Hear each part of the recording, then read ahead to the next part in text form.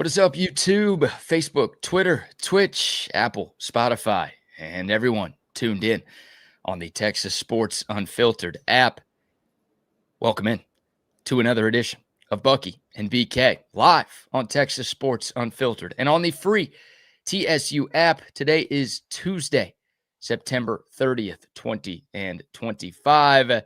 And the Buck and I are with you for the next 2 hours. On today's show, a tip for kids in the car line from the Buck to open things up. Our man Chris Phillips from SEC Unfiltered will join us at 8 o'clock to recap a wild Week 5 of SEC football and also preview Texas, Florida, and some of the other big matchups coming up this weekend around the conference. We've got some sound from Steve Sarkeesian's Monday presser. What did Coach Sark have to say about the Longhorns SEC opener coming up? We've got some big stories in college football, including Paul Feinbaum maybe leaving ESPN to run for the Senate.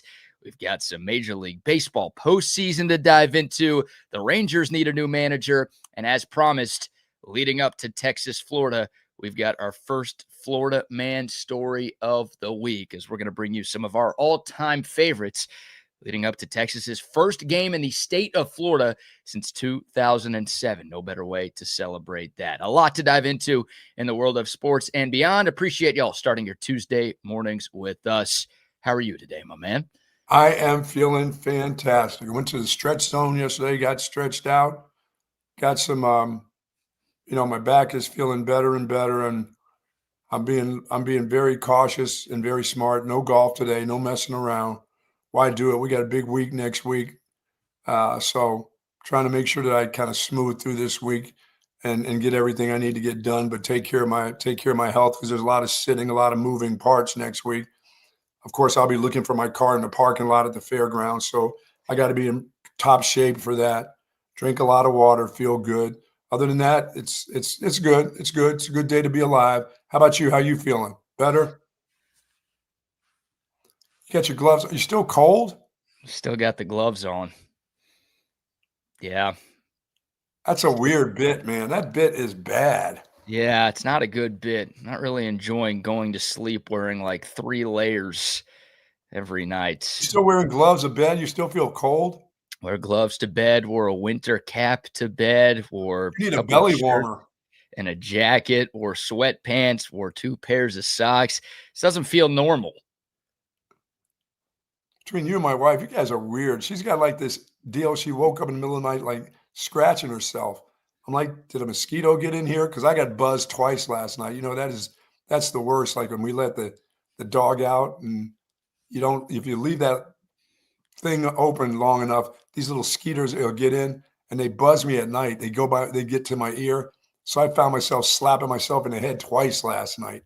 I slapped those things hard. I don't even think about me. I just slam my face. And then you can't sleep until those things are dead, right? You hear a mosquito or a fly, flying around your bed when you're trying to crash. And then until that thing is dead, you're going to be worried all night that it's going to. Oh, no, it keeps me up. You're right. But I found a way to get back.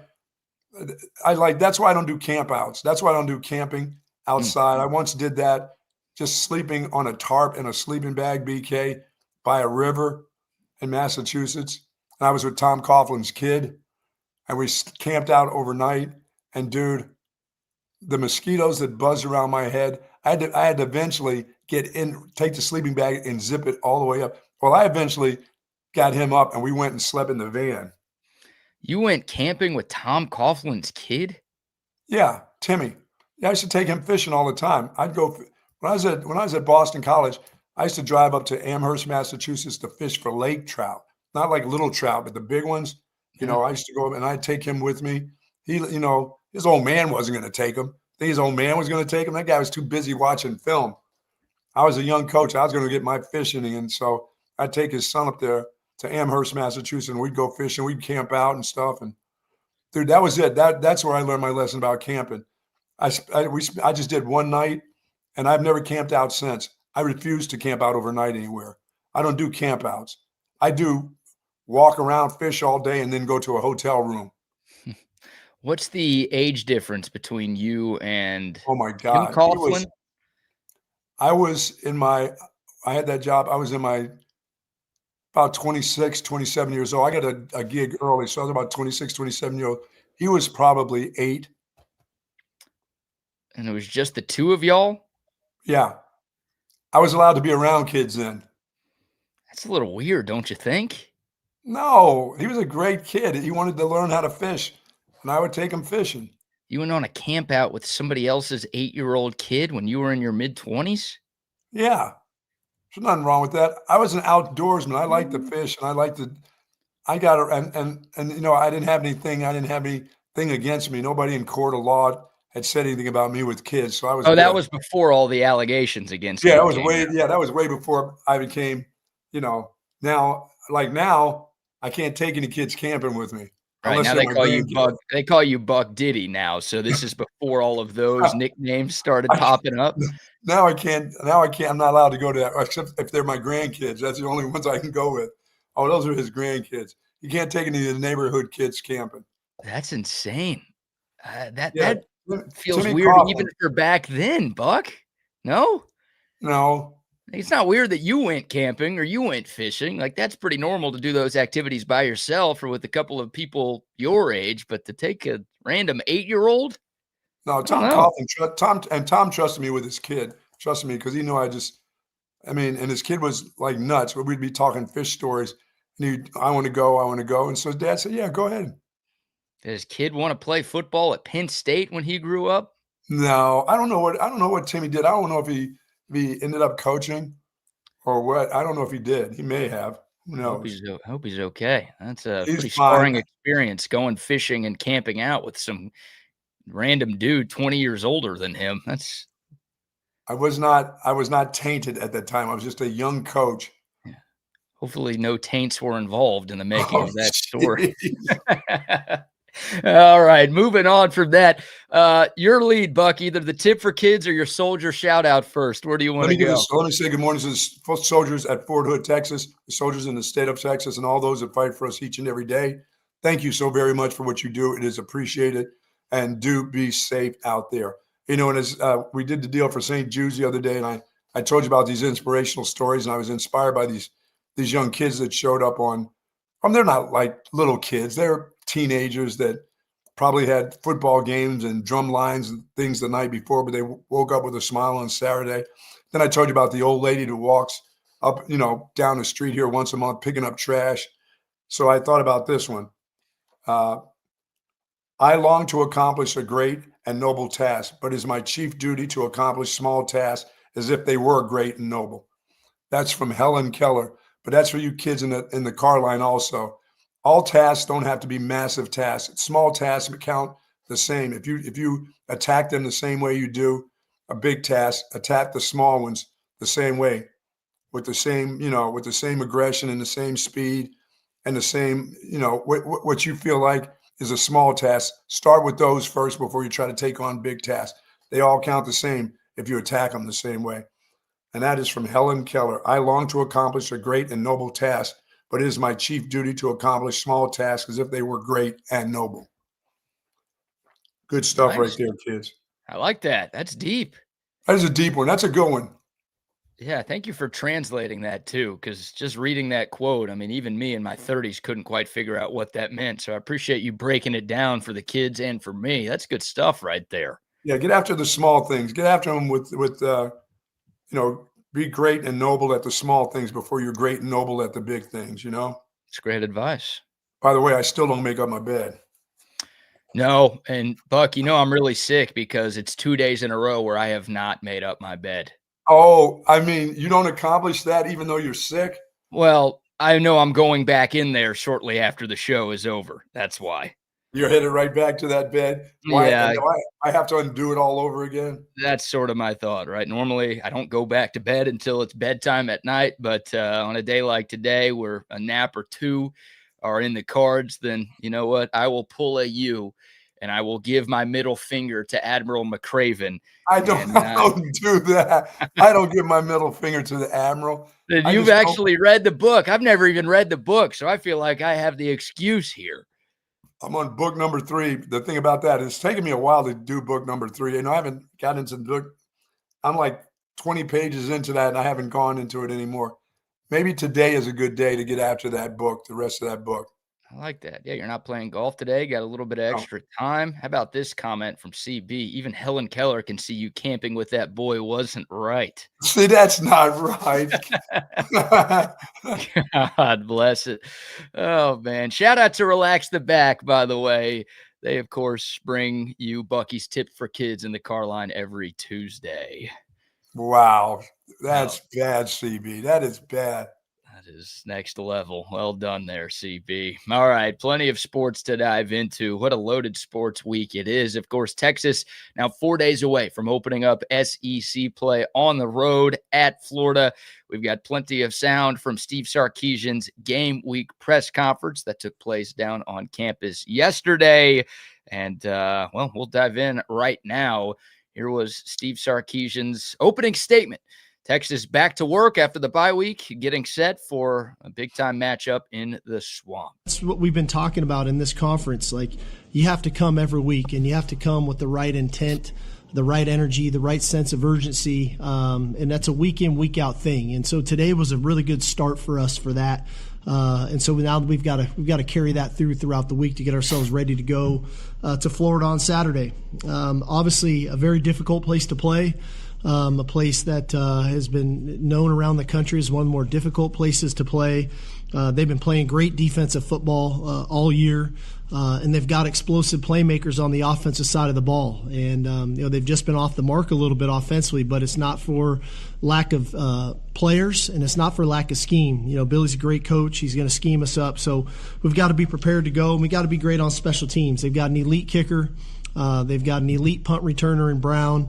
And so this is going to take all three phases, playing at a high level. And that starts at the line of scrimmage with the offensive and defensive lines. And then our speed guys need to play fast. And so we've got our work cut out for us that way, but definitely looking forward to the opportunity and looking forward to kicking off SEC play. Wow, they got an elite kicker and an elite punter. Wow. That's and by the way, Billy Napier is not a great coach. Yeah, that's coach speak. Go ahead. That threw us all off when you said, and they got a great coach. I'm like, he is? Well, coach speak always makes me chuckle a little bit, but there is no funnier coach speak to me than when an opposing head coach will pump up a shitty head coach. And it happens all the time, right? Like, you're never going to say a coach sucks, right? It's a brotherhood. It's a fraternity. You don't put down your compadres in the business. So it's not like Steve Sarkeesian's going to go out there and be like, yeah, no, that coach is about to get fired. And if he doesn't win this week, he might lose his job on Sunday. We're going to help get him fired this week. That's what he should be saying. He should be saying to his team, we're about to help this whole group. We have a new staff there at Florida. Next time we play Florida, they're going to have a new coach. And we're going to make sure it happens this week. Yeah. That's what behind the scenes. That's what I'd be telling my coaches for sure. We're about to get this dude and his whole staff fired. Hate to do it to these families, but somebody's about to lose a job.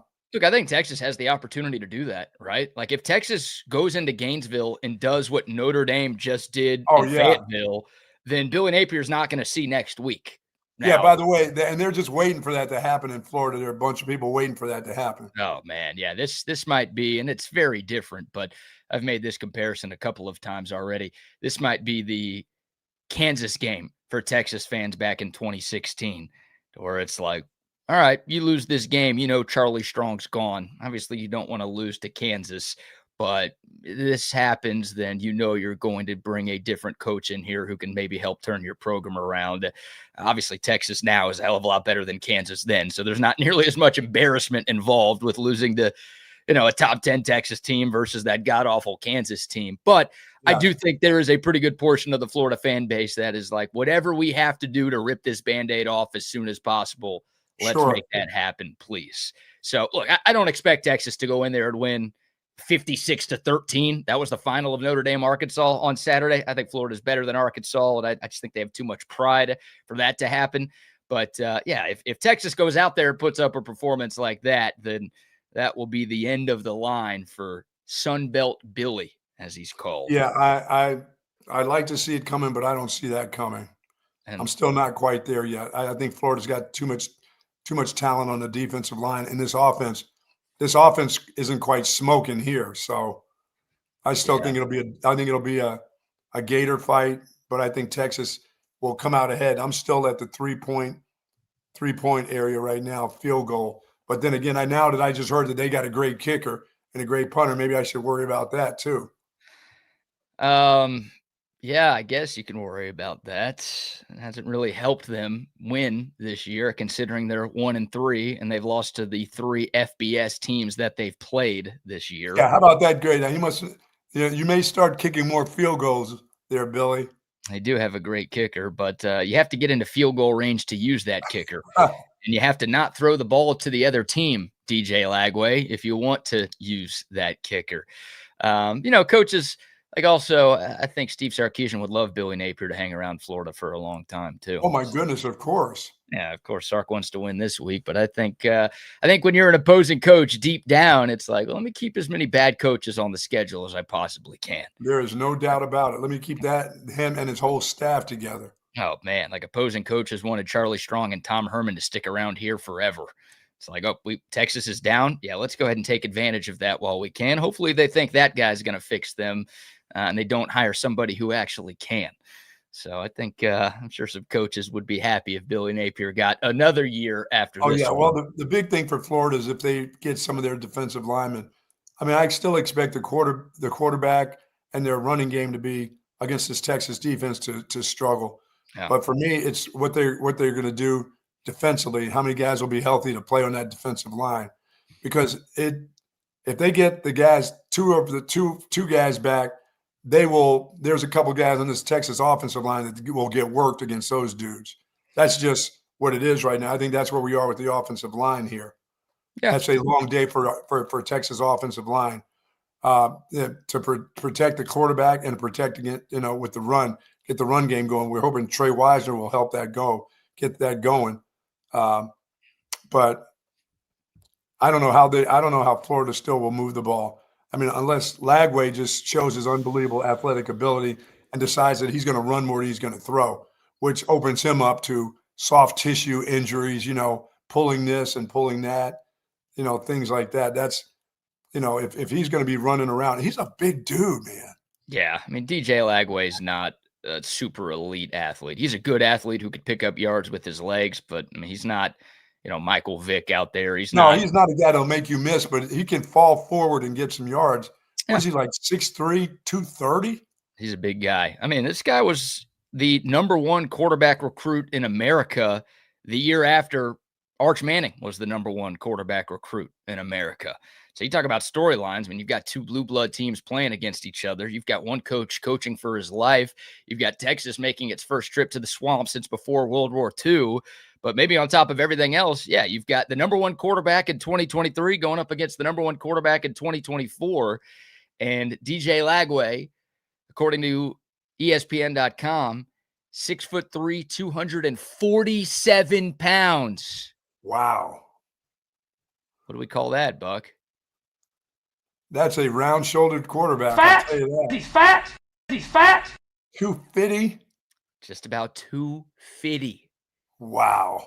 Yeah, he's a big dude. I saw him at SEC Media Days in Atlanta before the season, and he looks like an edge rusher. He really does. I mean, there are edge rushers who are smaller than him, linebackers who are smaller than him, the tight ends who are smaller than him. I mean, he's got that type of frame. He kind of looks that way in a football uniform, but because he's standing around so many big people, because really his whole team, he's got some big old dudes on his team. But when you see him walking around a bunch of media members and a bunch of SIDs and journalists, it's like, oh shit, that's a big boy right there, man. Yeah, he's a big guy. He is a big guy. So, but he's been bad this year. I mean, 5 touchdowns, 6 interceptions, a QBR of 46.9. He's actually dead last in the country in terms of explosive pass plays. That's something that, Florida saw a lot of last year. It's a relatively similar conversation to Arch Manning, maybe pre-Sam Houston, where it's like last year, Florida fans saw DJ Lagway take a bunch of shots down the field and have a lot of success on those deep passes. And this year, they're not attempting nearly as many, and the ones that they are attempting just have not worked at all. So he's got a cannon for an arm. Again, you don't become the #1 quarterback recruit in your class if you don't, but it's just not working at all for him. And he's been bad this year. They played some good defenses, but again, they were a preseason top 15 team. They were supposed to be a lot better than they've been. And a huge part of why they've struggled is their quarterback just hasn't lived up to the hype. Yeah, this is the Longhorns' opportunity to keep a group down. You know, they can have their backs against the wall all they want to, but if there's no wall to have your back against, this is where you go and get them. I mean, for Texas, this is where they have to get back. I mean, this is a preseason #1 team in the nation. This is where you've got to show that, okay, we're healthy enough now that we're making progress towards getting back to where we need to be. We're not losing any ground. Right.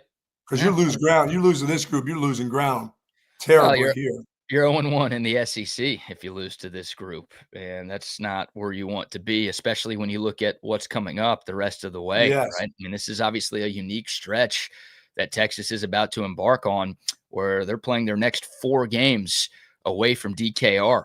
You know, I did the research last night, and, you know, this is year 5 for Steve Sarkeesian in Austin.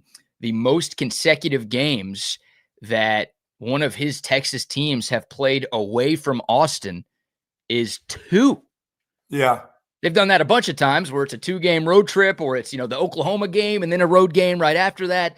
But they have never played 3, let alone 4 games in a row outside of Austin. And that's what they have right here. So you lose this one and you're staring neutral site, road game in the face the rest of the month of October. That's not the spot you want to be in right there.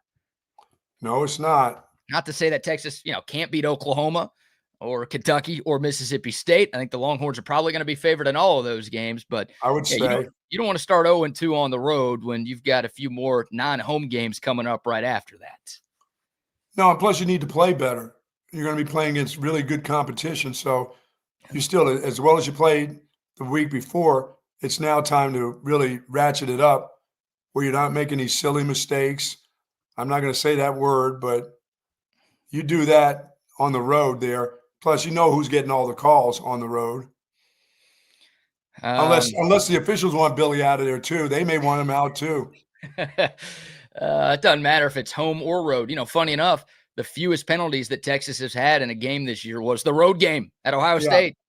So maybe it's a good thing that the Longhorns are playing on the road. They're less sloppy on the road, at least with the 1-game sample size. Oh, man. Here's more from Steve Sarkeesian. He was actually asked about this 4-game stretch coming up, and he's asked if he's concerned with all of these non-home games headed Texas's way. Here's what the head coach had to say in response to that. I hope there's not concern, for me, because I think that we've got a really good formula for success when we go on the road. You know, we've played very well on the road. We've played well away from DKR, and I think that part of that is part of the process that we do. We tend not to, hey, this week we'll do this, next week let's change it and do that, next week let's do this. We try to find a routine and a rhythm to what we do. I think that we've created a culture around here where connectivity is so important, and you got to have connectivity on the road. You just don't have. You got 100,000 people cheering against you. And ultimately we've played pretty good. We haven't played perfect, and I don't know if anybody plays perfect on the road, but when you're connected and you play well, you can give yourselves opportunities to find success along the way, and you can overcome some of the adversity that you're going to get faced with. So I'm probably more confident than I'm concerned, but I hope nobody in our building is concerned. They should feel very confident in our formula to get ourselves ready to play on the road. Yeah, as you said, they're connected. Their communications on all levels when they're on the road, whether it's on the bus, training room, locker room, opposing locker rooms. They do the same thing when they're on the road. They don't do anything any different. So, and they know how to win on the road. So that's good. They're not going to be concerned. But first of all, they can't. There's nothing they can do about it. You got 4 road games. What is he going to do? Go to the commissioner and say, "Hey, this isn't right. Why are we on the road for 4 weeks?" Yeah, you can't do that. So. You got to play the games. It is what it is. You're on the road, and they've done well on the road. So they've got the formula for doing that. Yeah, going into this season, Texas had the longest active road winning streak in America. Now, obviously, that streak came to an end in Columbus, but Texas has still, for the most part, been very good Right. away from home over the llast couple of years. They were 3-0 in true road games in the SEC in 2024. Obviously, they had no problem with the Oklahoma game in 2024. So, yeah, it's worked. Whatever methodology they've used to take their game away from DKR has been successful to this point. And I think most of that has to do with the Texas defense, Buck. That's what gives me confidence that the Longhorns are going to walk out of the swamp with a victory. I mean, you look at Yeah, I'd Florida's love to see the defense steal 6 points. yeah, that'd be That's great. I mean, you look at Florida's 3 losses, Buck. They scored 16 against South Florida, G5 school. They scored 10 against LSU, and they scored 7 against Miami. Like, I think Texas has a better defense than all 3 of those teams. Yeah, and all 3 of those teams have pretty good defense. Yeah, I guess. I guess do. South Florida has a pretty good defense. I mean, I wouldn't put them in the same stratosphere as Texas's defense, would you? Well, I wouldn't put any of them in the same deal, but it's not like they've gone against, they're not going against Texas State's defense every week. They've gone against those are pretty top-notch defenses in the country, really. I would say LSU and Miami are top-notch defenses. I'm not saying South Florida's pretty good on D. They gave up 49 to Miami the week after Florida scored 16 against them. Like, look, South Florida's one of the better G5 teams. They're no pushover, but like my point is, if South Florida can hold Florida to 16 points, what should Texas do? Don't you think it's better than that? There's no guarantee, of course. What happens in previous weeks has no direct outcome of what happens in this game, but I'm watching Florida struggle to move the ball against worse defenses than this one. I feel like Texas's defense is going to show up. Except it kind of works together. The offense has to do some things to help out the defense.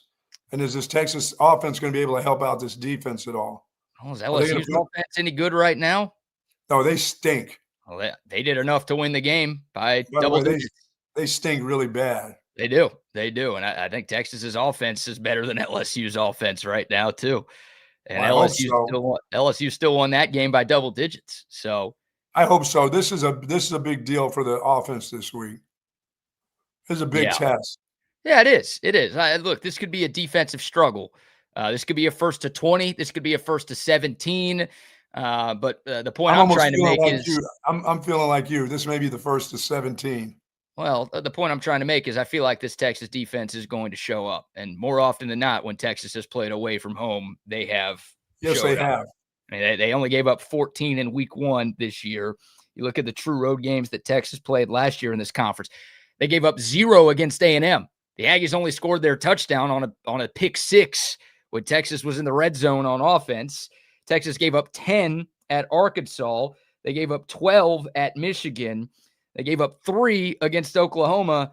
The most they gave up was 24 against Vanderbilt, and that was there's a lot of weirdness in that game, and also the Texas offense kind of contributed to that. So I just feel like this defense is going to show up, and I would love to see an offensive explosion, but I don't think Texas needs an offensive explosion to walk out of Saturday with a victory. Yeah, early week for me, it's like 21-17. Okay. I would take that. I think I'm more like I'd take that the rest of the season on everybody. I'm more like I'd like more than that against Arkansas at home, wouldn't you? Oh yeah, when they have their interim coach in there. Yeah, with Bobby Petrino in there, I'd like to win that game. Their new head coach. Yeah, but I guess all wins count the same. That'll get you to Atlanta. That'll get you to the playoff, and if you do that in the playoff, that'll get you a national championship. So yes. We'll sign up for that. Yeah, I think right now, if you ask for my score prediction, I would say like 23-10 Texas. Yeah, you're like me. I'm trying to figure out how they get that extra 7 from the 10. I'm like you, but they do have a good kicker, so I know they can get. They'll get gifted a 7 somewhere by this offense, and then their great kicker will kick one. So. There's your 10. 10. I don't know how they get that other 7. That's the one I'm trying to figure out. That's why I've got it 23-10 right now. Here's a good stat for Texas fans. Since the beginning of the 2023 season, The Longhorns are 26-2 when scoring 21 or more points. So this feels like one of those games where, again, you get to 21 with the way this defense is playing and the way Florida's offense is playing. That should be enough to get you a victory, and I think that stat would improve to 27-2 if Texas is able to do just enough offensively, because that's kind of been the blueprint. That was the blueprint for LSU. That was the blueprint for Miami. That was the blueprint for South Florida.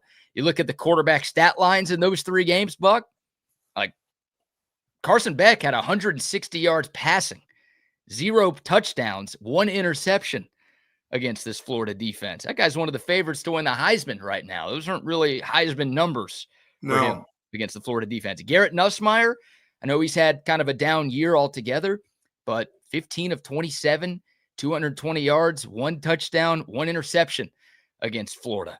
So yeah, those are supposed to be good quarterbacks, and Arch Manning just had his first game where he looked like a real quarterback. So right, that's kind of scary. Right. So like I don't expect, and Florida plays a lot of too high safety look. Like their whole defensive game. They ask you to run. Yeah, they'll ask you to run against them. Right. With those big suckers that they have on the defensive line, they'll play that too deep look, and you're supposed to run against them. And I did see what Miami did. I told you how they took their defensive linemen when the guys were hurt and rolled those guys down the field 5 and 6 yards, in a scrum. So I don't know if the Horns can do that. Are they able to pick up guys and roll them down the field? I don't think so yet. Yeah, I don't know. I mean, as that Miami-Florida game wore along, Miami was able to wear down the Florida defensive front. I mean, I'm looking at their stats right now, and I'm going to go back and probably rewatch that game today, and they averaged 4 yards a carry as a team.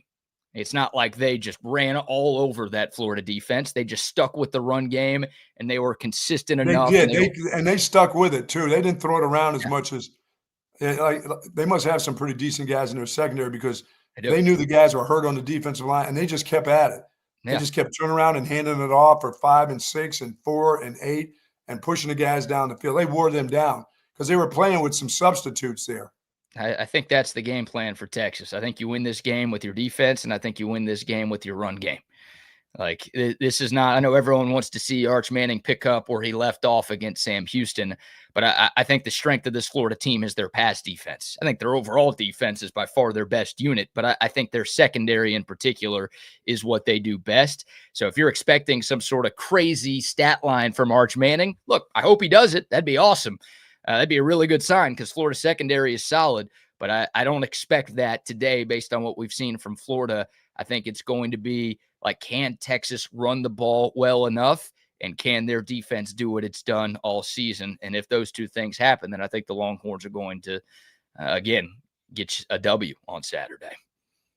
Now, do they have any weather coming down that way? Does Gainesville, and I know there was some tropical stuff that didn't hit or is not going to hit inland there, but I'm wondering if they still have, or they have a bunch of water down there coming that way. There's a chance. There's a chance. It is Florida. It rains every freaking day. Right. Well, that's what Austin has become over these last few months. It feels like, at least for a while. Lately. Yeah, you're right. I'm seeing about a 50% chance of scattered thunderstorms on Saturday. So, yeah, there is a chance that weather is a factor in this game, and that obviously puts even more of an emphasis on being able to run the ball. Got to be able to take care of that football.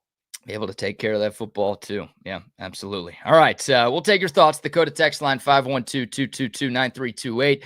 We've got more sound from Steve Sarkeesian talking about this weekend's matchup, and we'll give more of our thoughts as well. Texas at Florida, 2:30 this Saturday afternoon. But before we dive back in, how about our first round of sponsor shout-outs? How about our good friends over at Daymaker Half Day Cafe? Breakfast time over there. How about maple bacon fritters this morning, BK? State Fair waffles. Hey, the State Fair's underway or getting ready to be underway. I mean, just started this weekend, right? Yeah. Okay. Bread, pudding, French toast, the whole works over there. Fork and knife, cinnamon roll. That may be my day over there. Along with a couple of mimosas for me. Everything is good, brother. No mimosas for me. Orange juice with ice. That's all I'm going to get, but it. Daymaker's Half Day Cafe. If you want to have a burger this morning, you could. A delicious burger. They're open from 7 till 3. No dinner time there, just lunch and brunch at our good friends over at Daymaker's Half Day Cafe. They got a thing called the Sammy's Burger. Sammy's Burger. Wow. Sammy's Burger? Yeah, Texas pastrami sandwich. know what that's like. Buck, you're reading the section of the menu that's titled Sammy's and Burgers. Yeah, Sammy's and burgers. What about pastrami? You ever had Texas pastrami? I haven't had it there before. I've never had a pastrami pastrami sandwich in the state of Texas. Maybe that'd be good. There you go. Hey, grilled cheese, brother. They got a grilled cheese sandwich. They got a grilled cheese, brother? Yeah. Oh, I'm loving it. I'm going to go there and have me a breakfast this morning since I'm not doing anything. I'm taking care of my body today. Might as well have some good food at Daymaker's Half Day Cafe early in the morning. Maybe a shot of Jack or two. Yeah, you shouldn't be doing that. Hey, next week, let's get it cranked up.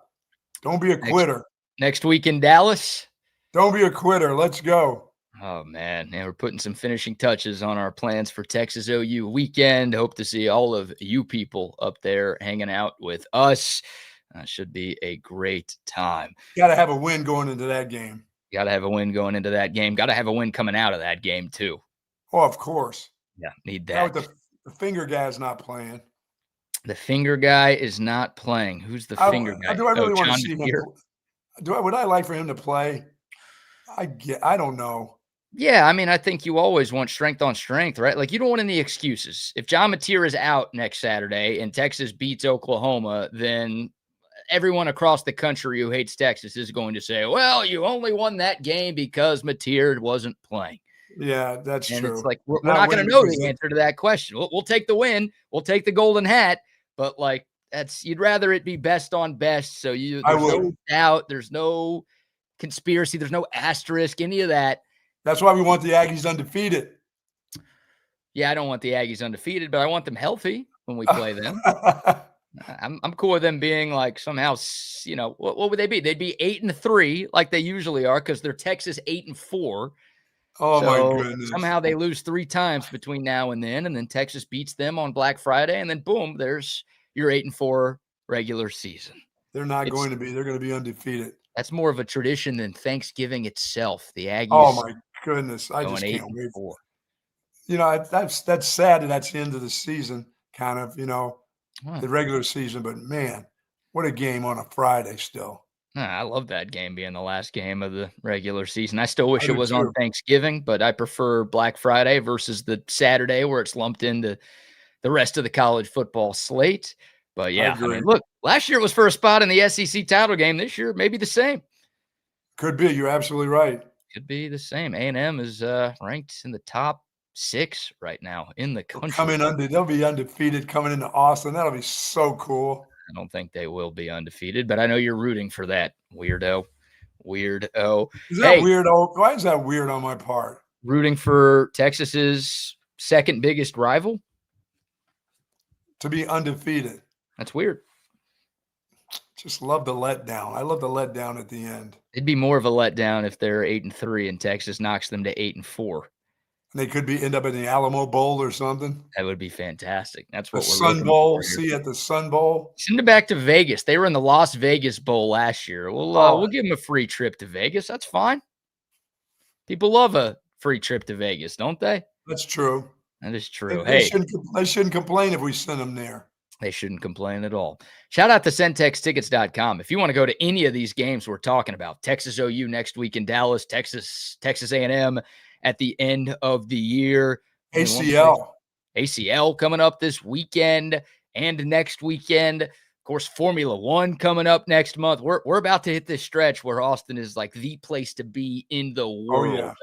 So many great events coming our way over these next few weeks. If you want to be at any of them, there's only one place you need to go to get your tickets. That is centextickets.com.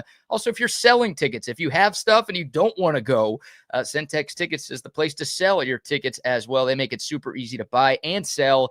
All you have to do, or you don't have to do this, but all you should do is type in the promo code CENTEX10 when you check out. You're going to get 10% off of any ticket purchase you make from our great friends at centextickets.com. Say hello to our friends over at HSB Resorts, too. Don't forget, once Texas gets back here, or forget, if it doesn't have to be a home game, if you just want to have a weekend stay, getaway, go out to Horseshoe Bay, enjoy the unbelievable facility out there. What a great place to play golf on. There are 5 or 6 different golf courses, and they're all top-notch courses. But the hotel stays, the villa stays out at Horseshoe Bay, are remarkable, and you will enjoy yourself. The floating bar on the Lake LBJ, a lot of fun out there at Horseshoe Bay. Love that place out there. Yeah, me too. Great spot to hang out for the weekend. Great spot to play golf. Great spot to just chill. A little sort of staycation. You don't have to get on a plane. No, man. Can I say 40 minutes from downtown or 40 minutes from the Buck out here in Dripping? Maybe an hour from downtown. Yeah, 40 minutes from downtown if you're driving 100. By the way, who the hell lives downtown? I act like all these people that we are show live downtown Austin, like in high rises downtown. No, you don't. You live out in the suburbs. You live out in Dripping, Round Rock, Georgetown, Buda. You people can get there quicker than the ones down. Well, maybe not. Not the North people you're talking but I'm out here talking like as if everybody lives downtown. I love when they say it's just an hour from downtown. I'm like, who the hell do I know that lives downtown? Oh, man. We got a couple of downtown listeners, but I think your hunch is right that most of them are somewhere out in the burbs. Love Horseshoe Bay, folks. Shout out to Horseshoe Bay. And a quick shout out to our friends at Covert Bee Cave as well. Love Covert Bee Cave. If you were in the market for a newer pre-owned car, truck, or SUV, one place you need to go. That's Covert Bee Cave off of Highway 71. About 42 acres of vehicles. 3 dealerships all on one lot featuring 7 different brands of new cars. Plus, they've got a phenomenal pre-owned selection as well. The people there are fantastic. The service you're going to get is top-notch. And what do they say about those Covert prices, Buck? Nobody beats a Covert deal. Not now, not ever. Not ever. CovertBeeCave.com for more info. All right, Buck, I'll let you take the lead here. Do we want to hear Steve Sarkeesian talking about Trey Weisner, or do we want to hear Sark talking about Arch Manning? Let's hear about Arch Manning. All right, we will start with this one. Steve Sarkeesian was asked yesterday how he plans on building on Arch Manning's incredible performance the last time Texas took the field against Sam Houston. I think that naturally we wanted to build on coming out of the Sam Houston game because I thought that he did some really good things for us in that game, and his ability to push the ball down the field, his ability to play within rhythm and timing and get to secondary reads, his ability to use his legs to his advantage, and our ability to utilize his legs, I think, are important. I think we've got to continue to push the second, third, and fourth reads. We try our best as a coaching staff to get the first read open. And then, when we can't, we've got to have the ability to get through our progression. And I think the progress that he made in that last game is going to be beneficial for him to where, not that he doesn't know where to go with the ball on his second, third, and fourth reads. I think he's well more than equipped, and nobody prepares better than Arch. He doesn't have to feel rushed. He's not late. And the timing and the rhythm of his drop and the timing and the rhythm of where people are in spots on the field and trusting that to stay in rhythm for himself, I think, is something that he can take from that game and continue to build upon. Yeah, I think he'll have to use his legs a little bit more this week. And it's going to be, and it's not going to be like dedicated runs in the game plan. I think he's going to have to escape some things this week because there's a couple of this offensive linemen who are going to get overpowered by their guys on their defensive line. So he's going to be able to I don't know if they're going to stay in their lanes like they need to when they overpower some of the offensive linemen that Texas has. But I think he's got to prepare himself to take off and go. And that'll slow that rush down a little bit too. Yeah, that's a weapon that Texas has at its disposal. And, Arch Manning only had 5 carries in that game against Sam Houston. 2 of them went for touchdowns, but most of those were designed quarterback runs. Yeah, I expect him to run 5 times before halftime easily.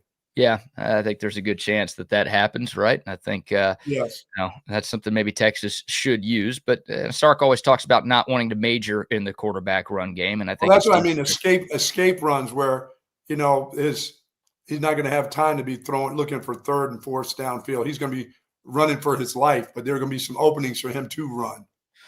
Running for his life? That's what I'm saying. If there's going to be somebody that's going to get beat pretty good, he's going to escape. And then instead of, there it is, there's 7 or 8 yards, I'm gone. Yeah, take it, especially on those third downs and fourth downs. If you're going for it, right? Extend drives, use your legs, use that as a weapon. And, Arch Manning ran it 10 times in that game against Ohio State. So maybe that's like I said, 5 number half. Yeah. sort of a ballpark number, right? That's the one Power 5 team that Texas has played this year. Obviously, the one road game that Texas has played this year. So if you want to use either of those things as a reason to try to figure out what Arch Manning's going to do on the ground, then go ahead. But yeah, I mean, I thought he was in a much better rhythm against Sam Houston than he was in the first 3 games of the for season. sure, throwing the ball. The timing was there. Mm-hmm. You know, he was ready to throw the ball on time. He was looking first and second reads. You know, but as you said, this is one of those games that your tight end needs to be valuable to you now. That guy's got to really get involved. Yeah, that's I don't know if there's ever a bad time for a bye week, but I think it was a really good time for a bye week for Texas to get some guys healthier. I do too. Get some guys back from injury. I mean, the Longhorns, we touched on this a little bit yesterday. Texas is about as healthy as you could possibly be going into the start of conference play. Like, considering Texas has already played 4 games this season, the fact that they only have had 1 major injury, and that happened in training camp. Like, you knock on wood that continues, but you'll absolutely take that where you are a third of the way through your regular season. So absolutely. You're getting Trey Weisner that's back. A pretty healthy group, yeah. Yeah, you think you're getting Trey Weisner back, think you're getting C.J. Baxter back, hopefully getting Emmett Mosley on the field for the first time, but obviously getting some dudes who have been playing a little healthier, including Jack Andrews, who's been nursing a little bit of a bum ankle these last couple of weeks. That should help this offense. Again, I don't expect them to put up 55 points and score on their first 9 possessions like they did against the Bearcats, but getting reinforcements, never a bad thing. Yeah, I mean, I'd like to know if C.J. Baxter, I know that'll happen later on in the week. They'll let us know about him. I'd like to know if he's actually ready to go. I mean, if his hamstring, if it was just a tweak, and he could be ready to go. That's 2 weeks for him, right? He's had a full 2 weeks now. Yeah, he said he got hurt on the first play of the UTEP game. So yeah, he's really he's 3 had a lot of weeks. time to heal. It's really 3 weeks, I guess, since he played a football game. Trey Weisner hadn't played in like 2 months. Trey Weisner hasn't played, since August, and tomorrow is the first day of October. So yeah, been a while. Here's Sark before we get back to Arch Manning, since we're talking about the running backs. Sark was asked about Trey Weisner, number 1, for a health update, and number 2, what Trey Weisner brings to this offense if and when he's back on the field. I think now that we're in SEC play, now we're into the availability reports that we give out on Wednesdays, which is a great thing. You know, you guys don't have to waste a question on injuries, and I can put out a report on Wednesday and later in the week. But he's progressing really well, and we've been pleased about his progress of where he's at. You know, Trey provides a lot for us. Obviously, a great deal of experience. You know, he's played in this league, you know, last year, our first year in, and he was a 1,000-yard rusher for us. You know, he provides a great deal of confidence. He provides a great deal of toughness. You know, as much as Trey is not the biggest guy, he plays with a real sense of physicality in his approach to it. And so anytime you get that experience, especially going on the road, and you get it during practice, I think it's helpful for all the other guys as well. So very similar to DeAndre getting back into the lineup, I think we get some of that in the backfield with Trey, in the sense of confidence and belief in not only himself but the guys around him that are going to play at a high level. He is a tough little dude now. He runs hard. Calling him a little dude. Yeah, they need him to run hard. He runs hard. You know, he has the ability to make guys miss, and he drags you along with him if you're not squared up to tackle him. Yeah. They're going to need that. If it's a little slippery outside, that's even better. And the run game, trying to wrap your arms around that dude.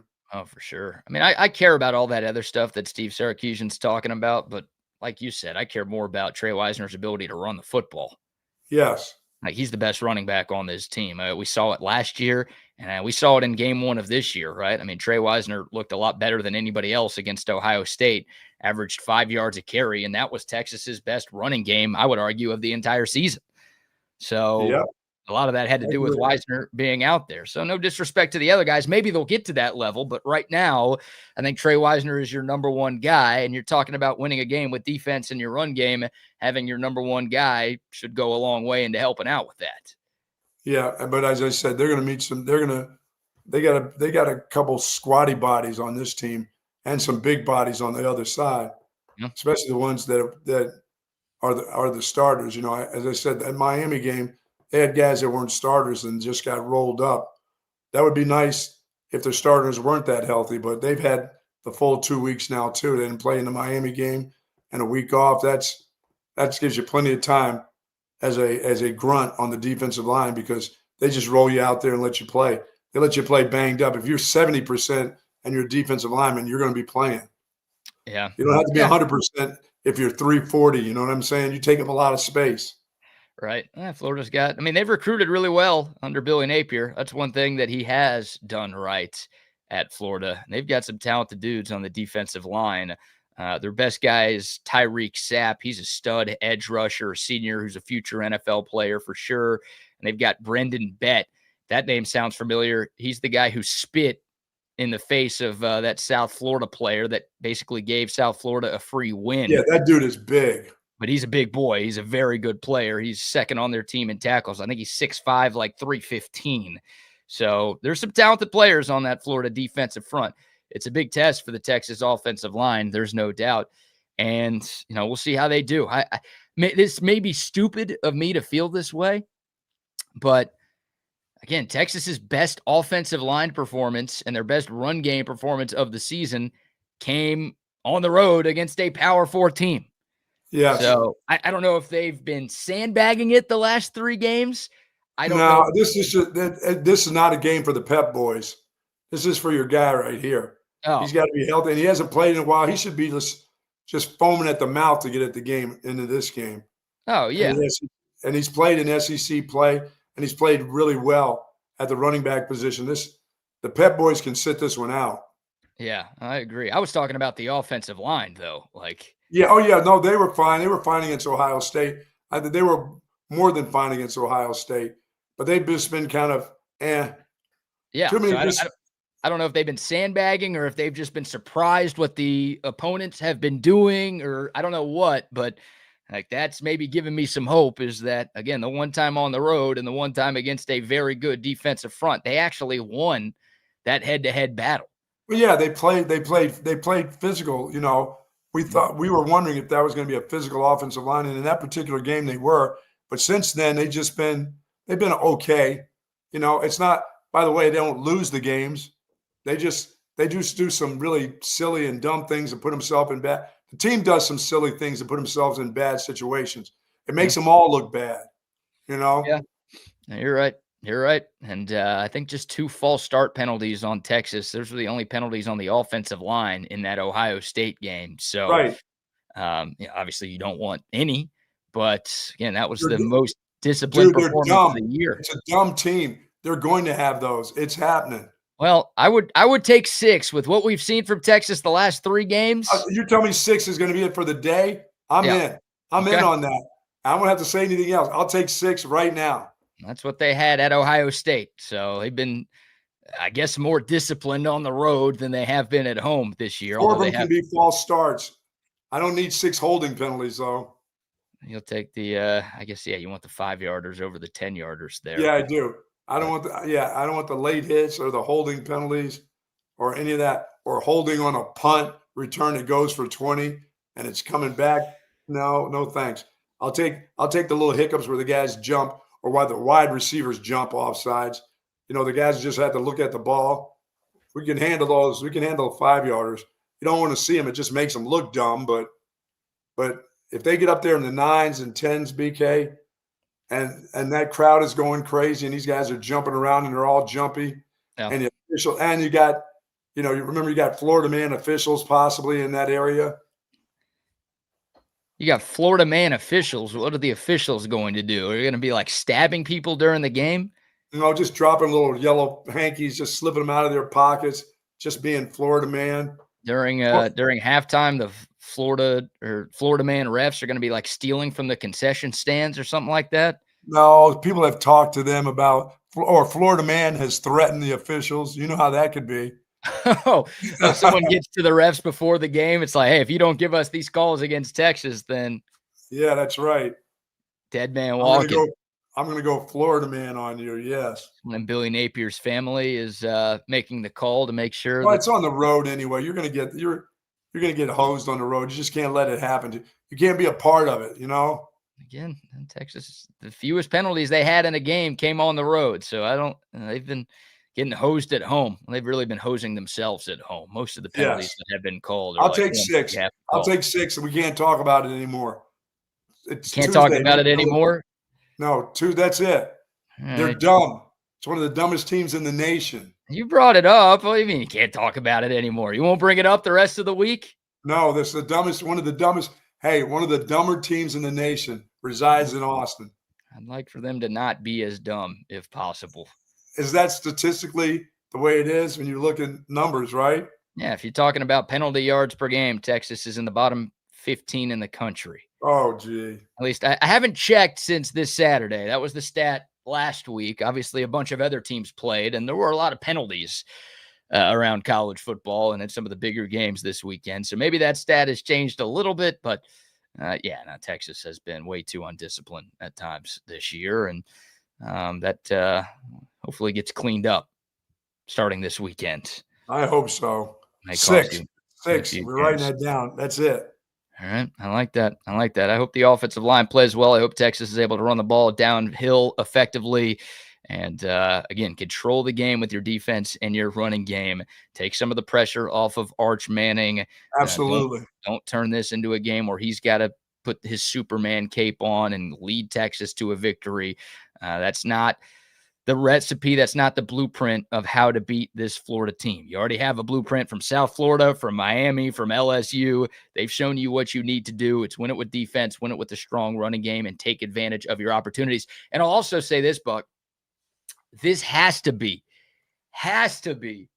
a take the points game for Texas. Does it not? Yeah. Oh yeah, for sure.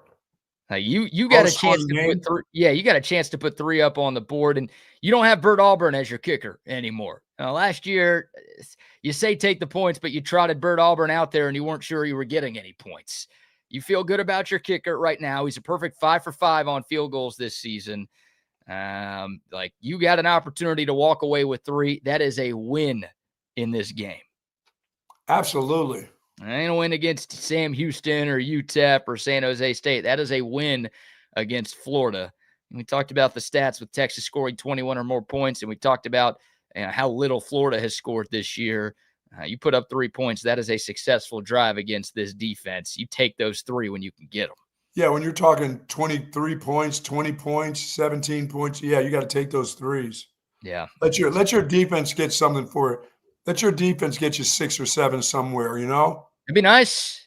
Yeah, that'd be really nice. Complimentary football, right? Obviously, because they're going to try to run the ball against this defense, as everybody does try. I mean, they got a pretty decent running back. That kid number 13 is pretty decent. Yeah. And it surprises me they don't have an even better runner. Didn't their kid leave to go to Georgia? A couple years ago, ETN. Yeah, and he's still playing at Georgia, I believe, isn't he? I don't think so. I think he's gone to the league. Really? I got to double check that, but ETN? Jaden Ball's a stud. Florida's running back's really good. Their offensive line is just dog shit. Yeah, I thought number 13 is pretty. Yeah, he was pretty studly. He's a dynamic weapon back there, and his yards after contact stats are really good, but his overall rushing numbers aren't very good. Florida, I think, is 14th out of 16 teams in the SEC in rushing offense, in large part because that guy has nowhere to go with the football. So, they've played some stout. Yeah, he's the only one that strikes me as a guy offensively that could hurt you if he gets loose.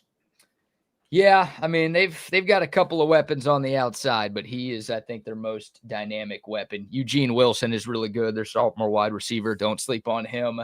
But, I mean, it's the whole offense has been anemic this year. And there just hasn't been a lot of explosiveness, too, from Florida on that side of the football. So Texas has been a great defense in preventing those big plays, and Florida's offense. That is weakness on strength right there. Yes, it is. Strength for Texas, weakness for Florida.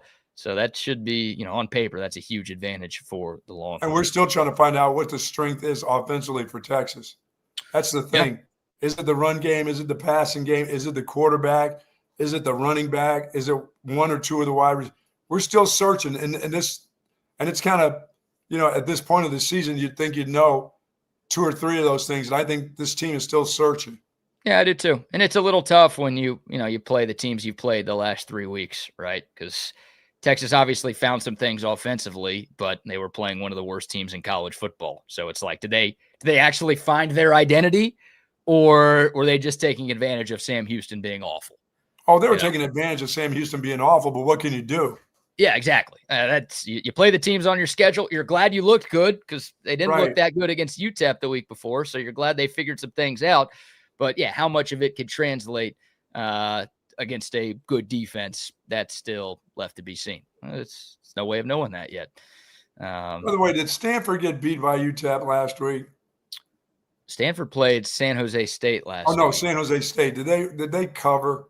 They didn't cover, but I think Stanford won by like 1 point. Oh, my God. Something. Yeah, I know you did lose that bet, or your cousin did lose that bet. Oh, my cousin. Oh, my God. Yeah, 30-29. Stanford did beat San Jose State. 30-29. But, yeah, San Jose I State need to check out how good that San Jose State defense is. They must be really good. Must be legit. All right, we've got Chris Phillips from SEC Unfiltered joining us here in a moment to talk all things SEC. But before we shift gears and talk to Chris, let's give another round of sponsor shout-outs, Buck. Say to our friends at Sue Patrick's, if you're headed out, time to get on over to Sue Patrick's to get that incredible selection of Texas Longhorn apparel, collectibles, accessories. They've got it all. Tons of Texas-themed gifts, items, books, a wide variety of men's and women's clothing. You got to have some gear when you head to Gainesville for sure. And Sue Patrick's has all of that just for you. They offer free shipping of $59 or more online orders. And, folks, they got plenty of parking. Believe me, plenty of space to park there at 5222 Burnett Road. Say hello to Jay and the gang over there. Go to SuePatrick.com. They got plenty of caps, BK, tons of caps. All sizes, all shapes, all their apparel and sizes, men's and women's apparel sizes. Hey, small to XXX. They have it all just for you. So if you're brawny size, kind of brawny, that's what I'll call it now. If you're brawny size, they've got that for you too. Brawny James? Just brawny body type. He's How's fat. that? It's not fat. It's brawny. I don't know if I could say to a woman, hey, you're kind of brawny, aren't you? I don't know if she'd like that. But also, I don't know how many people know what brawny means. Yeah, that's true. Is that a word that everyone knows? Probably think that I brought that for Ryder Cup from the Irish, from the Euros here. Yeah. Brawny's, you know, I guess you could call that well-built. Brawny can go over as well-built. Well, who's brawny? If you're talking about the Ryder Cup, like is Shane Lowry brawny? No, he's round-shouldered. Okay, No. so there's a difference between round-shouldered and brawny. So that's not replacing your Kepka is brawny. Isn't brawny like a brand of paper towels? Are you calling him a paper towel? Yeah. There's come on, my European brethren know what that is, what brawny is. All you of our should know European too. listeners. Lumberjacks are brawny. You know, you're a lumberjack. You know what brawny is. I'm a lumberjack. The towels. Okay, stop it with the paper towel. Yeah. No. Come on, man. That's the brawny I know. And Brawny James. Those are the two brawnies that I know right there. Oh, man. All right. Chris Quick. is kind of brawny. Chris is a brawny shaped. Chris Phillips? Yeah, and that's a good thing. All right. We'll bring CP on here in a sec. Real quick word from our friends at AV Consultations, and then we'll ask CP if he knows what brawny means, number one, and if he thinks he himself is brawny. Paper towels. Real quick, though, a word for our friends at AV Consultations. It is Tom McKay, owner of Audiovisual Consultations, and we'd like to take a moment to thank all of our clients for making the last 37 years both fun and fruitful. If you haven't yet, I'd like to invite you to give us a try for all your home electronics needs. There's no need to leave your home to find great pricing and incomparable service. No traffic, inexperienced sales geeks, or pushy showroom tactics. We come to you. So just relax, hug your kids, and smile. We handle all the work. Just give us a call at 255-8678 or online at avconsultations.com. All right. There you go. Yes, indeed. Let's bring them on. One of our favorite segments each and every week is when we get to chop it up with Chris Phillips, the owner and proprietor of SEC Unfiltered, who joins us now. CP, I guess we got to start off by asking you, number one, do you know what brawny means? And number two, would you describe yourself as brawny? Yeah, when I think of brawny, I think of like broad-shouldered, like big, kind of buff-ish. Yeah, there you go. Yeah, I don't know that I describe myself as brawny. I kind of keep myself more on the lean type of side. So, here he is. Yeah, I don't know. I mean, if we're really to be fair and objectively fair to all the brawny dudes out there, I don't know if I'd quite fit in that category. I don't know. I mean, I'm pretty broad-shouldered, but yeah, I don't know. I guess it'd be debatable. Yeah. You tell me. I don't know. I guess the toughest evaluation is self-evaluation. What is your weight, Chris? What are you weighing in at? I feel like I'm on Dan Patrick's show. I am 6'2", 220. Well, you're 220. Yeah, you're brawny. You're big. 220, 6'2", 220. That's a brawny dude. I'm 155 pounds. Come I'm on. not just being humble. I'm just being humble, Bucky. Come on now. I'm just being humble. No, yeah, I'm 6'2", 220. Would probably like to get down to like 205, 210, but whatever. You don't need to be that. No, you need to be 6'2", 220 is fine.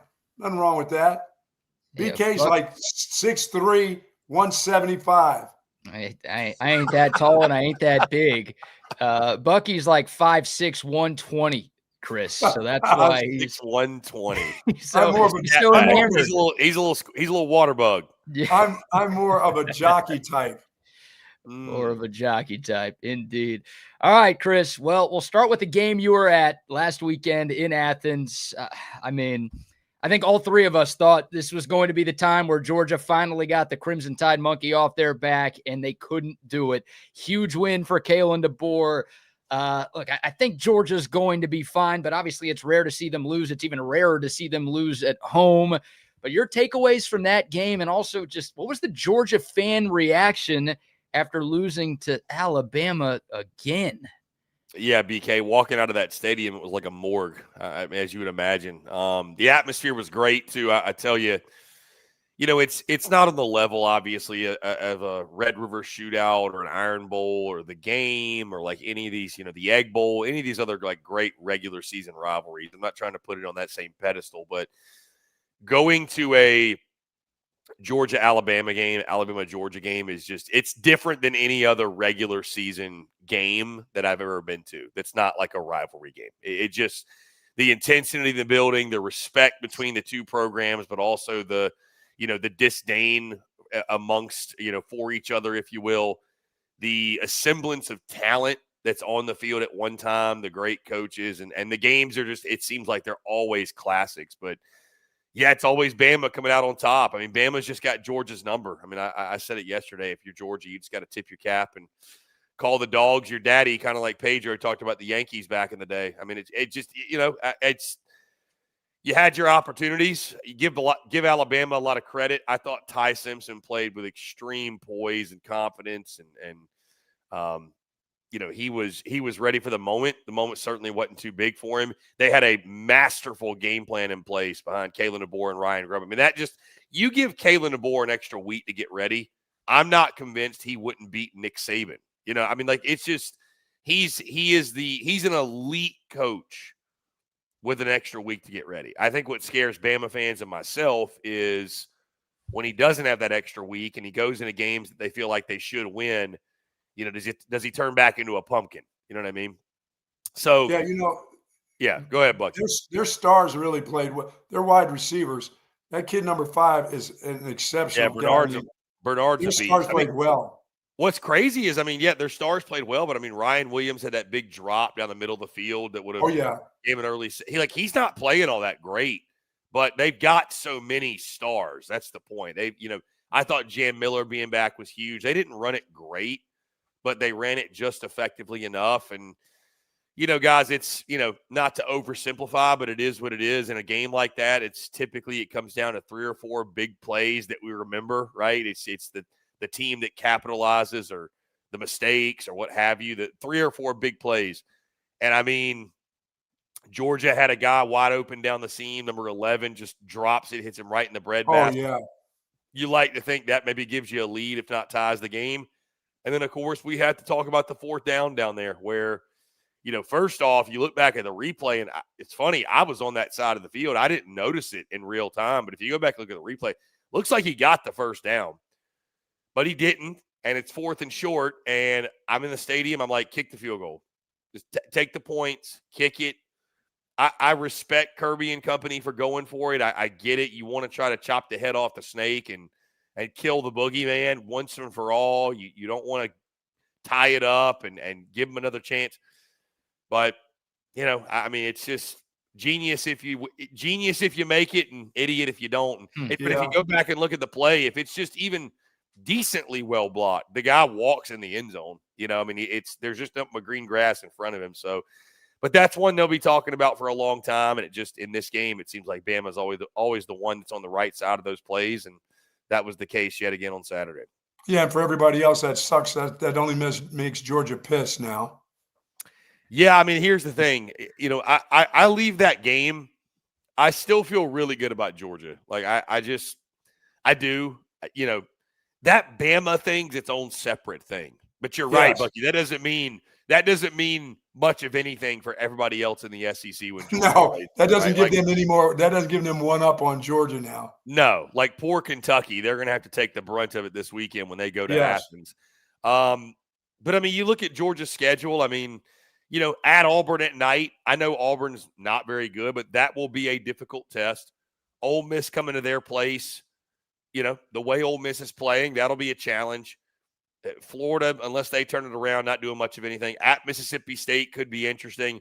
Obviously, the big one against Texas. We'll see the strides. I mean, that game is so far out from now. Texas could be clicking on all cylinders by that point. That's obviously the hope, I know, for Horns fans. And then you got the game at Georgia Tech. I still think this team finds a way to 10-2. I do. I'd be shocked if the Dogs didn't make the playoff. I think it's more likely Bama finishes 9-3 than Georgia, even if they just won that game. So Bama needed that win more than Georgia did from the scope of the season perspective. But Georgia wanted that win probably even more than Bama fans did because of what it would have meant to get the monkey off the back. And now you still have to live with it. And Kirby's 1-7 against Alabama, and the streak lives on. Well said. Chris Phillips from SEC Unfiltered joining us here on Bucky and BK. Chris, you brought up Ole Miss a moment ago. The Rebels now 3-0 in the SEC. They're the highest ranked team in the SEC in this week's AP poll. After their win over LSU, do you think Ole Miss is a legitimate SEC championship contender? I mean, how could they not be, BK? I think at this point, like 5-0, 3-0 in SEC play. I mean, you look at the path, the big question is this. We came into this week asking, who's the best team in the conference? That is just – you could have a debate around 4 or 5 or 6 teams that I think all have truly valid cases.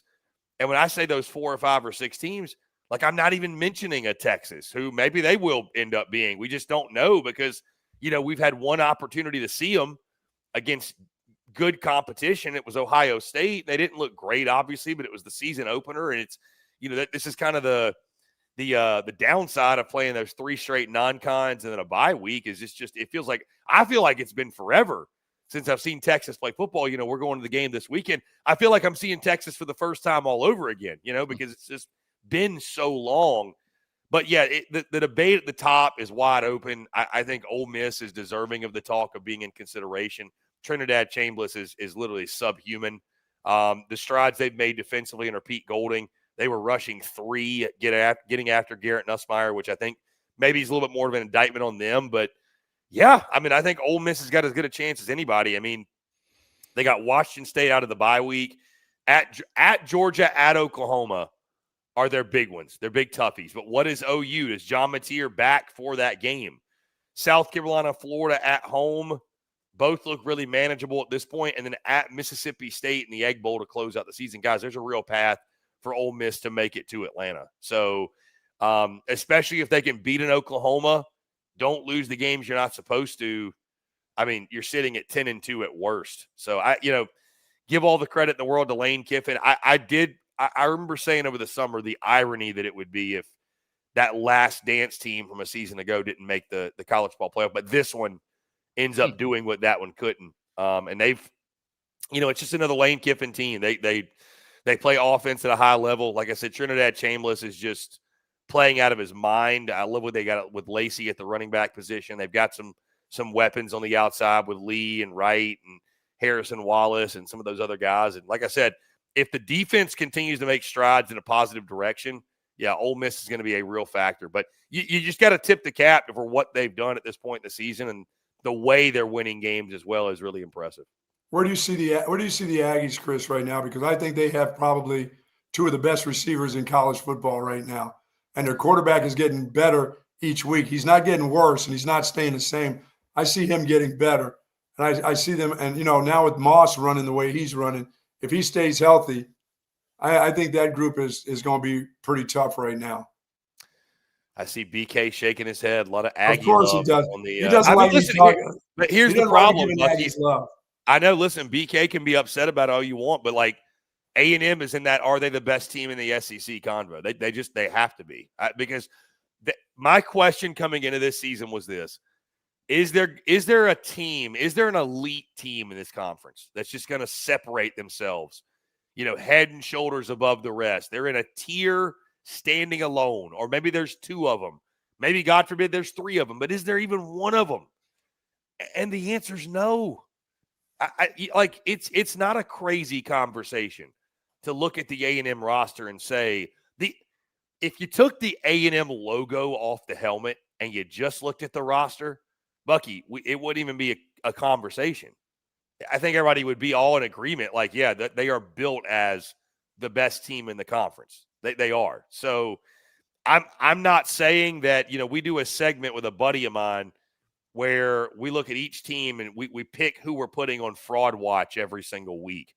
And for me, A&M is going to be that team most weeks, because it's like, until we get to the finish line without A&M fumbling over themselves and tripping over themselves, you have to wonder, hey, history tells me they're going to find a way to go 8-4 or maybe 9-3. How are they going to get there? That's the question.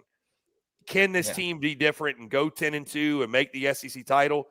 I mean, I think they can, and it's for a lot of the reasons you mentioned. I like Marcel Reed and the positive progression he's made. The offense is nasty. Like the receiving corps.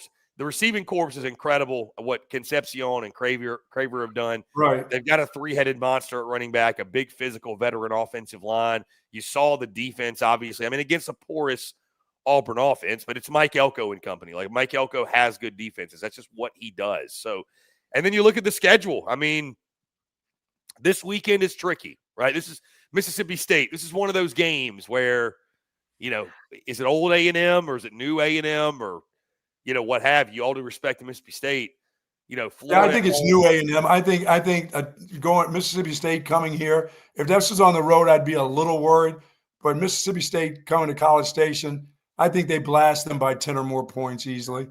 I like A&M to win. I actually admittedly took Mississippi State plus 14.5. That feels a little disrespectful to me. I mean, yeah, maybe I'll be wrong, but that feels like a really, really big number.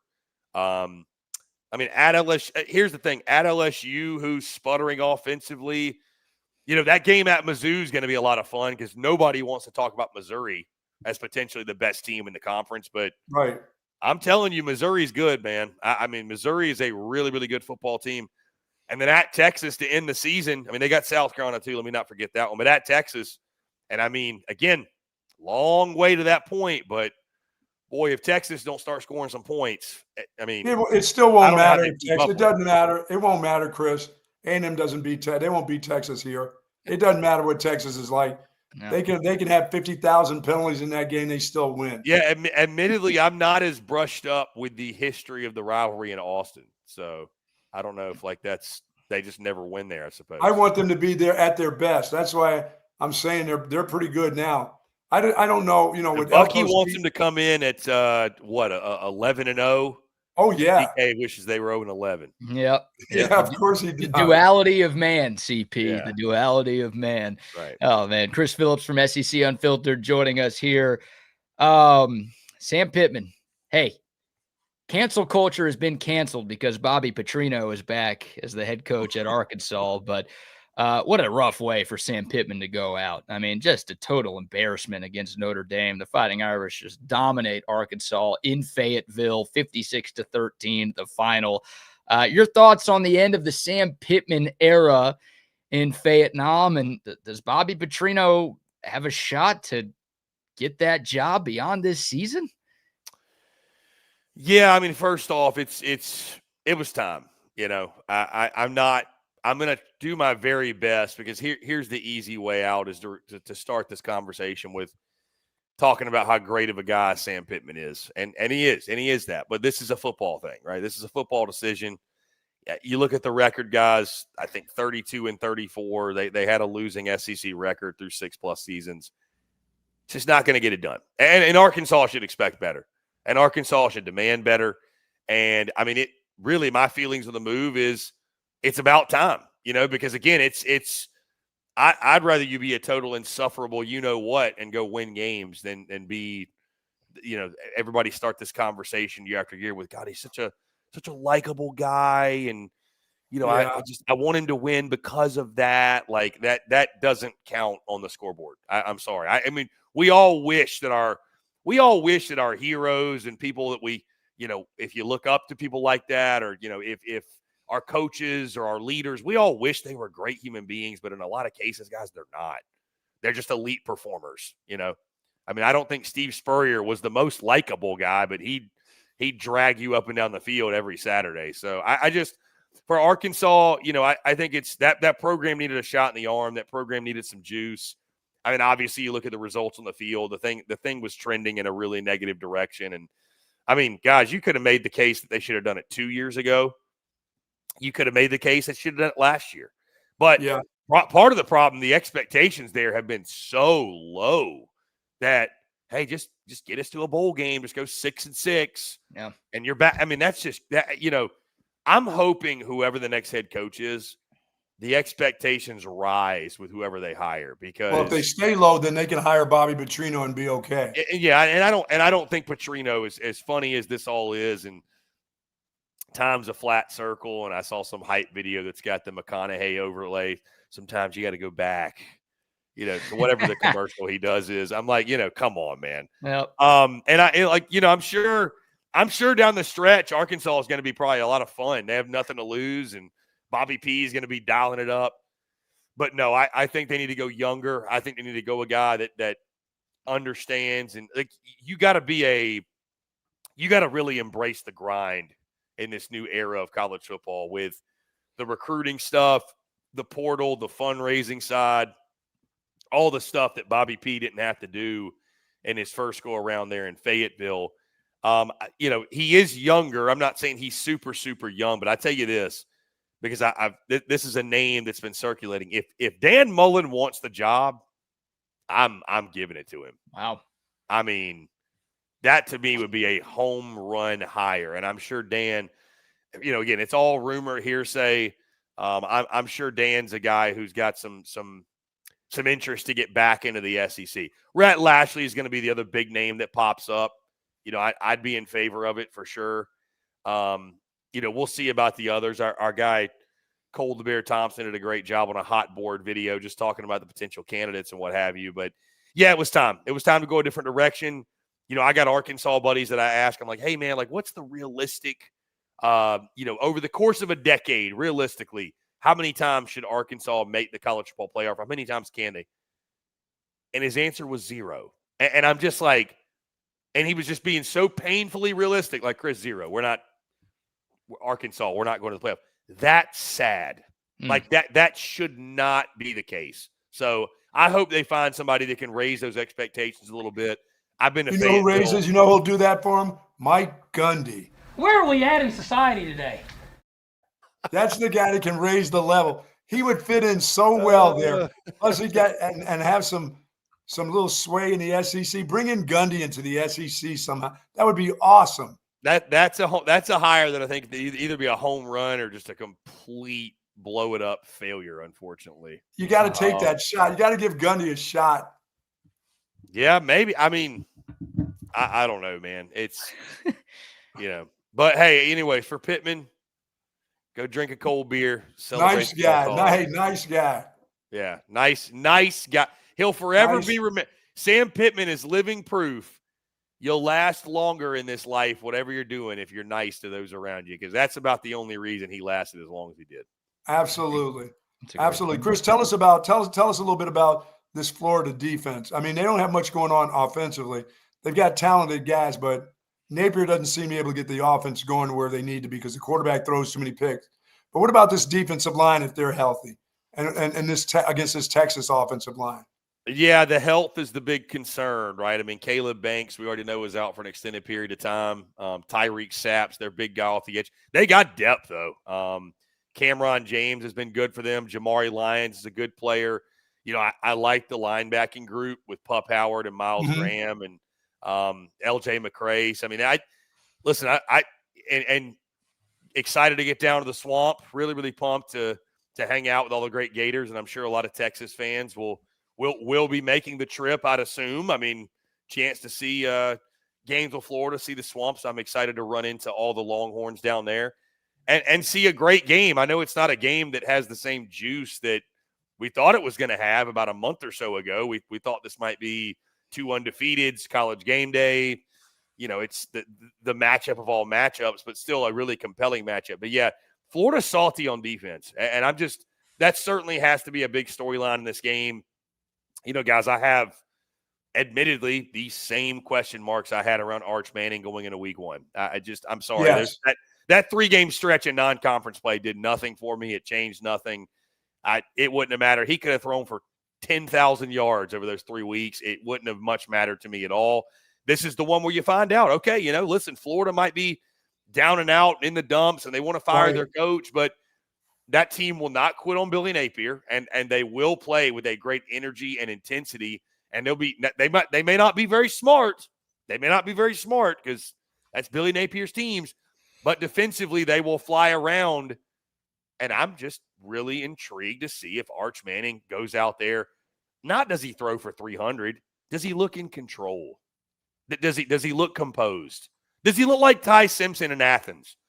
Just nothing flustered him. Nothing flustered him. The body language was good. Like that to me is the bigger deal for Arch. It really is.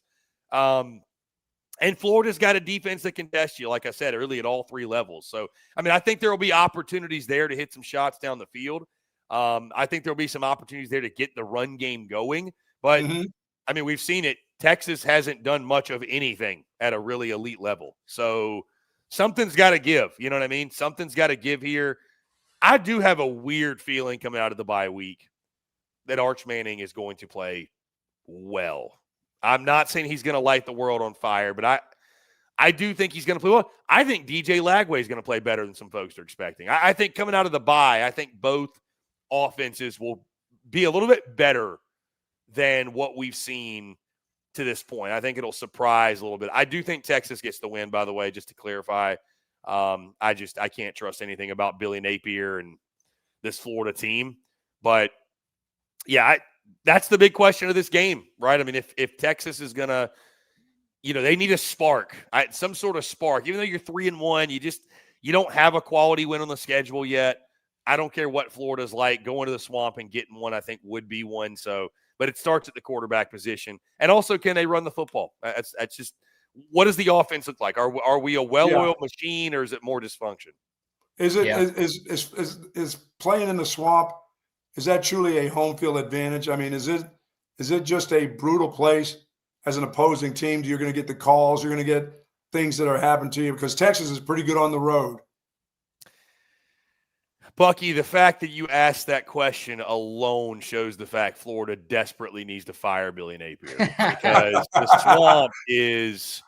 the swamp is. I mean, I'll just speak from my own personal experience. I think BK will be able to hear me out on this. I remember playing the NCAA football video game back in like the early 2000s, and the Swamp was always the number one toughest place to play in that game. Really? Like, it was. Oh yes, dude. The Swamp is, and I'll say this. I've been to one game at the Swamp. It was last year against Miami. They got boat raced out the gates. I did not get to experience peak Swamp, but I've heard from enough people. And I've watched enough games. Yeah, the Swamp is, I mean, maybe not now, but the Swamp used to be viewed as like going to Death Valley at night at LSU. Like you don't, Wow. you just, I mean, there's a reason they say, excuse me. There's a reason they say only Gators get out alive. Like that's the saying they have for the swamp. Now, again, Billy Napier's Gators are a whole different beast, but yeah, I mean, the atmosphere is a storyline as well. I'm very curious what the level of support, what the turnout is from Florida fans, because admittedly, Bucky, there's a part of that fan base that I think almost hopes they lose. Yeah, we were saying that earlier in the show. Yeah, we said that earlier in the show. So ready for change, which is, again, it sucks that you reach that point in your season or in your coach's tenure. That's just where they are. So, but yes, if that plays, I'll tell you this: if that game is close and we're in like the third quarter, obviously early fourth quarter, whatever.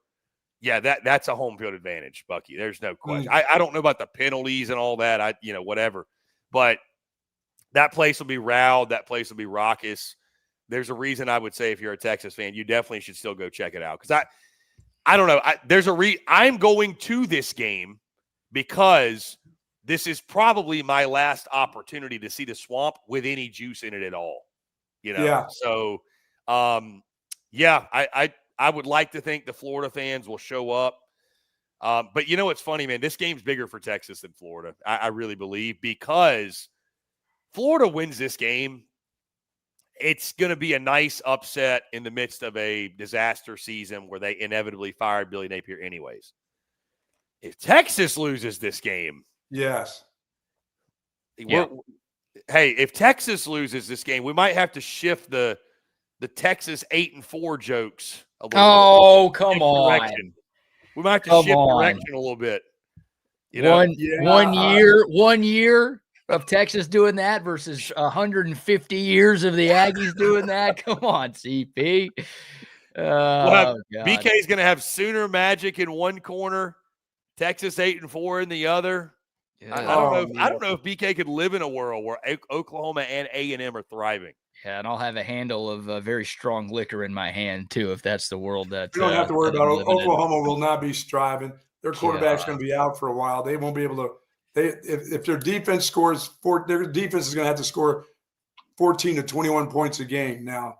They were really upset with me, Bucky, that and my power rankings are my power rankings, whatever. It's not the end all be all. They change on a weekly basis, but I bumped them down pretty significantly, and they're pretty upset about it. But I'm like, they're a different team without John Mateer, and I get it. Like and I love my Oklahoma buddies to death, but I kind of chuckle because, as you would expect, there's just so much of this positive Michael Hawkins propaganda. Oh my God, please no! I'm like guys. Even if he's made strides since last year, and even if his team is better, because they are, than they were last year, he's not John Mateer, because if he was, you wouldn't have gone out and got John Mateer. Like, don't miss me with this. I'm not saying Oklahoma is an awful team without John Mateer, but the offense is probably not very good. Like, we heard that last year, Chris. We went through this last year. Yeah, we went through this Mike Hawk shit last year with this guy. It was terrible. Forgive me for being a little concerned if John Mateer can't go. Chris, you got time for one more quick one? Yeah. All right. Would love to get your thoughts on Vandy at Bama. Of course, the biggest upset in college football last year. Number 1 Alabama going down in Nashville. Obviously, the Crimson Tide at home here in 2025, coming off that huge win at Georgia. But Vandy's undefeated. They're not the surprise story anymore. They're 5-0. College game day is going to be at this one. Bama's a double-digit favorite. So Vegas thinks Bama's going to get their revenge pretty easily. But you think Lightning can strike twice for Vanderbilt against the Crimson Tide here? Can it? Yes. Will it? I don't think so. I don't. It's funny. Unless you're a Bama fan, I think everybody in America is pulling for Vandy to win this game. I really do. And just to think about the world we live in, Vanderbilt could be 6-0 and ranked in the top 10 if they beat Alabama. Pretty wild to think about. Listen, I think Alabama, the thing that concerns me about the Crimson Tide, they got gutted by the run game against Georgia. I mean, I know they won the game, but gave up almost 230 rushing yards, and that was without Gunnar Stockton being much of a factor in the running game. I think Vandy's going to try to win this game a lot like they did last year, using the run game, long drives, keep it away from Bama. Diego Pavia will obviously be a major part of it. He is their leading rusher to this point in the season. I think if there's one game that Bama shows up all year and plays well and wins, it was going to be this one. I do. And I don't think it's a blowout. That's not what I'm saying, but it is, as much as I doubt Kalen DeBoer and as much as I love Diego Pavia, because I do, it's hard for me to fathom him walking into Bryant-Denny Stadium and coming out with the win. He's and I tell you this, guys. He's going to take some shots this week. If he does, they probably already should do it. But if he does, they should build a statue of him outside of First Bank Stadium. Heck, put it on Broadway. I don't care. Put it wherever you want. But there should be a statue of Diego Pavia somewhere in Nashville. I mean, he will be one of the most legendary players in college football history, not just Vandy history. So, but I do think Bama gets a hard-fought win. I mean, I like Vandy on the plus 10.5, admittedly. But I think Bama finds a way. I think they outlast the Doors. I think it's another kind of higher scoring game, but I love what I've seen from Ty Simpson. I think that's the big thing. Here's the thing. I think if Bama just plays a clean football game, doesn't turn it over or wins the turnover margin and limits their mistakes in that manner, I think they win. If Diego Pavia can eclipse 100 rushing yards in this game, I love the Doors' chances. And he very well may do that, but I love the Doors' chances if he can. So, yeah, I just, it's a tall task. It really is to go into Tuscaloosa and get this win. But I'll tell you, Vandy can absolutely win this game because I don't trust Kalen DeBoer. I don't.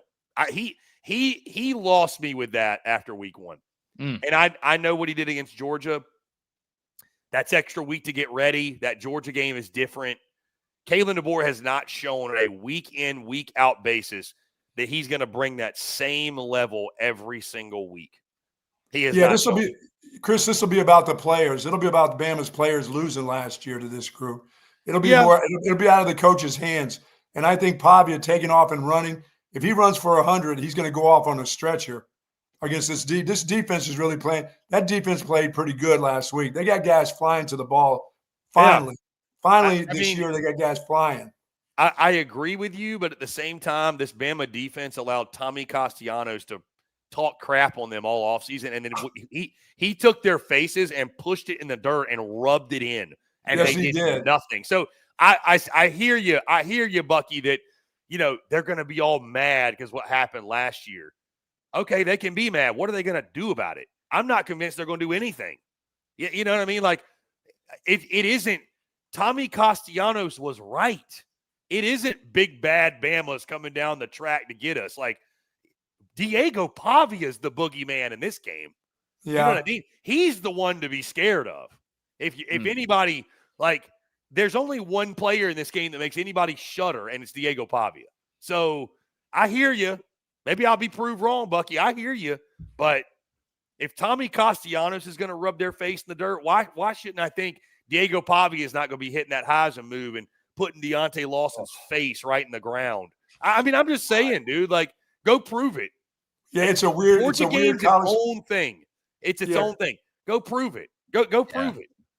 Yeah, and they've got – and Florida State's feeling like what just happened to us against Virginia. I mean, things in college football by the week now are changing. Everybody's group is getting better, getting worse, getting blasted by teams they shouldn't get blasted by. And, I thought Florida State was back until I saw them last Friday. Oh, my God. This perfectly encapsulates where we are with college football. I mean, Vandy 5-0, ranked essentially in the top 15 with a chance to reach bowl eligibility by October the 4th. I mean, that just – none of it makes sense. No, that's why we love it so much. Yes, absolutely. That's awesome. Chris, you're the man. Appreciate the elongated visit this week. Safe travels to the swamp. And we're not talking to you unless Texas wins, okay? Fair enough. I'd expect nothing less. Shoot, good to see you, Thank man. you, buddy. Thanks for the time. Yeah, BK Bucky, all the best. You too, brother. Be good. There he goes. Chris Phillips, SEC Unfiltered. Y'all be sure to follow SEC Unfiltered on YouTube. or wherever you get your podcasts. And yes, Chris will be at the Swamp this weekend for Texas at Florida. A little surprised he's not going to Bama Vandy, but I guess he did literally just go to a Bama game last weekend. So switching it up a little bit, watching the Longhorns and the Gators, but good stuff there. All right. Let's give a few sponsor shout outs here. We've got our Florida man story to get into. Also a little MLB conversation with the postseason getting going today, and some fun with football AI like we like to do every week on this show. But before we dive into any of that, Buck, how about some more sponsor shout outs? Folks, I'm feeling better and better each and every day thanks to my friends over at Relax the Back. You really can live pain-free at times if you go to Relax the Back. They've got the accessories that's going to make you feel fantastic. And this chair does it for me every time. No matter how bad my back feels, once I sit in this chair and the firmness of this incredible chair that I got from Relax the Back, it makes a whole difference for my body. It really makes a whole lot. And it makes a lot of sense for you if you're struggling with neck pain, back pain, thoracic, lumbar area, hips, shoulders, the whole works. Head on over to Relax the Back. In B Caves at the Hilton Street Galleria, right across the street from Whole Foods, and in North Austin at the Gateway Shopping Center across from the Container Store. Live pain-free like the Bucks sometimes at Relax the Back. Yes, sir. Yes, sir. Shout out to Altstadt Beer as well. The best beer that you can find here in the great state of Texas. It's brewed locally in Fredericksburg, right in the heart of the beautiful Central Texas Hill Country, and easy to find all over Austin, San Antonio, Houston, DFW. Wherever you are, you can enjoy the greatness that is Altstadt Beer. They have a bunch of different brews out there, something for every beer drinker. The lager, the Kolsch, those are their two flagships. They've got the great light beer as well. They've got the seasonal Oktoberfest, which is fantastic, perfect for your football watching all season long, your tailgates, your watch parties, whatever you have cooking. Altstadt is perfect for any occasion. We're about to embark on the best sports month of the year. You need a great beer for all of your sports watching. My beer of choice is Altstadt. It should be yours as well. Altstadt Beer, no impurities, no regrets. And of course, Tony C's Pizza, 2 for Tuesday.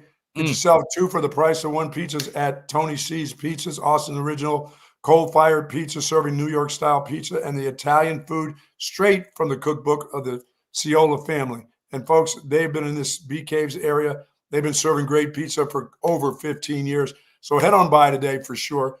2 for 1 pizzas at, of course, Tony C's. 4 great locations. You know, they're at Highway 79 right beside the Del Diamond, Anderson Lane, and, of course, in Bee Caves.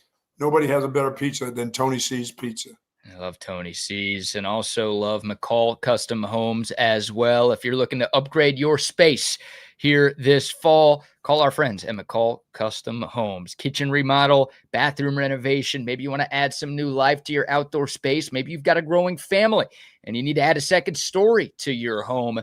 McCall Custom Homes can do all of that for you because they've been doing all of that for Central Texans for 40 years. That's right. It's a father-son team with 4 decades of experience. So they know what it takes to turn a Central Texas home into something truly special. Don't just take our word for it. McCall Custom Homes, ATX.com. You can see that they're A+ rated by the Better Business Bureau. You can see tons of 5-star reviews and testimonials online as well. McCall Custom Homes, ATX.com. They're offering free estimates to TSU listeners, so you can check that out. And look, Buck's had work done by McCall Custom Homes. Rodney's had work done by McCall Custom Homes.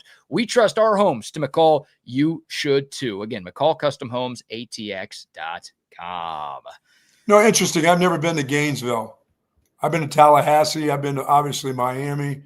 Been to where Central Florida is. I've never been to Gainesville. I've never been to the Swamp. I've never even been there to see the, just check out the stadium. But if they say that place is nuts, as Chris was saying, that place can get crazy.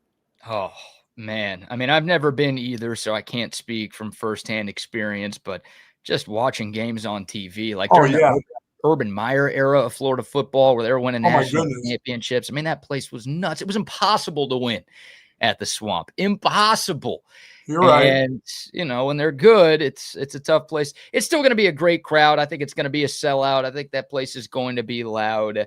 Or any place Texas goes to play, the opposing team is going to show up with their fans. It's going to be nuts. And look, I mean, obviously Texas is new to the SEC, and Texas hasn't played in Gainesville since 1940. So I don't know how many people are alive that are currently alive that were alive the last time Texas played at the Swamp. So it's a great opportunity for Texas fans, obviously, to go travel, but a great opportunity for Florida to get to see one of the blue bloods at college football and just get to experience this marquee matchup in person. So look, I will say this: Florida last year down the stretch when things were not going well, they did beat LSU and Ole Miss in back-to-back games at home. And those games kept LSU and Ole Miss out of the college football playoff. So we'll see. They are capable of still playing well at home. They are capable of still beating good teams at home. But the difference is not really the atmosphere. The difference is the team is just not as good. That's why it's a lot easier to, like A&M won in the Swamp last year. You heard Chris talking about it. Miami in the season opener last year, 41-17, in the Swamp last year. Like, that doesn't happen when Florida's good. No. It's not because the fans were bad in those games. It's because the team is just not as good. So opportunity for Texas. This is about as easy as it could be to win in the Swamp because Florida's coach I would is agree. not I would great. agree. You're right. That's why there'll be so many apathetic fans that would, you never root against your team, but there'll be people that won't be excited if Florida gets down. It's not like we need a comeback. They're like, this is a quick way to get rid of this coach. There'll be fans that are like that, Yeah, I think so. And, Florida, obviously they've got Texas this weekend. Next weekend, the Gators go to College Station. Wow. So, they lose this, they fall to 1-4. They're going to be pretty big dogs, you would think, at A&M next weekend. That's 1-5. And then Mississippi State. That'll end the route there.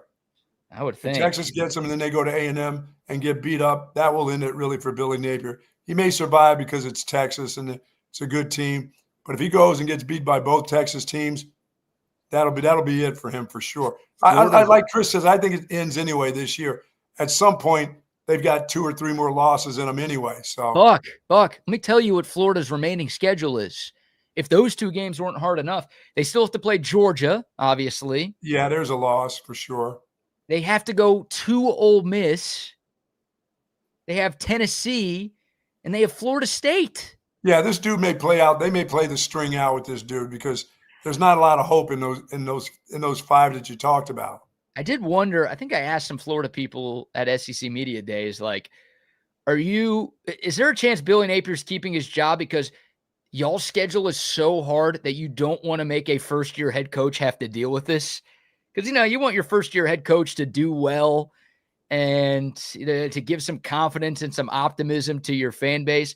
Like, their schedule is so unbelievably brutal this year. And part of me is just like, hey, let's let Billy Napier go down with this ship because no coach is going to win against this group. Well, I would agree. And plus, and I'm thinking, no, you just let this guy play out the string and just get this team beat up. And you got to save some of the players you can save to be around, and you got to get rid of some of the ones that you want to get rid of. So you need to get a coach in as quick as possible. That's why these coaches are getting fired during the season. With the NIL and all this other stuff and transfer portal, you got to try to be around your team, with your interim coach and say to some players, you're going to be here next year. I'm depending on you. You're good. We're going to do everything we can. Or that guy's shit. He's got to go. That guy's not good. He's got to go. You got to get on top of this early. You start, like you say, you get a coach, you let him play out the string. That's late. If you're a player, though, why would you listen to the interim coach who's not going to be there anyways? Well, you may want to stay there yourself, so you want to put on film that you're playing your ass off. You know. No, I don't mean like leave mid-season. I'm just saying like you're not going to know who your head coach is until after the year is done. Like, if Lane Kiffin's the name, I think Florida fans want Lane Kiffin to be their coach. Lane Kiffin's not going to leave Ole Miss in the middle of the season. So it's not like the Florida players who are on the roster are going to be like, oh, yeah, we know Lane Kiffin's coming and we want to play for him. So we're going to, lock in or whatever. It's just there's inevitable turnover, I guess, is the point I'm making. Film will tell a lot about how you are, to the next guy, whether he's coming at the end of the season or if he's coming like you said, Lane Kiffin's not leaving. No coach can come mid-season. That's against the rules. Right. But if they know they got the gig, and you just got to play well. You need to be doing as much as you can if you want to stay there for whoever the coach is. Yeah, I guess so. All right, so we'll see. We'll see what happens. Brutal schedule for Florida, but yeah, hopefully My Texas God, takes those care of teams, business. those 5 teams. It would be a bad loss for Texas this weekend because I think, Chris, like Florida has 3 or 4 more losses ahead of them. That's what I'm saying. Yeah, that it doesn't matter. He's going to be gone one way or the other. So you're losing. If Texas loses, you're losing to a team that's going to miss a bowl game this year. That's what I think. I think Florida is a 5-7 football. They're already 1-3. They've already lost one of their more winnable games of the year with that South Florida game. Right. Like, I think they have 4 more losses on the schedule. So if you lose, at least. So if you lose this game, you are, I think, losing to a team that's going to have its coach fired mid-year and going to miss a bowl game. So don't lose, please. Yeah, there you go. I beg with my one glove this morning. Don't do that. Don't do that. Don't. This is the game I worried about, but don't lose to this group. I don't think they will. Believe me, I don't think they will. But it would be an embarrassing loss for Texas. It would be. So yeah, let's not embarrass ourselves this weekend, please. We're good on that. All right. How about some fun with AI, Buck? Or are these AI? Maybe these are real coach comments. We've got Jerry Jones and also 3 college coaches from this past weekend. Where do you want to begin? I want to know if Jerry's going to talk about the tie. Well, here is Jerry Jones after the Cowboys tied the Green Bay Packers on Sunday Night Football. I'm glad it was a tie because I subsist solely off of tart candy and McChickens. So I get tired early. I need 4 dinger pills and a massage table. Please pardon this mouth herpes I have. If it gets any worse, I'll get it looked at. Having a game end in a tie is like going to the prom with a hot blonde and ending the night in a closet with your stepsister playing one-on-one spin the bottle. Packers is a stupid name for a football team. When I hear the word Packer, it only makes me think of one thing, and that's packing butt. So the name itself is inherently gay. We tied with a bunch of fruitcakes. Little known fact is I'm actually 164 years old. I look like the shit in your nightmares. I look like 2 corpses had an 89-year-old baby. I knew Micah Parsons couldn't beat me. He tied me. So if you think about it, I actually won. Wow. A lot going on. Jerry Jones admitting he's 160 years old in that cut. Oh, my goodness.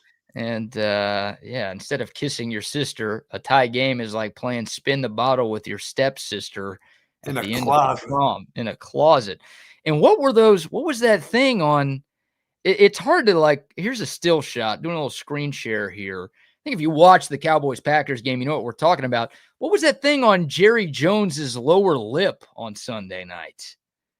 Like, they kept showing him. He also did a pregame interview with NBC before the game, and he had that, that looked like He's got a cold sore. You think to me, that's a herp right there, sir. Cold sore is a herp, yeah. Yeah, you think Jerry's been fooling around a little bit, maybe with his stepsister in the closet? Up there on Harry Hines. Yeah, I mean, that was a pretty disgusting look. I was like, what? I get it. It's Jerry Jones, and it's the Micah Parsons revenge game, so you have to show Jerry a lot. But can we stop showing Jerry a lot? We need to. It's almost Halloween. He needs those fake lips, those wax lips that you used to have with the big teeth. The vampire teeth. He needs to put that on. Don't have his real face up there. I don't like seeing Jerry. Maybe Jones that's not his real face. Maybe not. I don't like seeing Jerry when he doesn't have the mouth herp. But when he's got the mouth herpes like that, oh, thank you. So there's Jerry Jones after the Cowboys tie with some interesting quotes after the game Sunday night. Now we go to the college kids. Well, these are all the coaches of the college kids. We'll start with James Franklin, the head coach at Penn State. Of course, they lost another big game against a good team.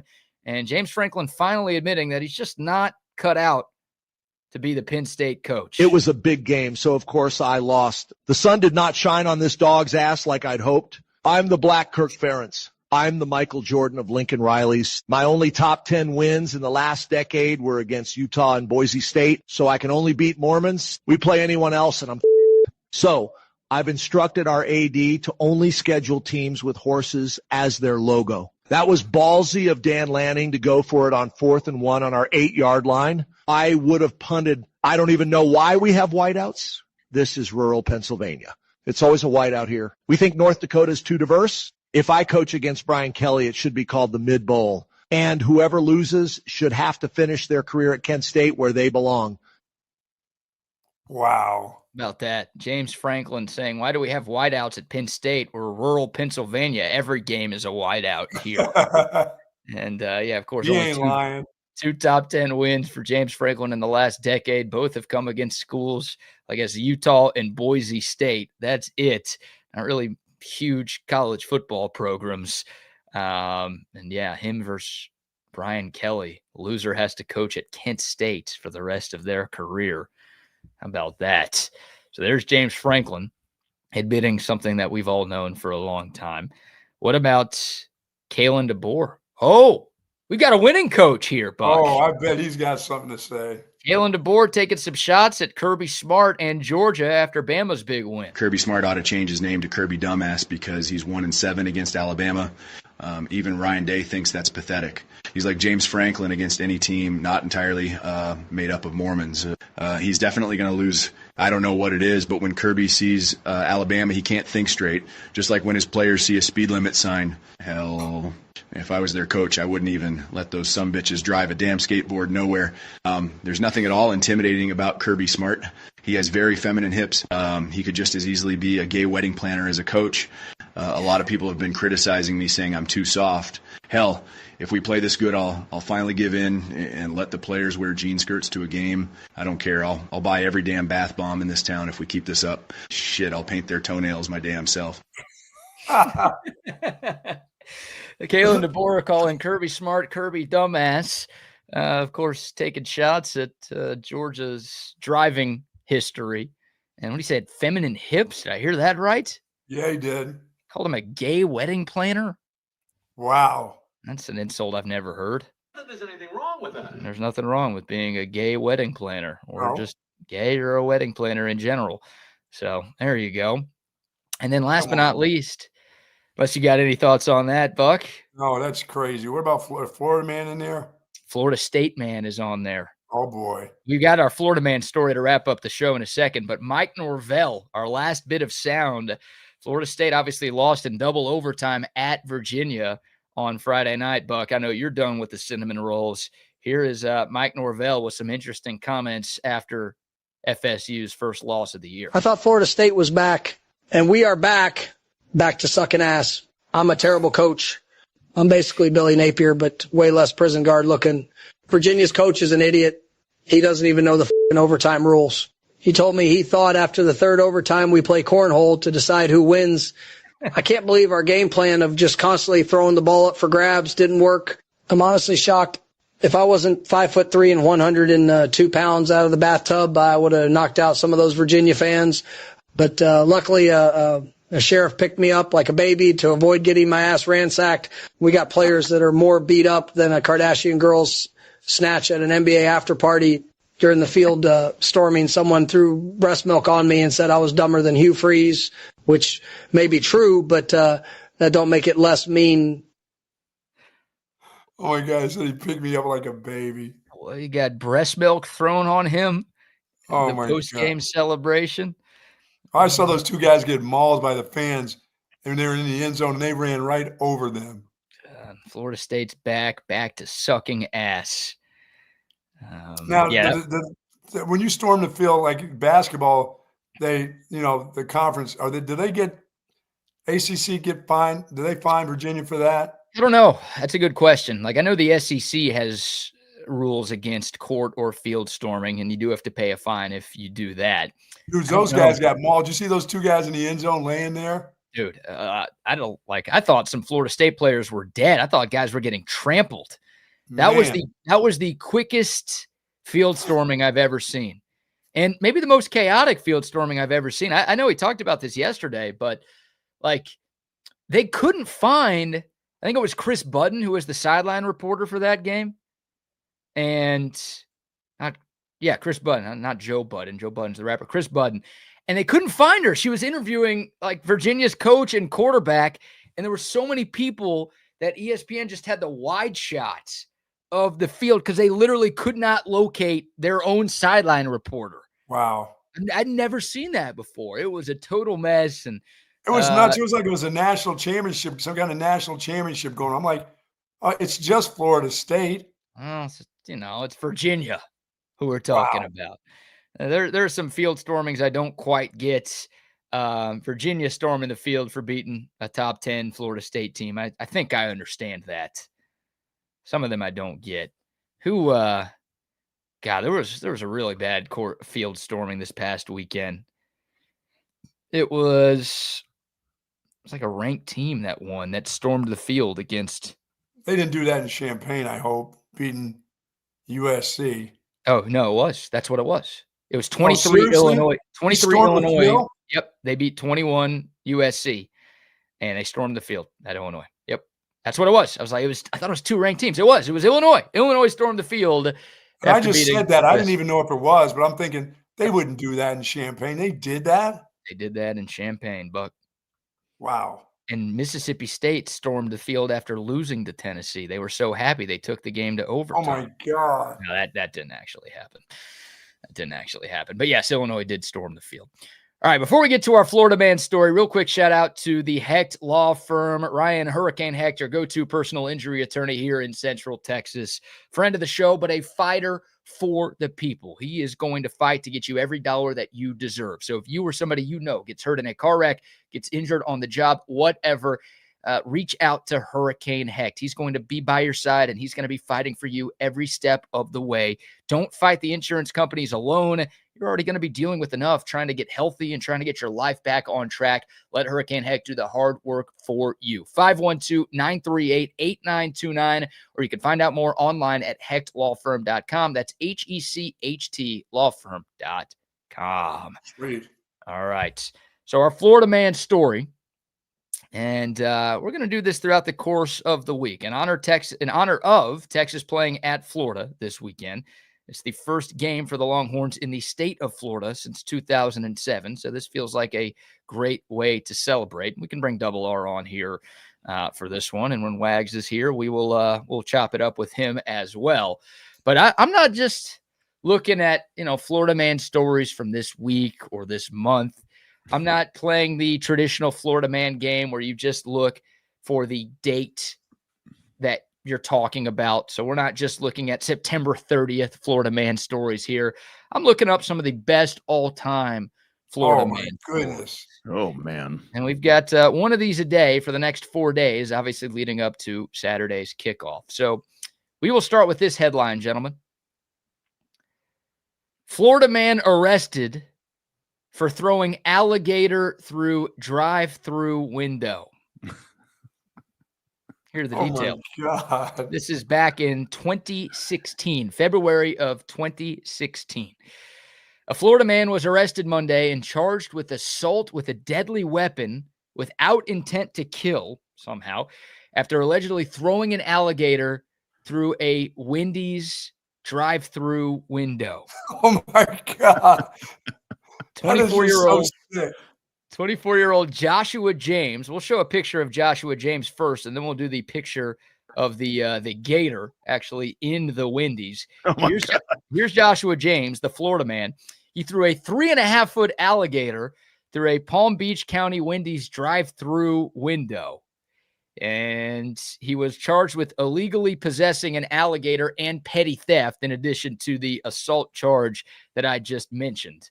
He apparently rolled up to this Wendy's drive-thru at about 1:20 in the morning. And when an employee handed James his drink, he tossed an alligator through the window and sped off. Or he was supposed to get a Frosty. The guy was supposed to give him a Frosty, and he gave him a freaking Coke. He was pissed. Was that a tip? Here's your tip. Yeah, you think that was the issue right there? See what? You go through a drive-thru, you place your order. First of all, this guy's got a gator in his car. Would you not be terrified if you had a freaking 3.5-foot gator just hanging out with you in the car? Yeah, man. Yeah, how do you roll around with that? Just throw it in the back seat, like like a extra shirt. Right. I assume he didn't just find it in the parking lot at Wendy's, even though it is Florida, and maybe there are some gators rolling around parking lots. I assume this guy drove from his place or from some, I don't know, bayou, whatever, swamp, and just went to this Wendy's and, with the gator in his car. I don't know. Man. But nobody was hurt. they were able to capture the alligator and release it to the wild. And this guy was finally tracked down through video surveillance and a purchase at a neighboring convenience store. And he did admit to throwing the alligator into the Wendy's. Man, you know, he would never get away with that at Jack in the Box in Houston. Oh no. That lady was packing. She'd have shot that alligator. She would have shot that dude and that gator. And so here is the scene that Rodney is referencing. If you're unfamiliar, this is a Houston Jack in the Box a few years ago, right after COVID. You see her with the mask on. You see some back and forth there, some fries being thrown, and all of a sudden the woman comes back and pop, pop, pop. Starts firing away. Don't worry about, like I said, don't worry about my daughter in the car seat, lady. Man, no, we're not worried about that. So yeah, what do we think happened here? We think because the guy, obviously, you place your order at the drive-thru, then you roll up to the window.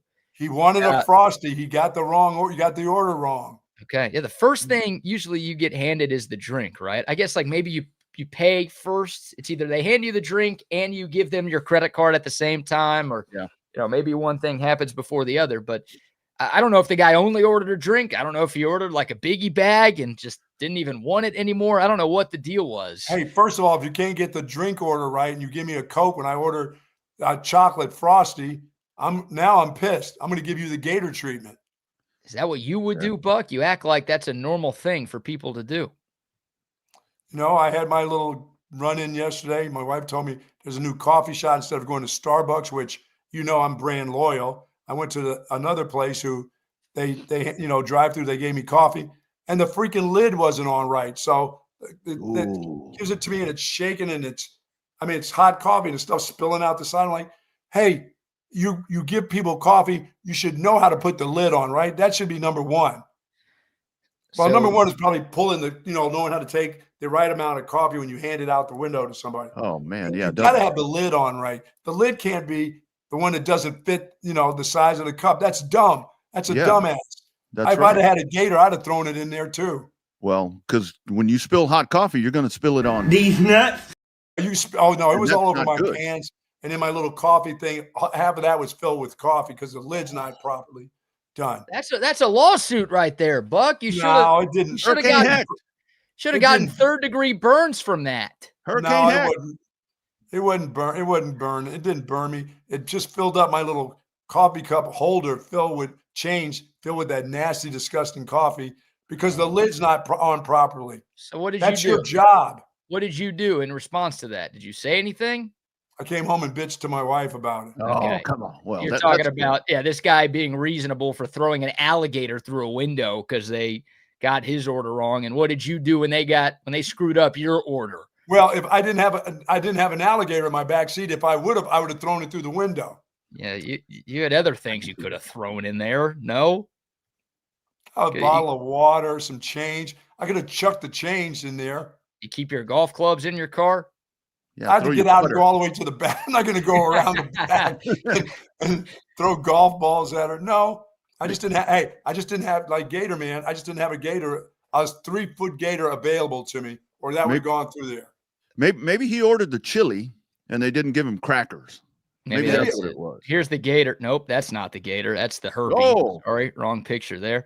Here's a picture of the 3.5-foot gator inside Wendy's. Oh my Lord.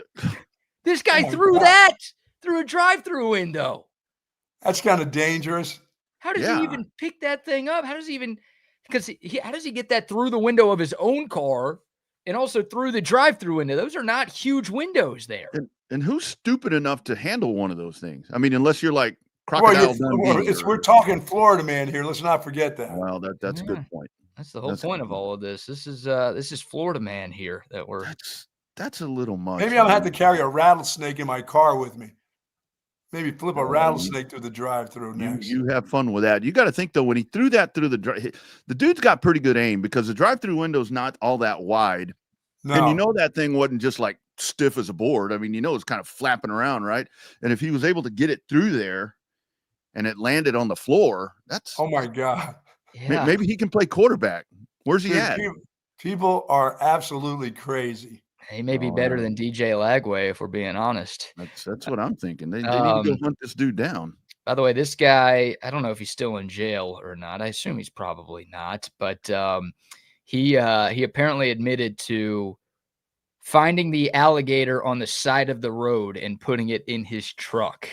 So you're wondering, like, how did he get this thing? Somehow have this as a pet? Did he have a friend who had this as a pet? No, he literally found this wild alligator on the side of the road, put it in his truck, drove it to a Wendy's, and threw it through the drive-through window. You know, I can believe finding it on the side of the road. That I do believe. Yeah. I mean, I'm totally down with that. But I mean, throwing it through the drive-through window. Come on, man. It's awesome. Did they test him for substance intoxicants or anything under the that influence? One is one you can get away with a mental health problem right there. You can get away with that one if you're doing that. Oh, that's what I'd go to. Yes. Yeah, if you're throwing gators through the window, I'm gonna get myself an armadillo. Since I'm in Texas, somebody said I need an armadillo to throw through the window. That's a good idea. Armadillo. He's got all sorts. See, but in this state, you can't play around with that. You throw a gator through, somebody's gonna get you with an AK. They're gonna. One of those ladies is going to pull like that lady in Houston. They don't mess around here. Oh, that's true. You can't get away with that in Texas. Somebody shoot you over that one. If you guys are curious, by the way, of that's fake. The charges here for this guy. I mean, we mentioned what he was charged with, but here's the punishment, I should say. After 24-year-old Joshua James went to court, he was ordered to stay clear of all Wendy's restaurants. Oh, that hurts. Lifetime ban from Wendy's. Also, forced to avoid possessing any animals aside from his mother's dog. That makes sense. To your point, Buck, had to undergo a mental health test, and also refrain from possessing any weapons. He was later released on a $6,000 bond, but I assume there's probably some jail time spent from this at some point down the road. Does the mouth of that thing not look like a slipper? It looks like a shoe. Looks like a Skechers shoe, those walking shoes that Tony Romo wears. That's what that looks like. And you slide your foot right into that mouth. You don't need to bend down. You can just slide your foot right in there. Yeah, exactly. Yeah, you put your hand in there, and that thing gets a grip of your hand. Look out. No. Yeah, that's nighty-night right there, boys. Katie barred the door. All she wrote. Good night, Irene. Good job, BK. We need those every day because Florida man is a very sad person. So that's I just think it's just Tuesday right now. It's just Tuesday, and we get that one. Any of you Longhorn fans making your way to the that's right. weekend, brace yourselves because that's what's coming your way. Keep your head on a swivel for sure there in Florida. And if you stop in Louisiana, you better have your water shoes on because you're going to be walking through piss. Yeah, that's true. Yeah. You're making that stop off. Yeah, you might as well just pee on the side of the road. Those are the rules. All right, gentlemen. Well, we will bid y'all adieu and see you guys tomorrow. Have a great show. Take care, boys. Sorry for the delay, partner. Had some engineering. Hey, we were hearing alligator stories, man. I know. I missed the alligator story. So real quick though, have a little bit of a issue here at the construction site. Uh-oh. Yeah, apparently. Did they find a cave under your backyard? No. It's right down the road from where that one was. Yeah, you could literally spelunk down into that cave there. It's literally right around the corner. But apparently we were not supposed to dig yet. Uh-oh. Yeah. Oh shit. We weren't even approved. Did Wilco show up? It's not Wilco. It's not even. So we got approved from our neighborhood. The Brushy Creek mud or whatever. So I assumed, and my contractor assumed that was the HOA as well. The HOA, all the way down in Kyle, needs to approve my pool. Needs to approve the designs. So we needed to get another engineer, or we needed to get the same engineer to come up with the survey and the drawings and designs this morning and get them down there to it's called the Goodwin Agency or whatever. Yeah, that's who it is. Yeah. Goodwin. Goodwin Property Management. Yeah. Oh, know them well. We so a couple of years ago, my fence was like, the fences get beat up. They're all the way down in Kyle. The same people. I believe it. Yeah. They operate all the HOAs up here, which makes no sense. And good luck getting a hold of somebody. But so we replaced a side fence, and I got it done. It was done like in 2 days. I got reported by somebody, and they're like, you didn't submit the drawing for the fence replacement. I said, it's the same fucking shit that was just there. It's just new. Dude, and I had to go redraw it and measure everything and submit it. It's so redundant. It's the same shit. I got permits from 3 different places of Brushy Creek in Williamson County saying that we're approved. So, and they said, put this up on your your windows, your house, so that people know that you're approved and stuff, right? Yeah. So everything's been fine. My neighbors bitched and complained so damn much. There you go. That they called in and made sure that everything was approved, and so now things are on hold for a day or whatever. So I'm a little weird. Like I was going to invite every motherfucker in the neighborhood to come swim. I wasn't going to make people go to the public pool, the municipal pool. I was going to have my intimate neighbors come and have a party. Fuck you. You ain't coming no more. We had a I'm sorry to be that petty, but this is bullshit. That's bullshit. Yeah. We had a deck built like 16 years ago, and we wanted to have the back deck built. And this is back when we went to a church right here in the neighborhood over there by your house. And I met a guy, through one of the committees that I was on, which don't join a church committee. That's more work than it's worth. And then you get soured on the church anyway, but that's a different story. That dude's like, man, I can go build that deck in like a weekend. Yeah. He's like, I can build it in a weekend. Came out and built it. Had to do the same shit. I had to go. They're like, you never got a permit. You're never had county approval. That's what's slowing your project up. Yeah. And it's like, well, this is my property. I mean, it's my property. It's within the perimeters of my property. And it's like, well, I guess that's what I don't understand too. Like, I'm thinking, like, I own the house. It's my property, right? I guess it's not. You know what? You got to be like souls. You got to have your own property, but no HOA. You know what they told me? Because I said the same thing. I'm like, this is my house. I own this house. And you know what that dude told me? Actually, your mortgage company owns that house. The bank does own that until you pay off the mortgage. The bank owns it, buddy. So yeah.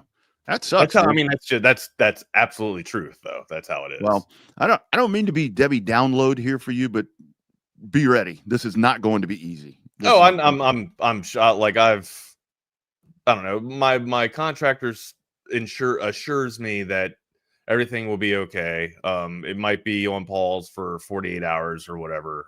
But the engineer already has the survey in. We've already received a confirmation from Goodwin office that they received it and they're reviewing it. So thankfully it's not going to go through the bureaucracy red tape, the traditional bureaucracy red tape to where you submit something, it takes 30 days for it just to move to the next office over, and then another 30 days for them to look it over and approve it, and then another 30 days for them to get it back to you, which, 93 months. On that coded text line, 222-9328, our construction council has checked in. Mike McCall, you don't own shit, Wags. The government does if you're getting taxed. But, oh, man. Yeah. You have to submit a drawing for everything. Everything. I don't know how I got my sprinkler system in here without having to submit a drawing. But, hey, it is what it is. Well, when I pay this damn house off, I don't even think I'm still going to own the house. Like, the government will still paying taxes. Actually, you know what? I don't. No, I will own it because I don't. Oh, that's right. You don't pay. Yeah, that's right. Exactly. There we go, amigo. There we go over there, dude. You can go crazy. Pay property tax. Wow. All right, but I'm sure they'll find a way to kind of make me pay property tax some way. The government always does it. The government always tax you on something. All right, brother, where do you want to go first? Let's talk some Texas football. Well, of course, he had Sark yesterday with his Monday presser game week against Florida. But I have to tell you, buddy, yesterday I said that there were really 2 teams that I thought were shitty in the NFL, the Saints and the Titans. Shitty. Oh, okay. I'm going to add the Jets to that. I don't know.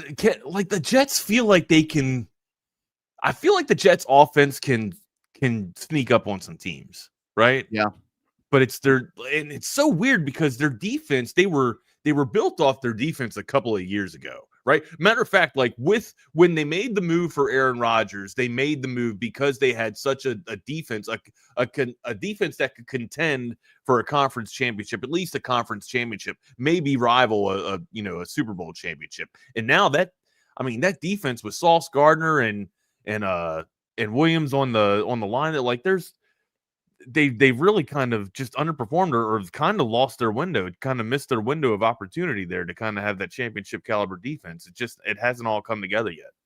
Yeah, you're right. You're right. Because I'll walk that back, because I do think that, like, on any given week, like we've watched the last 2 weeks in the NFL, that a team can sneak up and beat a really good team. So yeah, the Jets can probably do that, while the other two that I mentioned probably. It's the fact too. It's like they're not sputtering on offense, right? They're not putting up like 10 points or whatever. Like they can hit you for 28. They can hit you for 5 scores, 5 touchdowns, 4 touchdown games, right? So that's like Breece Hall. He's too talented. Justin Fields is talented, and Garrett, like you've seen Garrett Wilson on full display this year. So it's hard to say that this is a breakout year for Garrett Wilson with some of the plays that he's already made in the NFL. But this first quarter of the campaign right now, he's lights out. He's a top 5 wide receiver.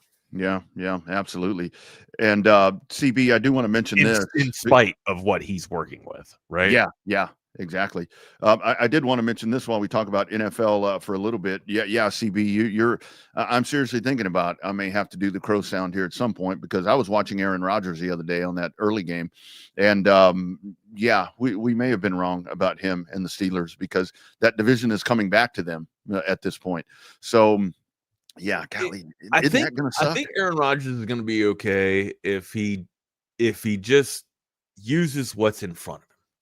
Right. Yeah. And instead of trying to be the hero that he once was, just understand the role that you're in. Like, you're the general. All right. You're still leading the team down, but you don't have that 20s blood, that 30s blood anymore to make you. I think he realizes that now. And I think he's grasping that now. I think you're starting to see, right, a little bit of a turn. I mean, maybe there's a turn with Aaron Rodgers. I don't know. Maybe I'm looking too much off of a short film or a short tape, but just in the win that they had this past weekend, right? It looked like things are starting to snap together. It looked like the body language, right? Looking at him with the coaching staff and with Arthur Smith on the sideline, looking like, hey man, good call, giving kind of acquiescing to them and giving them their flowers. I don't know if that was the actual, conversation or rapport back and forth, but that's what it seemed to look like to me from my optics. If that's the way that Aaron Rodgers is going to go and kind of assimilate to that show instead of making it all about Aaron Rodgers like he's done in the past, well, this could work for Pittsburgh. If you're embracing Pittsburgh football like you should be, then yeah, like if you're assimilating to that town, then you're probably going to be in a good position to compete for at least the playoff spot. Right, I would think. Yeah, dude wins over the fan base, and that's really all that counts. But it was like Sunday morning was like the most Aaron Rodgers play, and this kind of goes back to the whole thing about him embracing his age, to where they're going to do what was it, the 4th and 1? They're trying to do the tush push, and he's standing back there like this. Did you see that? Where it's like they're about to like just rush the line of scrimmage, and that dude's standing back there with his hands on his hips, and all he does is didn't get anywhere near the action. He's like, you guys handle it. Although I did see him throw. Did you see him throw a block? I did see him throw a block. Yeah. 41-year-old ass out there, getting in harm's way, plowing the field and shit. And it's actually a pretty smart thing, because I watch him now. He hands the ball off and he gets out of the way. It's like, he hands it off and he runs off. You can say that he's trying to do some play action or whatever, but hey, it's longevity. But yeah, he's handing the ball off and going through his motions. So play. Yeah, he doing his thing. Through his influences, if you will. His influences through his intangibles. Well, you want to finish up with the Monday Night Football and then get into the Sark sound? Yeah, absolutely. Might as well. Hell, we had 2. So I'm kind of liking the 2 games. I'm still not. I'm liking the 2 games. I'm like it's off. Even if you want to start this thing at like 6 o'clock or whatever, it's off my radar, right? It just throws me off the beaten path. I like one game on Sunday night and one game on Monday night. But it's not about me; it's about all of us, right? So if the collective loves the overstimulation of Monday Night Football, I'm fine with it. I'll sign up for it. But I much rather prefer the one solidified game that we can all pay attention to. Yeah. So and I mean, so that was in that game. So I guess so we got the Jets. You want to go with Fields and the Jets first, or what? Yeah. So it was Jets in Miami. So I guess that I did the Chad Hastings to Miami. Yeah. Now Tyreek. I said his name yesterday. No, I don't think you had that much power, but I think you got some power. I don't know if you had the Hastings power. Like, you're not offing people, right? Like, you're just mad and covering people. Okay. And that injury's bad. Also, like, now that we're finding out, not just a dislocated knee, he's also got torn ACL and torn ligaments in his knee as well. So Tyreek Hill is out for the season. What did you see him smiling, getting carted off? He's clapping when he's getting. I mean, hopefully he's cheering for himself to get better and nurse himself better for health. But again, I didn't have the sound up last night, right? I had the sound down. But the first thing that was going through my mind was, this dude is so happy to not be playing for the Dolphins, dude. He is so happy that he's getting paid. Actually, I need to check out the contract. I'm pretty sure he still gets paid. But do they get game checks if they're not playing the game? I think you do.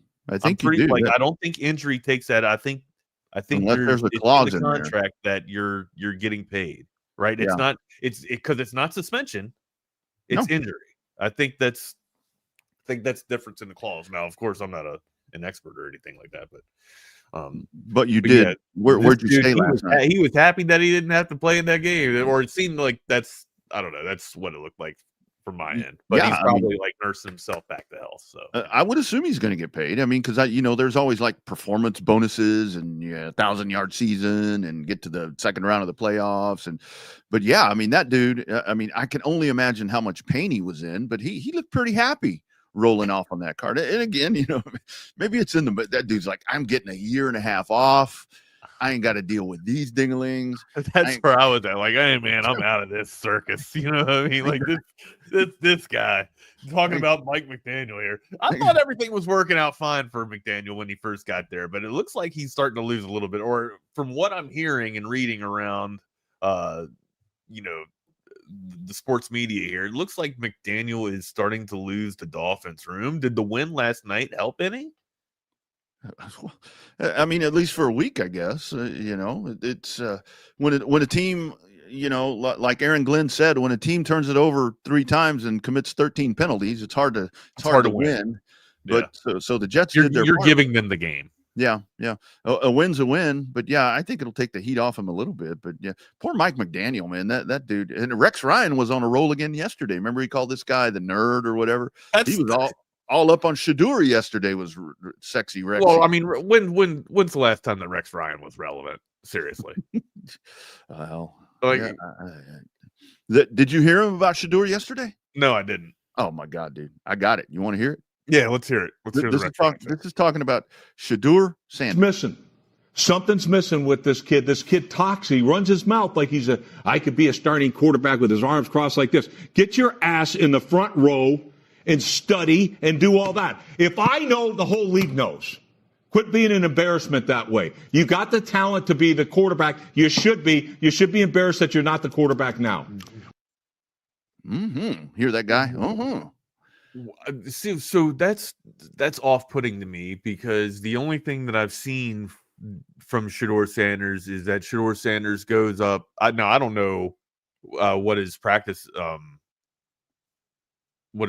ethics are or anything like that, or his practice mannerisms are or anything. But from what I've seen on the game, the dude literally went up to the kicker or whatever that missed the kick or whatever and consoled the kicker and tried to team cheer him up and be the ultimate team player. Like, I haven't seen any type of negative antics from Shador Sanders. The only thing negative that I might seen is from his performance or from execution, right? Like, ultimately, like, through his character and the way that he carries himself off the field, I haven't seen anything negative from Shador Sanders. So I don't know what the hell Rex Ryan is talking about. But again, he's he's more entrenched and has a better pulse on the NFL than I do. And if he does, then everybody around the NFL knows it too, according to Rex Ryan. So I think Rex is off on this one. That would have to be something that I would hope that somebody on the inside has told him to go ahead and spout that out. But coming into the draft and after the draft, some of the downer on Sanders was that he was bad in interviews, he wasn't good in meetings and all of that. So maybe this is just a lot of where it's like one thing happens or one person agrees with you and you tell the next person, everybody thinks I'm right, and it's like, who's everybody? One person. So maybe that's what a lot of that is right there. But yeah, Rex Ryan. Do you know people that act differently on camera when they're on camera and off camera? Like when the camera gets on them, they can't even be their natural self. Yeah. Right. Yeah. They can't even have a natural conversation. Yeah. Right. I'm not saying that this is going down with Shedeur Sanders, but maybe when you put a camera in somebody's face, they don't like it. Right. They don't find it natural.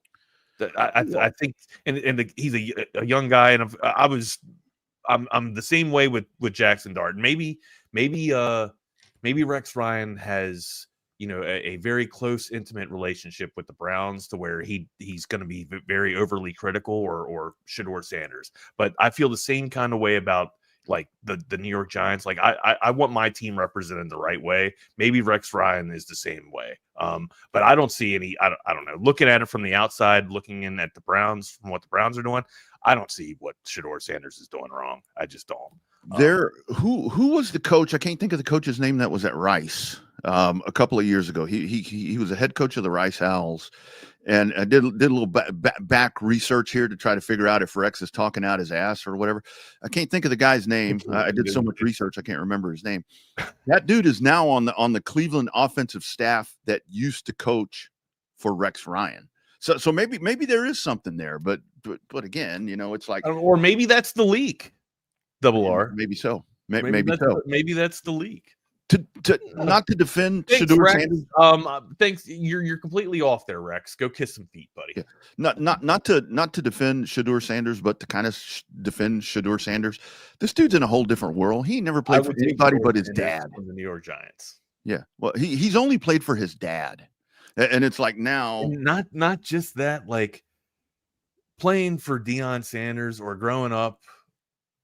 As the son of Deion Sanders or as a son of Deion Sanders, you'd like to think that you have to carry yourself a certain way, or it's different. It is absolutely different. It's something that I would have no idea of, right? Yeah. Or just to be, the son of, professional athlete. In itself, it's got to be a completely different type of upbringing than all of us have experienced, or most of us experience. One of the first like Coach Bailiff. When I worked for a corporate company, I'd been there for like a month, and we had this email. We got an email that our team had done something really well, and I replied to the whole group email, and I'm like, hell yeah, all this shit that I would normally. You replied to all? To all. Yeah. It would, but I was like uplifting because they gave us our accolades, and I'm like, hell yeah, that's what I'm talking about. It's a proud day to whatever. And I got like an email on the side. That's not professional. That's not how we act. I'm like, that's how I act. And they're like, you keep acting like that, and you won't be acting with us. You'll be out of here. You won't be corporate no more. Anyway, well, maybe you're just not corporate material. I don't. Where do you want to go first? Monday Night Football with the Jets. Got that one. So who else did we have? So Denver. How do you feel about those Broncos, buddy? I think it's more of what I think about the Bengals. Well, it looked like the offense. I mean, the offense finally came around there for Sean Payton and Bo Nix and whatever, but. Yeah, the Bengals, man. I thought that we would see more out of my man Jake, because I was touting Jake as I'm like, okay, that's a formidable backup, but it's their offensive line, man. Their offensive line is so horrid. It's tumultuous right now. What's going on with the Bengals offensive line? Real quick though, to the other end of the field, the other side of the field, the Broncos offensive line seems to be one of the best in the NFL, or yes, seemingly so, right? That tandem they have with Harvey and Dobbins looks pretty damn sexy. Here's the thing, though. I know everybody's, loving, the young, spectacular rookie with RJ Harvey here. I understand it. I get it. let me just make a bid for J.K. Dobbins here. I feel like whenever J.K. Dobbins is in there, the run game moves a lot better for the Broncos. I feel like, and it's not that Harvey isn't a tough runner or a hard runner, but you like last night, just the bursts of speed, just Dobbins' ability to be almost full speed going through the hole, and then his ability to make a cut and be gone, right? And every time he's toting the rock, I'm thinking, please, JK, please stay healthy. Please stay healthy. This dude, when this is what I've been talking about for the past 3 years. When J.K. Dobbins is healthy, he is a wrecking ball. This is the player that almost beat Clemson on one leg. And you're starting to see that talent develop into the NFL now. If he can only stay healthy, this guy could be a top 5 back, man. And I know people have started to write him off because he's injury prone. Granted, that and rightfully so, right? But if this dude, if he just stays healthy, he is an absolute bonus, and you're playing on house money if you're the Broncos, man. One hell of a tandem there with RJ Harvey and Dobbins. I just think they look a lot better and sexier with Dobbins in there, man. And I got to tell you, it's like Cortland Sutton is kind of, it's one of those dudes where it's like you don't really think about that guy. It's like, it's not a name when you start. Would you say he's a solidified wide receiver? I really think so. Like if you took him off of Denver, could he be a one on another absolutely NFL team somewhere? I think he could. I mean, versatile. I mean, this dude, and again, it's a guy that you don't think of when we start compiling lists of elite, game-breaking receivers. But it's like clutch time. It's like you check, you go to because the first thing I do is I go to the box score when it's all said and done. I'm like, let me look at the box score. And with Denver, there's Cortland Sutton again, and it's like, damn. And last night, a huge touchdown last night. It's like this guy's like knocking on the door, not elite. But this dude's knocking on the door being a real badass NFL wide receiver. So I don't know if I can put him as a wide receiver one on certain team. Like he's a one, just I guess with situation would dictate, right? Like he's a one in Denver. Is he a one in Chargerland? And so I was gonna say San Diego, but is he a one in LA? I think it's a dude that would be a one in both. Is he a one in both LAs? Is he one number over one? Nakua? Yeah, no, not over. Okay, is he a one over? I think he's a one in San Diego. Or the Chargers. I did the same thing. Is he a one for the Chargers? I think he's a one. I think he's a game breaker for them. An interesting spot for him. I mean, the whole thing with Xavier Worthy. I like Cortland Sutton with Patrick Mahomes. I'm like, holy smoke. I mean, there's something right there for Mahomes where it's like, okay, there's your legit anchor dude that it's like when you need to make a play, that dude's going to get himself open. I mean, I know he's not going to go to Kansas City, but that's just kind of a fit right there that I think would be good for him. The Raiders. I mean, look at the West. I guess that dude in the question is Sutton a top 10 wide receiver? Right? Like if we've solidified him as he's a bona fide one, correct. It just situation would dictate on, of course, like you throw him on the Steelers, he's not a one over DK Metcalf, right? Like, right. He's not a one over Jamar Chase. Like one B. Those are one. There's like top of the pantheon receivers, right? But has he arrived? That's the question today, right? Has Sutton arrived? Yeah. Yeah, I think so. I think we made a bid for him in the beginning of the season, right? Like Sutton was a legitimate wide receiver. It's just you're starting to see it. Bullman, looking at the comments here, Troy kind of beat me to it. We talked about Bo Nix, right? Bo Nix's ability to extend the play and his ability to go through his reads and be able to identify wide open receivers or just get his team in a better situation and check out of a play, right? You saw a little bit of the struggles with Bo Nix first and quickly, right? But he's kind of atoned and gotten better for it. He's like, I got him in my dynasty league. I think he's probably, I went back, I kind of walked it back and saying that he was going to be the best quarterback taken out of that draft after Jaden Daniels. But I mean, he's pretty fucking solid, man. Bo Nix looks pretty damn good, and it's starting to come very easy and very fast to him, man. Yeah. That offense last night definitely seemed a lot more versatile and more of what we expected. I want Mims to come along so much for the Broncos, right? Like if Mims can be their underneath like slot guy, then they'll be absolutely deadly. But that dude but scored it last looks night. like Denver might need one more weapon if they want to contend for a Super Bowl. Yeah, kind of what I think about what I think about with Sutton. I think he's so imperative to Bo Nix. It's a lot like what Washington has or had with Terry McLaurin and with Jaden Daniels, to where it's like you've got that veteran receiver with that young quarterback that the quarterback is going to buy in and have the most. What did Troy Aikman say last week when he was talking about quarterbacks? He's like, the dude that practices hard, that gets himself open in practice, that's the guy you're going to be comfortable with. That's your favorite receiver. That's your guy. And I think that's what Cortland Sutton is to Bo Nix. And so and if Denver starts gelling on offense, man, because defense to me is not really a question. I think that's there. I mean, so I want to piggyback off of what Troy says right here. Nix might be the best QB in this draft class. So I said that when before they were drafted, right? And the only reason why I went on this because of how many reps that Bo Nix had in college, right? Like Bo Nix seemingly played another year, had another year's worth of reps than every other quarterback coming out of that draft class. Caleb Williams, Jaden Daniels, like Bo Nix had a lot of experience, almost not pro experience, but almost to the fact where he was learning that many different offenses, right? So to me, I thought that he would be very adaptable, very versatile in the NFL and be a decent NFL prototype quarterback.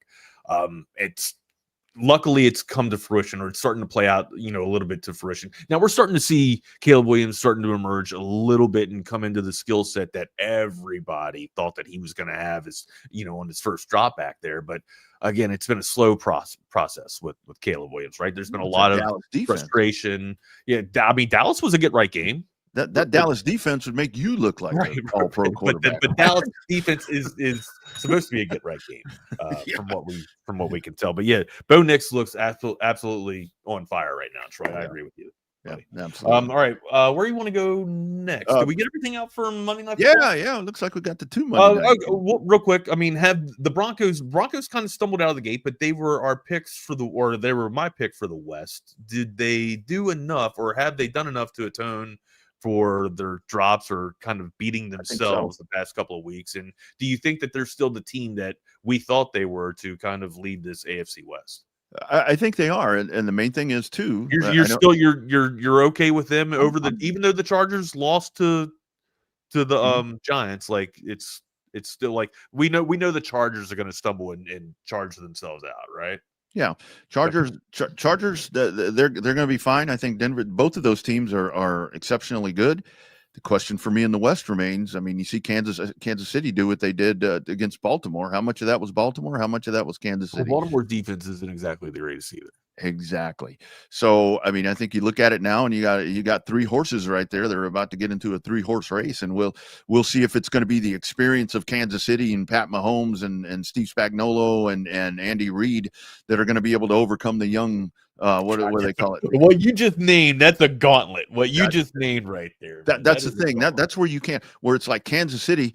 Kansas City's done. No. Not with those three people around there. Absolutely not. So I don't know. It's about to get good, but yeah, week 4, it's a good point to where you go and you reassess everything. I mean, some of the sound that we'll have from Sark is he's talking about at week 4. Where are we? Yeah, that's the first quarter football, right? Like the first quarter of your season's done. You know, it's a good evaluation process, right? To go back and after the first portion of the campaign, you can take a step back and assess, most of your faults, honestly. Like, what you do well, you've identified what you've done well. Yeah. You've had that going throughout practice, right? But now you've had a nice, at least tape or window of opportunity to see where you've actually had your falters, right? That's the stuff where you can actually kind of regress and kind of hone back in here and kind of make things happen and fix some things. Real quick though, before we get to the Sarkeesian, we would be remiss if we didn't talk playoff baseball. Oh, dude, I'm here to tell you. We got some nooners coming up today, so I think we better get this chaotic stuff out of the. You read my mind because I was about to say I was going to play the Tom McKay spot. Okay, yeah. And the reason I'm going to tell you, you see me shake when you see me shaking, you ask me if I got to pee or something like that? Oh no. Okay, I thought you see me shaking or you're looking at my screen or whatever. So after we get off the show, I have to go drop off my work vehicle at the shop for some repairs for a trip. I'm going to Biloxi next week, so I'm going to go get my truck all whatever, get it all ready to go. Then I'm going to come home. Wags, I don't have a work truck. I'm going to sit home all day and watch baseball. I can't leave. I'm stuck here. You don't have. Oh wait. So do they normally give you a work truck? Oh yeah. They give you a car. All right. Yeah, I have a great work truck. I mean, I still have my car, but I'm not. For sure. But yeah, you can't go nowhere. Hey, do me a favor. Hit this damn commercial. I'm doing it right now. I'm watching baseball today with Tom McKay. Hi, this is Tom McKay, owner of Audiovisual Consultations, and we'd like to take a moment to thank all of our clients for making the last 37 years both fun and fruitful. If you haven't yet, I'd like to invite you to give us a try for all your home electronics needs. There's no need to leave your home to find great pricing and incomparable service. No traffic, inexperienced sales geeks, or pushy showroom tactics. We come to you. So just relax, hug your kids, and smile. We handle all the work. Just give us a call at 255-8678 or online at avconsultations.com. That's right. It's going to be baseball galore here with Stadium Food. I got all my Stadium Food ready to go as well. Got some Altstadt beer that I might be indulging in a little bit later on after I get that vehicle dropped off. So check out AV Consultations, 255-8678. Also, if you're looking for that new vehicle, and I'm talking about going to get my work truck serviced, service after the sale, because service bays galore, cars everywhere, new and pre-owned cars, trucks, or SUVs out in beautiful bee caves. It's Covert Bee Cave. You see Covert everywhere. It's that personal level of just feeling like it's a personal family interaction. The customer service, it's impeccable. It's unlike anything I've ever experienced buying a car. Over the 30 years that I've been buying cars from them, I feel like I know them and they know me. Covert's done an amazing job of making me feel valued. If you purchase a vehicle and you want to feel like you're part of a family, join the Covert family. Come and experience it for yourself. Covert, born and raised in Austin. Absolutely. Nobody beats a Covert deal. Not now, not ever. Check them out today at covertbeecave.com. Also, I want to tell you about my man, Mike McCall Custom Homes. McCallCustomHomesATX.com. If you're looking for that home renovation project, no matter the need, whether it's in a kitchen area, whether it's in a bath area, outdoor space, looking to get the outdoor space renovated, looking to get an outdoor space built, whatever it is, or if you totally want to gut your home and start over, that's a true technical term, construction term. You want to gut your property and start over. And here's the other part. I've mentioned this a couple of times. There's a term in construction called good bones. When you have an older house, they'll say, well, it needs some work, but it's got good bones. That means that the fundamentals of the house, the framing, slab, all of that, the bones are good. That's the other thing that McCall Custom Homes is going to figure out. When they were doing our bath renovation, they went in there and found out where that tub was sitting that is now my amazing shower. There was some stuff under there that was maybe somebody took some shortcuts on. Maybe somebody was trying to get to break. Maybe somebody had something to do off work for a week or something, for crying out loud. They found some stuff that we'd have never known was going on, and they took care of that. And that's peace of mind right there. That's what you're going to get with McCall Custom Homes. Over 4 decades, his father-son team has been doing it for Central Texans like you and I, and they can do that for you. Great news is free estimates if you're a Texas Sports Unfiltered listener. 512-633-9580. Hit up our man Mike. He'll get there, and like I said, they're going to have your vision, and then he'll say, hey, what do you think about this? And the thing about it is, there may be something that they suggest, and you're like, no, let's go ahead and do it my way. They're not going to sit there and beat you up. It's not like when you call, you're trying to do your phone plan, and they're like, oh, no, do this. No. Put your visions together, and that's what you're going to get. McCall Custom Homes, ATX.com. Check them out. We build value into your home. McCall Custom Homes. Baseball.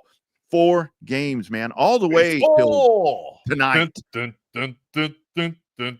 I will tell you, baseball. It's very weird. I have stake in the MLB playoffs because I happen to like these MLB playoffs. But this is the first time that you're watching it without your team. This is weird, right? This is weird. It's been a long time. It's been a long time where I'm like, probably not going to be biting my nails unless I call my cousin, but. It's like, just sit there. Are you throwing money down on the postseason? I don't, I want to on Milwaukee. I really kind of thinking Milwaukee I don't know. I don't know. They may get bounced. I mean, you may get bounced. You got some time off, but is it the Phillies' year this year? I don't. That's what I'm so excited about. Is I don't know whose year it is this year. I want to have Walsh on, give him a little Phillies preview and because he's writing for RotoWire. RotoWire. He's writing for RotoWire down there for baseball now. Well, it's like when I text you this morning to where, and I don't mean that, where to me this kind of feels like a crapshoot, and I don't mean crap as in crappy. Yeah, I understand what you're saying there. It's just a lot of teams with really good stories. I mean, three of these teams have never won a World Series, so I'm genuinely wanting to go that direction with the Brewers, the Padres, and even Seattle. Arms. That's my question. Do they have enough arms to get there? And they've gotten inconsistent on offense a little bit here in the stretch run because they had such a feel. And then I look at the Reds. I look at some of the intangibles on the Reds, and it's like, how the hell did they even get in the playoffs? They don't have a 15-game winner on that staff. It's like, how are the Reds even here? But you know what? If the Reds get hot today and go on a run, none of that shit matters. So, yeah, I think this is going to be a great bracket of playoff baseball. It starts today at noon. And the last one starts at, 8 something? Yeah, like all day. All day. So I'm sitting here asking if the Brew Crew's got the pitcher in it. Like, that's my ultimate question, right? Like, I think they got a day one and a day two guy, but when they get to Quintana, I think that's when they're gonna get touched up, right? Like, so Brewers in a best of 7, I think, are scary and tough to bet on, man, just because of the arms and the pitching there. Which sucks because it'll ruin one hell of a year for Peralta there. And like Delgado says here, can you imagine Brewers and Mariners? Okay. Go ahead. Sorry. So like Delgado says here, can you imagine the Brewers and the Mariners in the world? That'd be I would love it. That would be a fun to me. Yeah, to me that's a fun World Series. I'd love it. Small town clubs. That would be a fun. Totally. And I read something this morning on one of the Sports Business Journal things to where baseball ratings are up.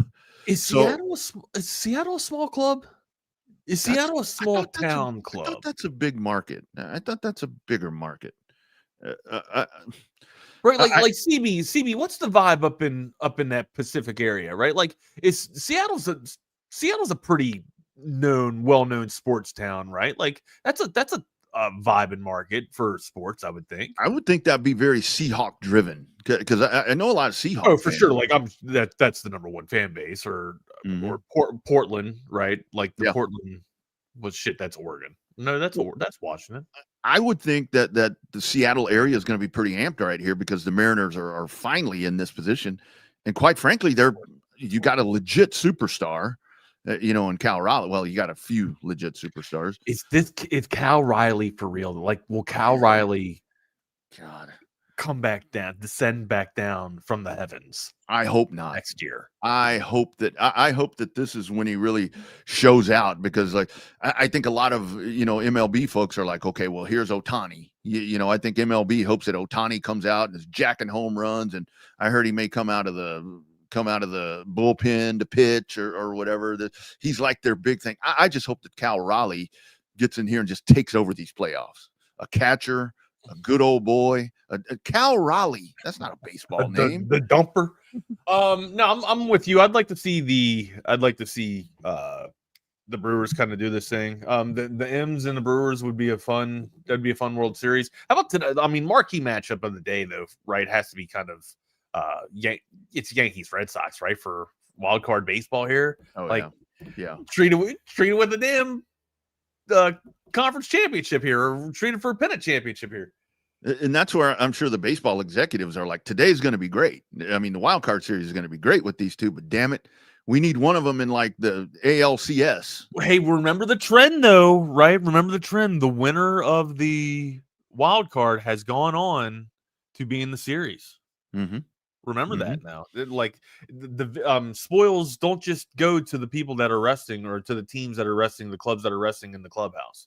So if you're hot, if you're active, and you're playing in the wild card, history has shown that the baseball gods will be sitting in your dugout during the World Series. So yeah, and to the question right there, I do think that if let's say that Seattle does roll through and win this, I do think Rodriguez would be the MVP over Cal Raleigh because he's going to, my cousin, it would be him over Cal Raleigh. But I just hope that Cal Raleigh goes in there because I think a lot of maybe folks that don't follow a lot of Seattle baseball that maybe have watched how Cal Raleigh has joined this elite club of catchers with what he's done with home runs and so forth. Now he gets into their living rooms and becomes, an even bigger people star that than don't he get is. to watch the Brewer the M's on a nightly basis or don't have MLB TV or stuff like that. No, for sure. But I mean, like that's the thing though too. I feel like ESPN or I feel like national coverage has been putting the Mariners on TV, or at least in flex situations because of the season that Dumpers had, right? Yeah. Yeah. I'm sorry, Riley. I can't call him Dumper. I just can't. Like I can't do that. Yeah. It doesn't come off naturally. Well, I guess it does. It just did. So yeah. Well, and of course, the other storyline is Aaron Judge. I mean, can this guy finally? I mean, good. I mean, can he? I hope he doesn't. I mean, just because if anything, it makes that continue to where it's like Aaron Judge can't win a championship or has not won a championship. I shouldn't say can't. But yeah, I mean, it's going to be a fun day of baseball. Padres Cubs, I think, will be a good series too. I mean, Tigers Guardians is going to be a fun one. That'll be this is a good round of wild card baseball, man. I love the I love this setup. I mean, I love what we have here. Reds have a good offense to kind of rival the Dodgers here, right? I don't think they have the arms, but yeah, I think the Dodgers are the best team in the wild card. But yeah. Yeah, but I mean they were supposed to steamroll through sure. this. I mean, this was already bought and paid for. This World Series was paid for already. Pretty much the Cubs too. I mean, because the Cubs went and they made some moves. They made some acquisitions, right? They got very free with their money there, but still nothing like the Dodgers have been over the past 5 years acquiring every major league anybody. All-star. Yeah. So I don't know. I guess that's the other part to where it's like, yeah, the Astros aren't in this, but Kyle Tucker and Alex Bregman are. So it's like, well, hell, right. Okay. Right. So do you have any love for the Red Sox then? If I have to pick one, if I'm not picking, if I had to hit the stadium, if I have to pick one team, I'm picking the Red Sox. Yeah, I would. I'm not picking pinstripes. Yeah, just as a sports fan, I would pick the Red Sox over. Sorry, Sal. We love you, Sal. We absolutely, and we love you, but I can't get down with New York Yankees. And speaking of spending money, where are the Mets? Turning in their shit today. they're turning in their uniforms. The worst team money can buy. That is I mean, they can't help themselves, man. It's Bobby Bonilla. It's Bobby. We'll keep blaming it on Bobby Bonilla. And that's where baseball to me, that's one of the coolest things about it. It is so humbling, dude, to where it's like you go out and you spend all this money and you still can't get in the playoffs. Game of failure. Yeah. Yeah.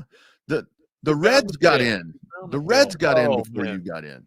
Yeah, hey, we got some Sarks down that we need to get to if you want to get to it. Yeah, absolutely. Probably good time. Yeah, kind of teased it a while ago. One of the questions, obviously, his Monday availability there. And one of the questions to Steve Sarkeesian. Hey, I'm sorry, real quick. Did you hit Hurricane Hecht? No, I didn't hit Hurricane. Okay, no, I'll pull it up. I'll pull it up real quick. We'll get him after this. So, obviously, like we were talking about, going to what have you learned about your team? I mean, we think we know everything that Sark has learned about his team. What have you learned after 4 weeks? We're really good when we play complementary football. And that's probably the same for everybody, but I just know looking at us and that when we get stops, when we create turnovers, when we take those turnovers and create explosive plays and score points, that momentum builds for our team. We've been at our best historically around here when we start fast, when we score first. I think we're like 20-1 in our last 21 games when we've scored first. And so, part of that is, there is momentum in football and there's nothing like momentum. But you could see the difference in our ability to start fast a week ago and the energy starts to spread throughout the team on offense, defense, and special teams. And so how do we create that, right? And how do we get to a point to where that just the normal for this team? right? And we can't rely on those past teams, but this team. And so I do think we've got a pretty good understanding of specific players, of things that they do well. I think we've got a better understanding of areas on the team where we can excel in all three phases. But then there's been areas where I think we need to improve upon if we want to become the team that we think we can become. And I give our guys a lot of credit. They went for it last week, and they took the challenge on some areas where we wanted to improve. And they came back today with a real sense of confidence of things that we worked on last week. We came out today and executed at maybe a little higher level than I was anticipating, which is a good sign that we stayed engaged, we stayed intentional in our approach. And so, we'll see. Like I said, this is now, we got to do it for the next 4 days after this to put ourselves in a really good position to play. So a couple of things about that, like I understand about scoring fast and playing loose, right? But also, and sure, that's going to, make your team or allow the team to kind of, I guess get into, their natural setting or their natural type of rhythm, right? But also I think the team kind of embodies what the coach's philosophy and the coach's attitude is too, or the coach's psyche is too, right? Like if Sark comes out tight, the team's going to be tight. Yeah. Right. Like, so I think it's just as important for the Longhorns to score first, not just for, for the players, psyche and mentality too. But I think it also allows Sark to kind of, just open up his bag too and kind of get a little bit comfortable, right? When Sark gets scored on first, it looks like he gets he gets off the script or tries to force things maybe too much. I don't know. Again, I think the team kind of embodies off of what Sark is going to kind of, give off. And if that's, being loose and playing easy and lax and comfortable, I think that's the attitude and approach to go. Not so much, be all tight and comfortable. So I think it's kind of, both, with Sark's ability and also with the player's ability. Yeah. And I think that I'm not saying that I don't disagree with him. I think it's also that, with that comes, the ability that the kids are reading off of Sark's psyche. And one complements the other. I mean, it all complements each other. And I think one of the things that we're going to talk about, throughout the week as we come along, I mean, Florida, they're having their struggles. They have, whatever. We'll talk about DJ Lagway. And there's a lot of Lagway sound too, don't we? Yeah, we've got some sound.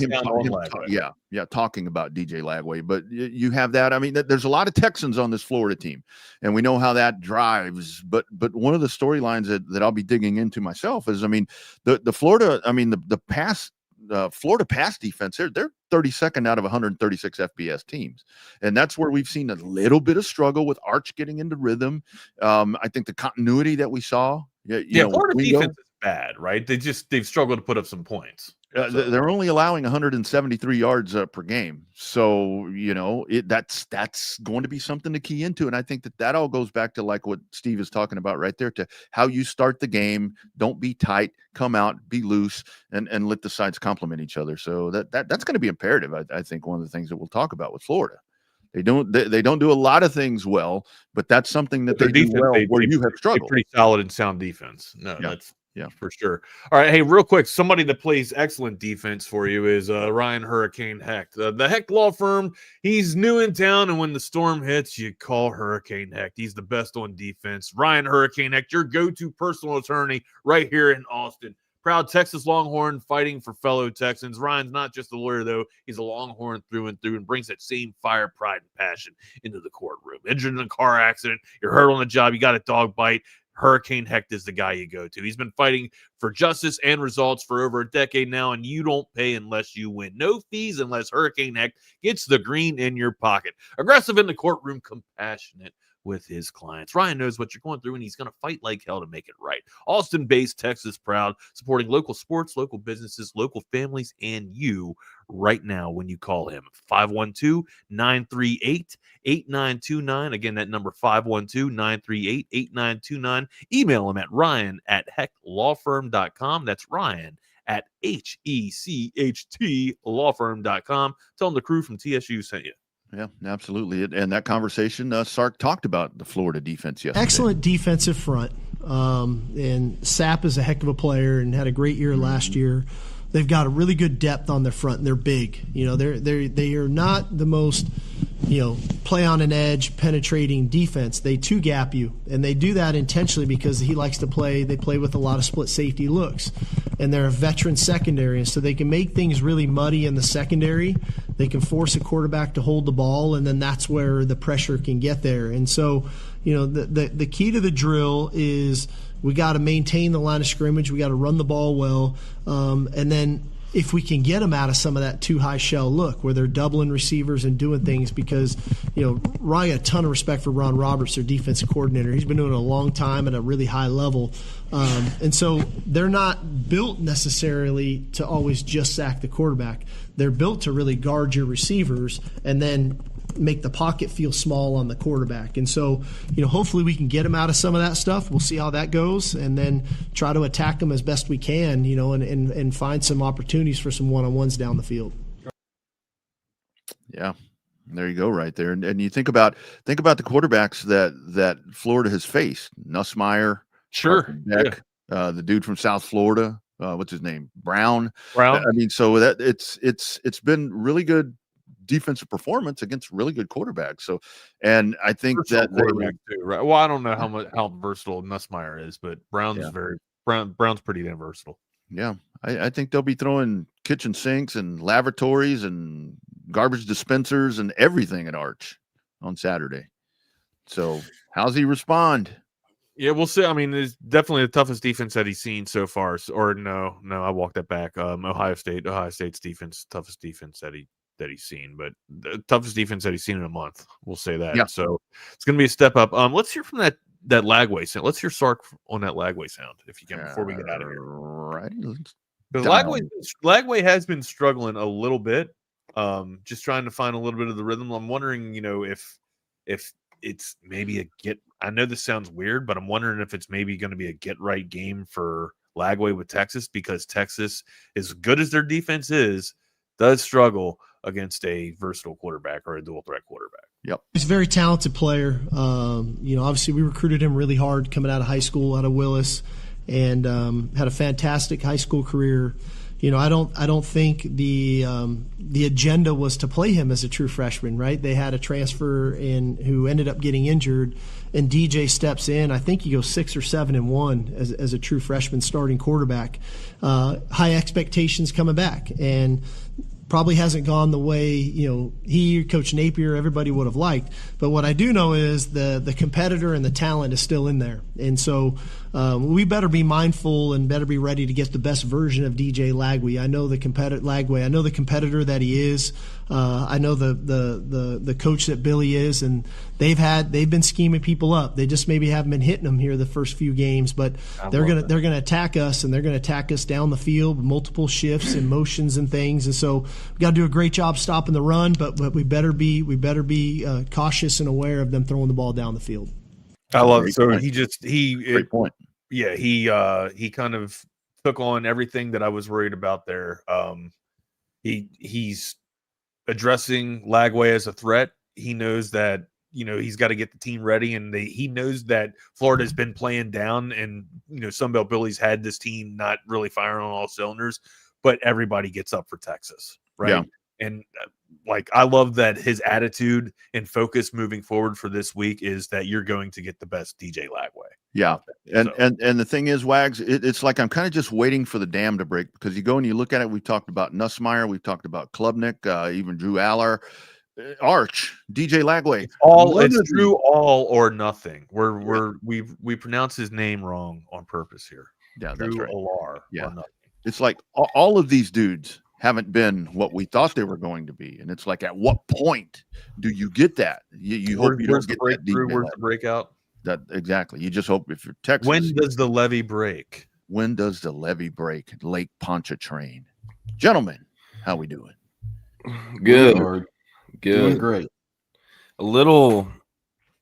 Sark said they recruited him hard. They never offered DJ Lagway. I didn't think they did. Why are we lying? We got proof of this, Mr. Sarkeesian. You better call him out on it. No, I'm not. I mean, they probably had multiple conversations with him and brought him on campus early on, but they never They were never getting him, and they knew that. Once they got Arch Manning, they lost hope of getting like any true difference maker at quarterback in 2024. They knew they were going to have to go, project long-term developmental, and that's what Trey Owens is. And it appears he's already been passed by KJ Lacey. So curious what that means in 2027 with the 2026 take being kind of a similar profile to Arch Manning. Is it being Diabell, another top quarterback 5-star? So, yeah. But I mean, hey, Sark, he's always going to be very respectful of the opponent, no matter who it is. So, Absolutely. So, yeah. I don't know. It's like, boys, any playoff baseball? None in Houston, none in Texas, actually. Oh, yeah. Bruce Bochy. Bruce Bochy is no longer. He's still alive. He's not dead anymore. Bruce Bochy. Well, you probably, I mean, if you want to drink a nice strong bottle of scotch, call Boch up. He'll be ready. He'll be ready for that bottle of scotch. No. He's probably already drinking that bottle of scotch. Knowing him. Yeah.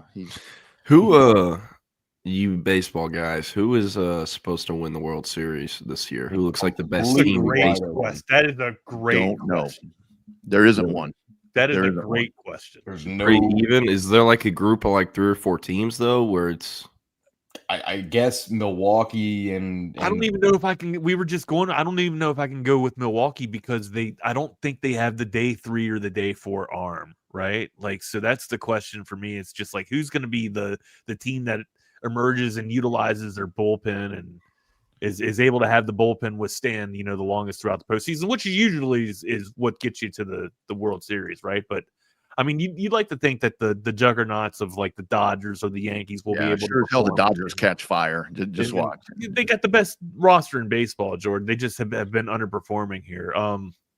The story for me, the best thing that I would love to see would be the Brewers go, just because, they're a small market club. I don't want to see any of the big market clubs get there. Any type of small. We were joking about like the M's, the Seattle Mariners, and the Brewers as a World Series. I would love that World Series. That would San be Diego. What about the Cubs in between there? I could do. I mean, Chicago's a big market town, though, right? Like, they in the postseason? Cubbies are playing today, man. World Series, wild card baseball. There we go. Hey, they make it to the World Series. Hey, we were talking about that a little earlier. They spent some money this year, man. They got some talent back. You still got Anthony Rizzo, Chris Bryant back there, huh? That's a law. Those days are gone, buddy. Those days, early on, baseball was like the first sport I fell in love with. That was the sport I was best at. I should have stuck to it, to be honest. But Cubs were always my team. Dad lived in Chicago for a few years, had season tickets, so that was the team. You remember like Jake Arrieta, like his. So I have Jake Arrieta's Baltimore practice gear. Nice, like like his worn gear, his worn shit, his jock. Hey, he lives in Austin. You might be able to go find him and get it signed. So I got it from his brother-in-law or his ex-brother-in-law. I went to school with his brother-in-law. I'll just say that. So or his ex-brother-in-law. So. No, the most I've ever watched baseball in my life was when the Cubs won it in what would have been 2016. 2016 came back down 3-1 versus the Indians. Sure, watched most of their playoff games, but since then I've not watched any baseball seriously. That's gonna be a good one. Tigers and Guardians today too. I mean, there's a lot of good wild. I forgot they're even the Guardians. Oh, it doesn't matter. Indians, Guardians, it don't matter. You know what's kind of funny though? Cleveland High School, who Jermaine Bishop and Willis played last week on Friday. Guess what their mascot is? The Indians. Indians? Yeah. Well, hey, Turbo, we still get to see King Tuck and Bregman. They're just not playing for the right team. That's a good one. Stripes and stocks today too. There's a marquee matchups that you would see in like the ALCS or the NLCS. You're getting a little bit of a taste in wild card baseball. So at noon today, right? We're first pitch at 12:08, and then noon. Some nooners today, boys. Nooners all day and all night. Hey, Jordan, speaking of that with the Indians, so I've done a couple of Westwood games here the last couple of weeks.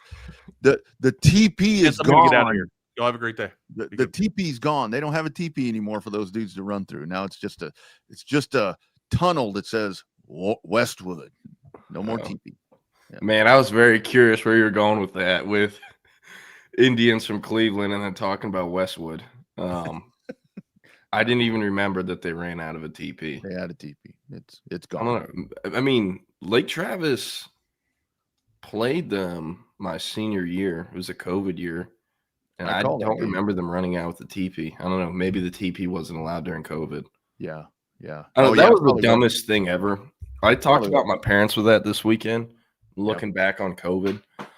Like, they would play an entire football game, sweating on each other, running into each other, bumping in each other, breathing each other's air. And then at the end of the game, they can't shake hands. They just wave across the field. I know. I always thought that I'm like, what is it? They played the state championship in like the third week of January too. They're near spring by the time they played. Yeah, but it's ridiculous. Yep. All right, I don't know. No COVID talk today. No. Just, you have a good show, guys. I'll see y'all mañana. Yes, sir. Appreciate you, Rodney. Yeah, shit. OJ McClintock mentioned Will doesn't know nothing about OJ McClintock. But it's all good. Not many people do. He never really made it like he was supposed to. Anyways, welcome into the Lone Star Playbook of Jordan Scruggs. That is Will Turboff. Will, where do we want to start? College football last weekend, college football coming up this weekend, Texas, Florida, recruiting. Up to you. Point us in the right direction. College football this past weekend, because what a time for Texas to have a bye week and everyone in here to have an opportunity to sit on the couch all weekend and watch some ball. Started off hot Friday night in one of what I thought would be the greatest game I've ever seen. FSU and Virginia, just all the classic twists and turns of an elite college football game. Chandler Morris now, I believe, starting at his fourth different program. Is this? That is correct. Well, third, I guess.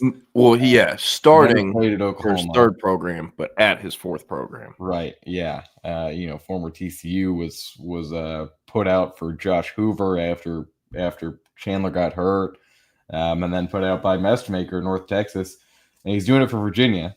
And man, this Virginia offense looks legit. The running back is a true threat. They have some actual receivers. I have not seen a Virginia team that looks this good in a very long time, at all in the NIL or for sure. It could be the best team they've had with Tony Elliott, and that's saying something. Actually, that's not saying much. I had it wrong there. They get this win. I saw this one coming, I think, on the show. I said Virginia by 7 was a nice little bet there, and it sure was. Florida State is not fraudulent at all, though. I really think that they're going to compete with Miami this week, and they're going to continue competing in the ACC. But the ACC, and we'll talk about it a little bit more as we go through some of these other games, but as wide open as it could be. More wide open than the MLB is right now. Yeah. Hey, you mentioned Virginia looking like the best squad they've had in a while. If you remember, last offseason, there was an anonymous donation of $30-something million for their athletic program, specifically for NIL stuff. And I talked about it a lot last week whenever Nick and I were talking in-depth UNT football and the problems of G5 football on Friday. But North Texas, they're like, come on, Chandler, we got $300, $405 grand for you. Come back one more year. He said, nah, I'm getting $1.2 million per year from Virginia. I'm going out with a bang. Yeah. Which he did the decision all of us would have. But I think the thing that every year this is the most valuable thing in college football, but I think you're really, really seeing it this year. Having a veteran quarterback who's been in the fire, who's been in these crazy away game atmospheres, it is invaluable. Tommy Castellanos, as much as, and I know they lost to Virginia, as much as we want to make fun of him, he's a veteran quarterback. Diego Pave is a veteran quarterback. Garrett Nussmeier, they just lost, veteran quarterback, So a lot of the top teams, I feel like, even Drew Aller, Penn State, as bad as he is, he's veteran quarterback at this point, So I think that's been interesting. And the crazy thing with Chandler Morris is That year, TCU went to the national championship and got skunked by Georgia. Chandler Morris was their starter to begin the year. They went to Boulder and I believe beat Colorado. It was the final year at Colorado without Dion. And he broke his ankle in that game. It was like a 9 o'clock Friday game because I remember watching it late at night after the Lancaster sock game. And then he broke his ankle, didn't really play the rest of the year. Duggan obviously went crazy. The rest is history.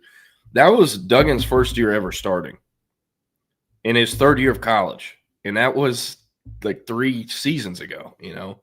He's been around the block. So happy for Chandler, hoping he can parlay his final year of college into maybe an NFL career. But yeah. We'll see about that. May be a little bit much at this point. Oh, yeah. But we'll see about that. The guy's 25 with an extensive injury list. And you know what he's got a future in no matter what? Accounting? Coaching. His dad's Chad Morris. Coaching. Oh, yeah. Yeah. Jeez. Accounting? We'll move on. We're talking about TCU. Loved that game, too, with the Frogs and Arizona State. Man, Arizona State finds a way to win these games, and they're becoming more unlikable by the week. I don't like the way Arizona State plays. I think they have one thing, and it's find Jordan Tyson and hope that we're playing some bad run defenses, and that's what they've been doing. Arizona State is not a team that is very highly ranked. They dropped a game to Mississippi State, and I don't even think they're considered, a top 3 contender in the Big 12 right now. But they will be overrated for the remainder of this season if they keep pulling out wins like this. That's a ranked win. And if you want to call it an upset or whatever, go for it. They were favored in that game by 3, and they should have won by more than that. This TCU team, like I said on Thursday, is not good. Josh Hoover is 75% there for you every game. And then he literally just hands the ball off to the defender at the end of the game. And it seems like there's been a play like that every single week. Good win for Arizona State. But like I said, this is one they should have won by more. And they will struggle in the Big 12. The last one from Friday, I can't believe I ended up talking about all 3 of the Friday games. But Houston and Oregon State in just a ridiculous game where Oregon State is leading 14-10 at half. I believe it was 14-0 at one point, or at least 14-3. Houston starts to come back a little bit in the third quarter. And then Malik Murphy does Malik Murphy things. They find a way to not extend drives at all. They can't hold on to the ball at all. Houston sends it to OT. And then, of course, all they need is a field goal in OT. They come back from 14 or whatever it was. This would have been – to say this would have been a bad loss for Houston is an understatement. This would have been pretty bad. I mean, Oregon State is now 0-5. They've gotten blown out by just about everyone. They lost by 19 to Cal, 9 to Fresno State, 31 to Tech, and Tech called the dogs off early too. And they have, now it should get a little easier. They have App State, Wake Forest, Lafayette, Wazoo, Sam, Tulsa, and Wazoo again. I suppose this team could pull out 3 wins, but Jordan, here's a good question. I'm critical of Malik Murphy, and I think that he loses you some games. At the same time, I think he played a very nice role for Duke, and while he did lose them a couple games, he helped them win a couple more.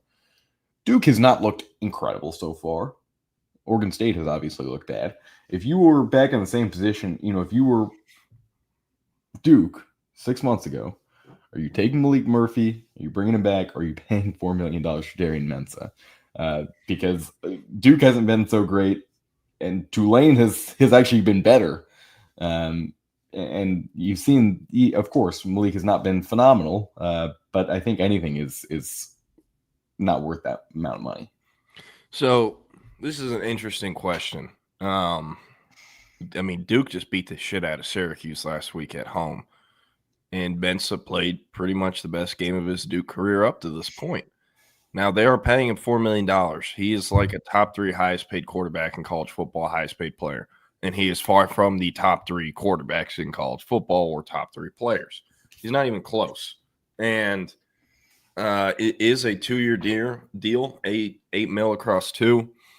So I think he is expected back next year, even though I believe he will be eligible to leave for the draft. I doubt he does at this point. But, I mean, it's, you know, with what we've seen so far, it's hard to not say, you know, they did the right thing, I guess. And when you look at the season Malik Murphy's had, when you look at the season Mensah's had, do I still think that warrants paying Mensah $4 million? Fuck no. But, you know, it is what it is. Malik Murphy struggled. Duke has, you know, struggled at times too, but they're not 0-5 or 0-4, whatever Oregon State is. And I think too, like, a lot of people are like, how is this Mensah guy getting $4 million? How did this come about? Well, let me let you in on a little secret. A lot of tampering and transferring, like weeks before they go in the portal, deals are done. The week OU beat Bam at home the week OU beat Bam at home in Norman by running QB power with Jackson Arnold 30 times that night and getting a Kip 6 from Jalen Milroe. That week it was like a done deal. They were getting Napier and Arbuckle. And with Duke, you look at the season that Darian Mensah had last year, his performances started really trailing off towards the end. So how'd they get to that $4 million number? Well, my assumption is there was some backdoor deal agreement with the agent or Mensah or his family where they were like, hey, it's week 7. You're coming to Duke next year. You just got to go in the portal in a month and a half, and you will get $4 million per year. That's what we're doing. Because Jordan, hold on. If this was the week that Alabama beat or lost to Oklahoma, this was early in November, middle November. Well, no, I'm saying differently for Mensah because his play was like this throughout the year. Like he peaked around week 7, week 8. With the point I'm trying to get to, there is no way that after 12 full games or however many he played at Tulane, they talked to him and $4 million was the number they came up with. That, like, his market, his price isn't that high after 12 games. It might have been after 7 or 8, but his last few games were not great at Tulane. And, I mean, you brought it up. They look better than they did last year with Mensah, and their quarterback they're playing this year literally showed up in, like, July because he got kicked out of BYU for having consensual sex. So, I mean, I don't know. And what a job by John Summerall, too, getting Retzlaff up to speed, ready to play. I know he's kind of a veteran quarterback. He's been in college for a minute, but – I mean, it's no easy task to get a guy in the summer, and, you know, he's rolling out there week 1. And, you know, I mean, Tulane, they just beat the shit out of Tulsa in a non-competitive game at Tulsa the week after Tulsa just got Mike Gundy fired. I know Oklahoma State stinks. A lot of G5s could take them to the woodshed, but, like, Tulane's not a bad squad. They're still in it to some degree with UNT, USF, a few of the G5s to that playoff spot. So, yeah. But I went 0-3 on my bets on Friday, so I'm ready to get to Saturday if you want to hit on there. All right, let's get to Saturday, where I thought, you know, let's just go big games first. Didn't have a chance to watch the 2 late games, or at least the second half of both of them, but have watched now the extended highlights of the Penn State-Oregon game. My biggest takeaway is not that James Franklin is terrible against top 6 teams, 0-15 in last 15, 2-22 overall. It's not that the Penn State offense looks the same as always does. It's not even that Dante Moore has looked like the most complete quarterback in college football. It's that the Drew Aller hate needs to stop because he threw some elite balls in that game. And there are some duds mixed in there, but there is a good reason why this guy is going to be an NFL draft prospect. There's a good reason why he's the quarterback for Penn State right now.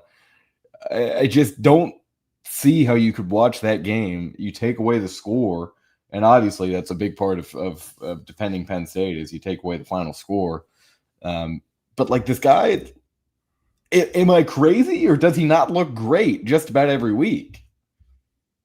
You're talking... I'm talking about Drew Aller. I don't know, man. He shows some the flashes. The narrative. He's more consistent. Look, I'm agreeing with you. He's playing better than he ever has. He's more consistent than he's ever been. But a lot of his projection is still, kind of what he can be. And that's okay. That's okay. But yes, I agree with you. He has gotten better. He certainly has not played well, though, at times this year. They are 4-1, though. And the 4 teams they played prior to Oregon were, basically equivalent to Sam Houston level. So, it's not the easiest evaluation, but he's out of eligibility after this year. I'm almost positive. So he's got to figure it out. And he looks like he's on the path to figuring it out. So curious, but Will, can't remember if you just said this. James Franklin is 4-21 against top 10 teams, 16% winning percentage against top 10 teams. Big game, James. Yeah, 2-22 all time, 0-15 in the last 15. Before we move on to another game, Steven here said it took him, talking about Drew Aller, until the last few drives, though. Doesn't that matter? Yes, this absolutely does matter. This seems more of a coaching and game plan thing. And I will say some of it is on Drew Aller. There are some duds mixed in there. There's some strikes that shouldn't be strikes. But for the most part, I'm not seeing guys play more complete games than he is. Even Dante Moore, who I think is obviously had a much better season. Even Marcel Reed. Hell, even Mendoza. It's hard. It is harder than ever this year for guys to string together consistent games and even consistent drives. So I'm more worried about what you play like in the big moments. And I thought Fernando Mendoza has played extremely well in the big moments. I think Dante Moore has clearly proven that he's played well in big moments. I think Nussmeier is the worst big moment player in the country. I think he refuses to make a clutch play, and I will continue to be on the hate train there. Time tells with Arch and a few other guys, but I know they didn't win the game, but he looked like the winning quarterback of that game. And this is coming from someone who has been on Team Dante Moore for years and years now. Yeah, I'm a Steven Delgado here. He's on the way, but not all the way there. And I will say, too, we have to bring up, Penn State pretty much let their whole entire receiver core walk because they were like, you guys stink. We only threw to Tyler Warren last year and went and spent a lot of money on Trevor, Pena, a few other guys. Pena was who led Syracuse in receiving yards last year, who led the country in passing attack. So, Pena hasn't really been – he hasn't lived up to the investment with how much they're paying him. The other guys haven't really either. So I could have told you that. I'm not saying you can put all the talent in the world around Drew Aller. It's not going to matter. But Drew Aller is, let me say this, Penn State is more focused on identity than I think a lot of people realize. The type of identity that people give credit to Notre Dame and Alabama for, where their players, it's really about meshing together. It's the way James Franklin coaches. This is not a pick and pop team. Drew Aller has not had a consistent receiver since he's been the starter there. Heller has been a consistent receiver since he's been playing there. Yeah, Tyler Warren's the only one, and he's a tight end. Right. He's never had a chance to connect with someone, and that's, you can say that about so many guys over the last few years, and most of them, quarterbacks that did not end up panning out because they didn't have an opportunity to show themselves with an elite deep option. And I think Trevor Pena could have been that, if not one of the best rack guys in the country. But he's coming in on Drew Aller's last year.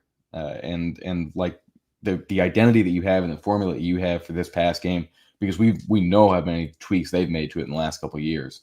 I think it was just too hard. And we're 5 games through. That could change. But I'm confident not that Penn State will win any playoff games or the Big Ten championship or anything, but they will remain very competitive. And I guess you could say that every year for the last 25 years. But I've got a feeling that they're gonna stick around. Yeah, another team, unless you got something on that. Yeah, I think Penn State dodges Michigan, but I don't know if you're really dodging Michigan. They're not that good this year, but I believe they have Ohio State later on in the year in Columbus. Might need to double check that though. One more thing though, I want to say, Nick Singleton, the running back for them, very disappointing career. His freshman year, he was awesome. I don't think he's really had any major injuries, or at least ones that I can think of. But not really. Came back for year 4 to improve his draft stock, and I mean, he did not look amazing versus Oregon in the time I watched. I really only saw the second half, I will mention. But, I mean, with Singleton, it's almost like, man, this is kind of Donovan Edwards-esque, you know? Yeah, but Penn State has maybe the best running back core in the country. Yeah, I know. They also have they have to feed both guys. It's like you could have said 3 weeks ago, oh, man, Jeremiah Love's having a very disappointing year. And he was. But, you know, when you have cores like this, you're able to showcase guys on different days. Nick Singleton is averaging 3.8 yards per carry. He's not been great so far. But Katron Allen is getting close to 350 yards, 7 yards a carry. And Singleton has been more the short distance guy. You know, he could still be around next year. I think he, at this point, will be because there hasn't been a ton of production from him. I mean, he might be out of eligibility, but hey, he's in year 4. I'm pretty sure he could have got drafted last year. Might need a fact check though. Want to hear something crazy about Nick Singleton though? Sure. He's one of 3 running backs out of high school, and I believe it is the last 15 years, that has thrown a shot put over 50 feet, and I believe it's either gone sub 11 or sub 10.8. Do you want to guess the other 2 running backs? I don't know, Jordan. Saquon Barkley and Quentin Joyner, who's now at Texas Tech, went to USC out of Manor. Those are the only 3 running backs out of high school in like the last 15 years that eclipsed 50 feet in the shot put. Neither went sub 10.8 or sub 11 the 100 meter. The only 3. It's a cool stat. Yeah. What in the world does shot put have to do with running back? Explosiveness and just overall strength. Like have you seen how Saquon Barkley and Quentin Joyner are built a lot more similar than they are to Singleton? But I mean, I love Quentin Joyner. He was going to be the bell cow, get the Taj Brooks carries, the Taj Brooks load at Tech this year, and then he tore his ACL in fall camp. So I guess that's put off till next year, unless he enters the draft with, coming off a torn ACL. So I don't know, but I wanted to bring that up because that is like in the scouting community at high school, so many people love Singleton. He was phenomenal as a true freshman, and he kind of just plateaued a little bit, but we'll stop talking about them. This is a great comp though for Drew Aller. I think he'll be a better pro than in college. All right. Or actually, no. I'm assuming you saw this. Yeah. Dan Lanning. No, he's very intense, and that's what you want out of your coach. Does it look like it? Absolutely. But I don't think he is. I think that's just how he be. Yeah. And I'm not gonna, I don't. Maybe Dan Lanning's watching the show. I'm not gonna accuse him of anything. So. You don't think Dan Lanning's doing that booger sugar? It's what 8:00 in Eugene right now. He's probably tuned in.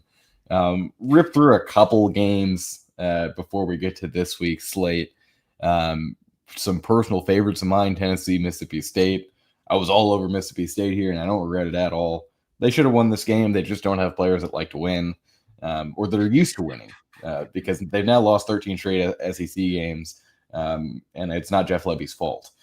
It's not Blake Shapen's fault either, but man, who had some bad plays there. It's because they're going to be just all right at some point. But God, do they need to get rid of like 50 guys on this team? Because half of them play like they are on an SEC contender level team, and half of them play like they're playing at Southern Miss. And Shapen is actually in between there.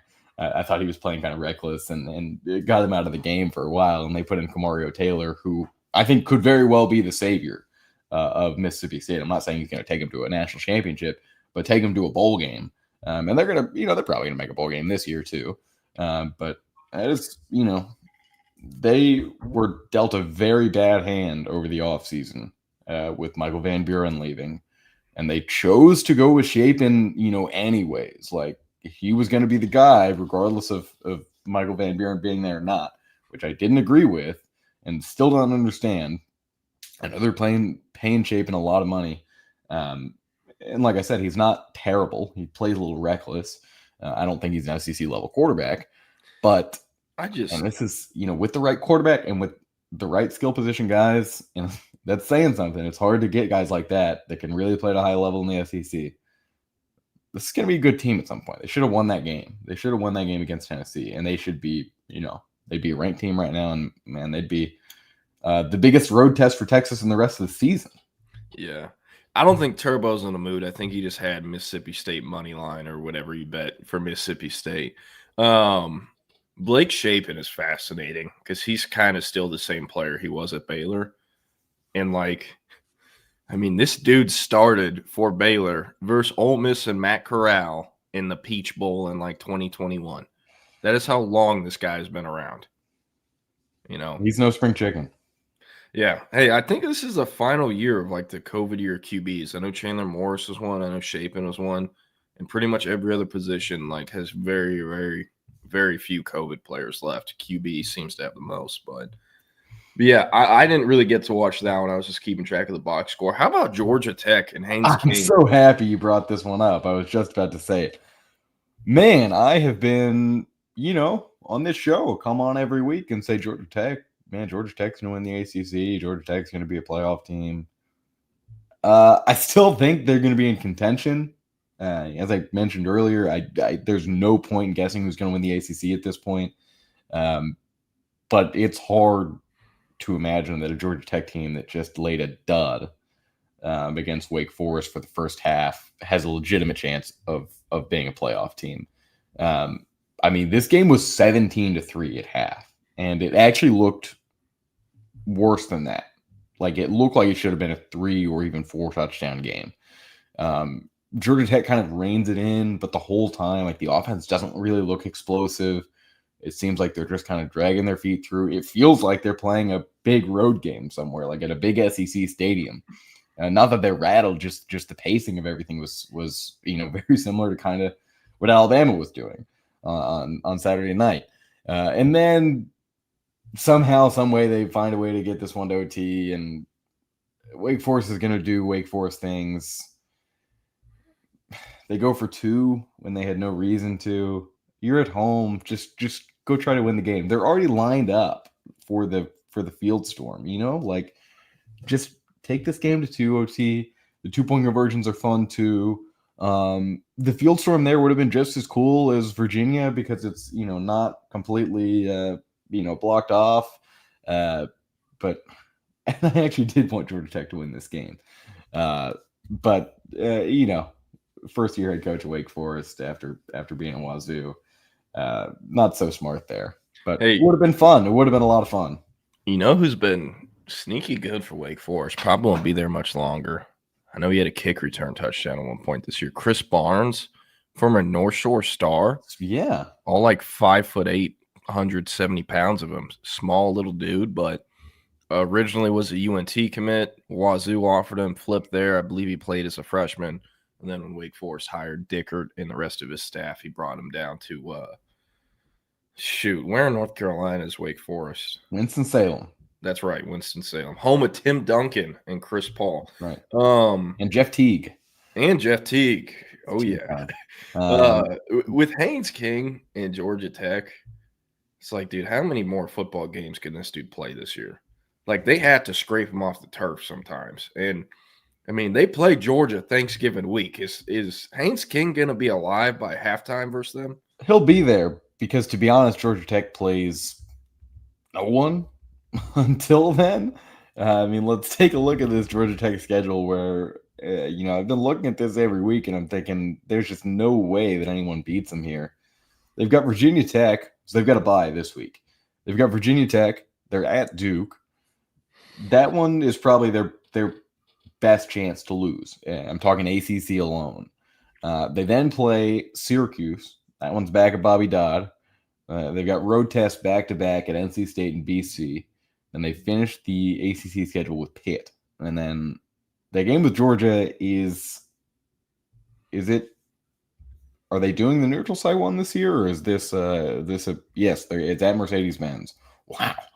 According to ESPN FPI, Georgia has an 85% chance to win this game. I think Georgia Tech, if they can, and they have a bye week now, and I'm sure Pry is going to be all over those guys. It doesn't seem like any of those teams should beat Georgia Tech, right? Maybe Duke, but It seems like Georgia Tech should be undefeated going into this game with Georgia, and who would have thunk that? Like, I don't see Haynes King himself. I could see Georgia Tech losing to one of these teams, but I don't see Haynes King doing it. Yeah, shout out to Haynes King, man. What a revival of his career. Shout out to Longview Lobos too. That's where he will be coaching once his playing career is done. Started thinking to myself, like, I doubt I'll have to motivate them. They're the Longview Lobos. They live and breathe Lobo football over there. But him as a coach one day, it's like, you boys ain't tough enough. You want to see toughness? And it's just a montage of him just getting destroyed at Georgia Tech, picking himself off the ground and running it down their throat the next play again. Like, this is what toughness looks like. I don't know. It's funny. This is a great question, too. Who's more of a gamer, Haynes King or Diego Pavia? As someone that is, I consider myself a fan of Haynes King, and I really don't like Diego Pavia because I think most of his game is just pulling stuff out of his butt. I'm hoping it works, but it works. So, I shouldn't hate. But Diego Pavia didn't play well against Utah State in a half. And both these guys actually had bad first halves, much more Pavia than Haynes King. But I'm taking Haynes King over Pavia every day. I think if you put Haynes King on back at A&M, I think they're just as good, if not a little bit better. Haynes King as the quarterback for an SEC team, I think is a better situation for at least half. Is that crazy? Is that crazy to say at least half the teams they would be better? I know we're not far off. I think it's pretty on point. And it's crazy to think too, like, man, Haynes King was done at A&M. Him and his dad were tired of Jimbo's shit. They weren't it wasn't gonna work. But Will, imagine how good Haynes King would fit in a Colin Klein offense. Like, he's a souped up, less pretty version of Avery Johnson. It's going to be ugly. It's one of the ugliest throwing motions you'll ever see.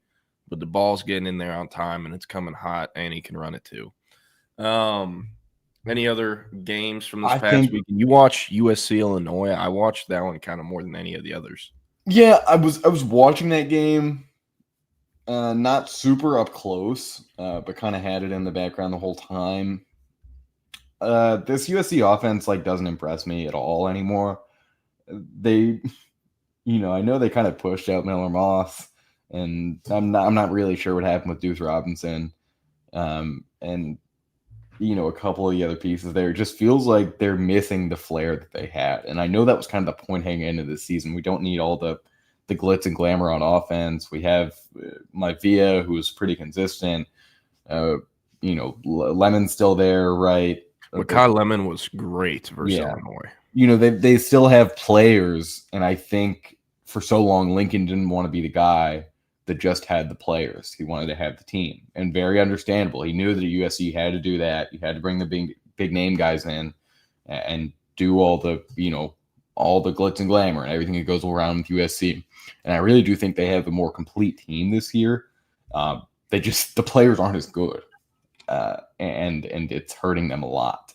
Like I said, there's no explosive in offense. The defense is better than it has been before, but not to a level where I really think they're a good team.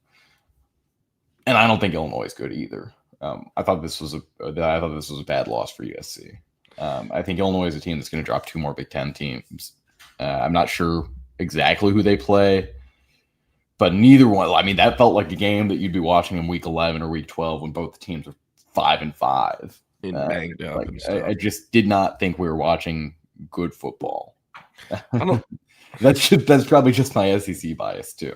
Yeah, hey, I enjoyed it. I'm with you. I think some of the Big Ten, it's our defense is great. The score was 3-3 between Oregon and Penn State at halftime. Now, I didn't get to watch any of the first half, but come on. I don't know. I want to see more points. I want to see more forward passes. But with USC Illinois, I think it is worth bringing up. That Illinois team kind of came out with a red ass after how they got destroyed in Bloomington the week before. I think that was very uncharacteristic of Illinois to lose to Indiana in that way. Brett Bielema's teams usually don't ever get boat race like that. especially with him at Illinois. I mean, they've been pretty damn competitive in all their losses. But I mean, hey, what did I talk about earlier in the show? Having a veteran quarterback. They have Luke Altmaier. This dude has been around so long. Guess what? He played in that Sugar Bowl versus Blake Shapen. That's right. Matt Yeah. Corral got hurt. Luke Altmaier is who came in, true freshman, and is also originally from Starkville and went to Ole Miss out of high school, believe it or not. Yeah.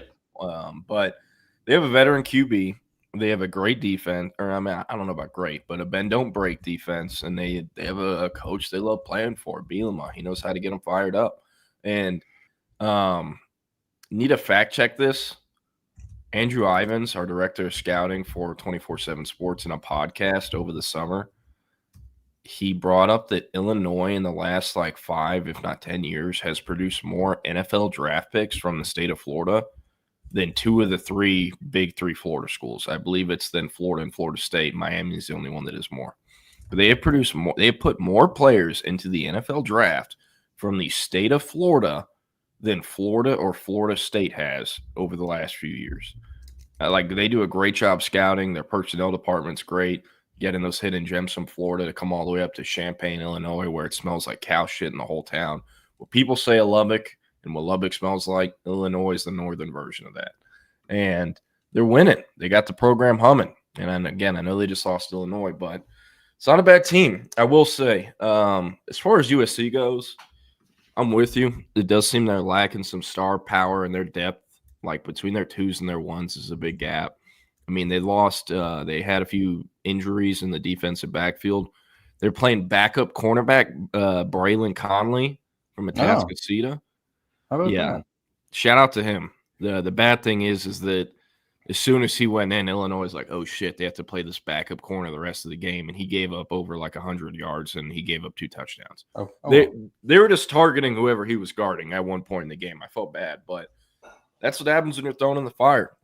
USC also Jakeem Stewart. I mean, with how much they paid him, I knew he was going to play a lot, but he played a lot more than I thought he would. This is the first game I've really been able to watch USC. He kind of got pushed around a little bit. I mean, that's what's going to happen when you're a true freshman defensive tackle, especially playing in the Big Ten or the SEC. But showed some flashes. I think the ceiling's still super high there. And, I mean, Mekhi Lemon with the game of his life. I thought Tanook Hines showed flashes. I mean, what a great get by them.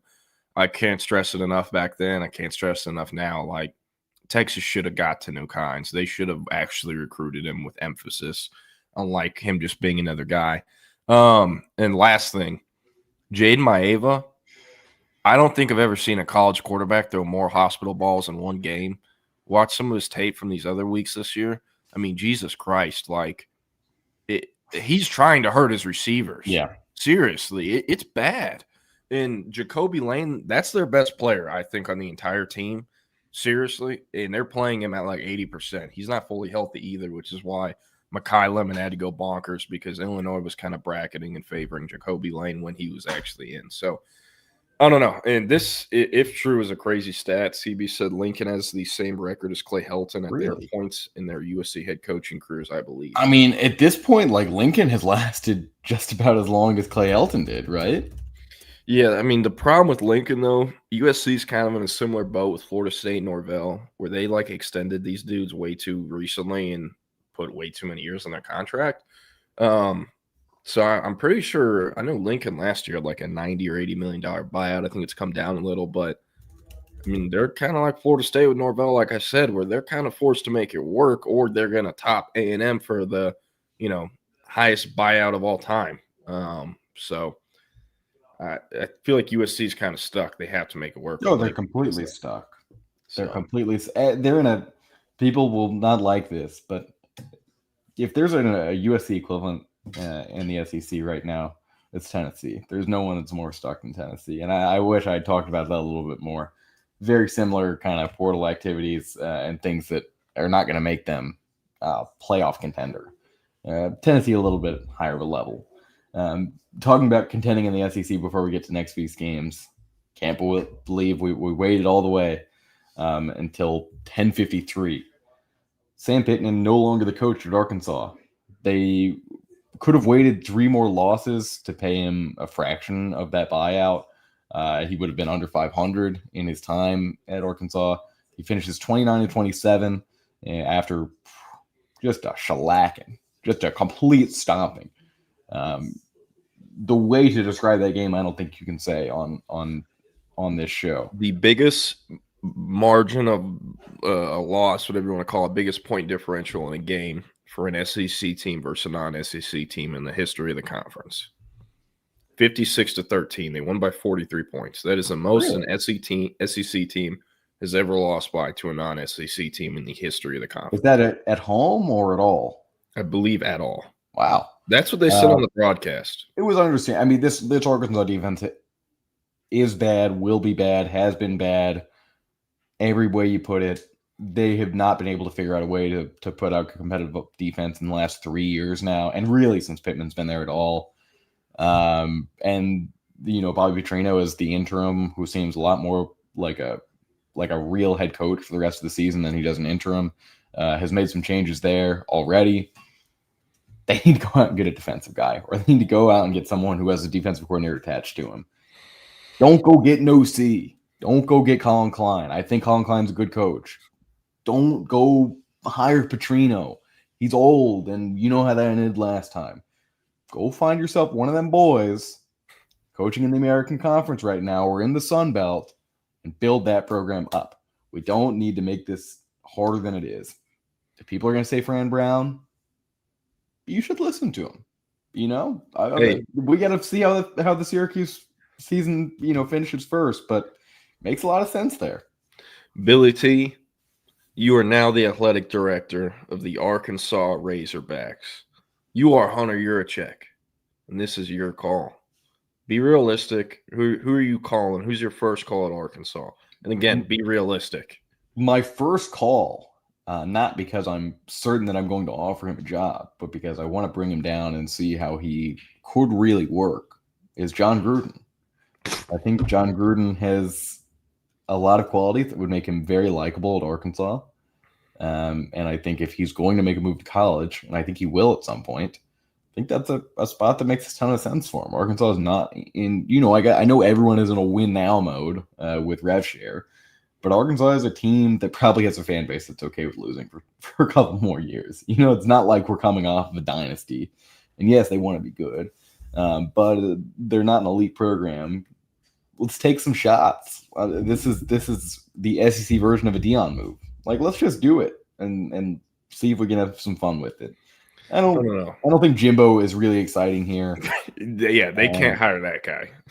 They definitely could. They could definitely go. They could go so many different routes with this, because that Arkansas job is not incredibly attractive. But someone might be looking for a nice little 3-year paycheck and a buyout after that.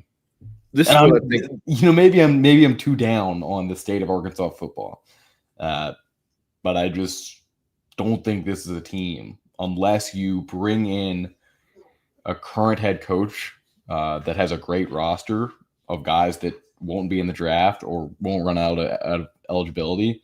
Like, it's gonna be hard to turn that Arkansas team into a playoff contender in the next 2 or 3 years, and that's why I think of John Gruden.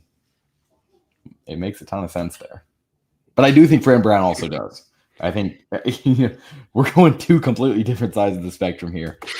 John Gruden, Fran Brown, nothing in between. We'll put Summerall in there. I think Summerall is where they should go. With Gruden, you said they like him. I think he's liked whenever it's the period when he gets hired before he has to coach an actual game, and it's that new car smell, and he's giving them hope, and then they lose to Memphis again in non-conference, and they want to kill him. Just with Gruden, dude, he's getting older, and you also have to remember, if you're going to make a hire like that, get someone that kids know and want to play for. The class of 2026, yeah, they were born in 2008.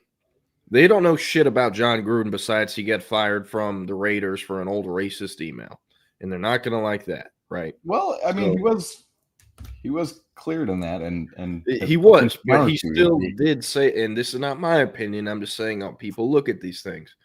I mean, in my opinion, you should not say something like that. You can't do that. But I mean, he's going to struggle. His name isn't even like a Bill Belichick where he had Tom Brady. And look how Belichick's done at UNC. And I can guarantee you Belichick at UNC is getting more funding and structure than Arkansas will ever have. And look how it turned out. Really? Yes. I heavily disagree with that. I think you fund Arkansas at a high level with a new coach. It's going to be much more than anything you see at North Carolina football. Yeah, I know. But what I'm saying, UNC with Belichick, they're giving him so much money. There are kids going there over committable offers in Texas, Oregon, Ohio State, not because they're from the state of North Carolina or even close to the state of North Carolina, but because they're exceeding NIL and rev share offers. They're offering so much more than everyone else that those kids can't say no. Arkansas is never going to have the money to money with players like that. And if they do, it's because Walmart, Tyson, and all these companies have started pumping money they have never put into the school before. Is John Summerall going to be able to unlock that? I don't know. Is John Gruden going to be able to unlock that? I don't know. But I don't think Gruden is. I don't think he's the guy.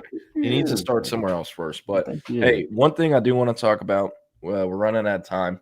Bo Ogden, son of Texas basketball staffer Chris Ogden. Yes. Right? Yes. Top 50 recruit in the country, I believe, committing today at Westlake High School at 1 p.m. Tell us, what does Bo Ogden bring to the table? Should the Longhorns be getting a new Longhorn? I don't know. Just tell us about Bo Ogden. This is going to be, I would expect, a get for Texas. To be completely honest, and I'll explain in a minute here. Haven't been all over this one, but 6'5", 195. He's very physical. He's got a nice frame for what he does, and in this kind of era of college basketball where the physical guys are getting smaller and smaller. I think Bo really fits the build there. And he shot 45 plus percent behind the arc. He's a great free throw shooter. He does the little things very well. Is this going to be a guy that could turn out and be a first round pick next year, or I guess in 2 years? Probably not. But I'm also not going to say that he's going to be a 4-year piece for Texas. This guy's ranked as the number 31 prospect in the country, 15th among small forwards.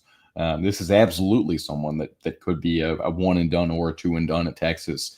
Time will tell what they surround him with, because in the 2026 class, they've been throwing a lot of shots and coming in 5th or 6th or 7th, against some of these bigger schools. But Bo Ogden is a damn good way to start this 2026 class for Texas basketball. Yeah, gonna put you on the spot here. 45% from the three. I believe 46%. That was not at Westlake last year. That was in the circuit. Oh, still, I mean, that's arguably better. Arguably better, yes. I mean, that's pretty damn good. Sounds like a true shooter.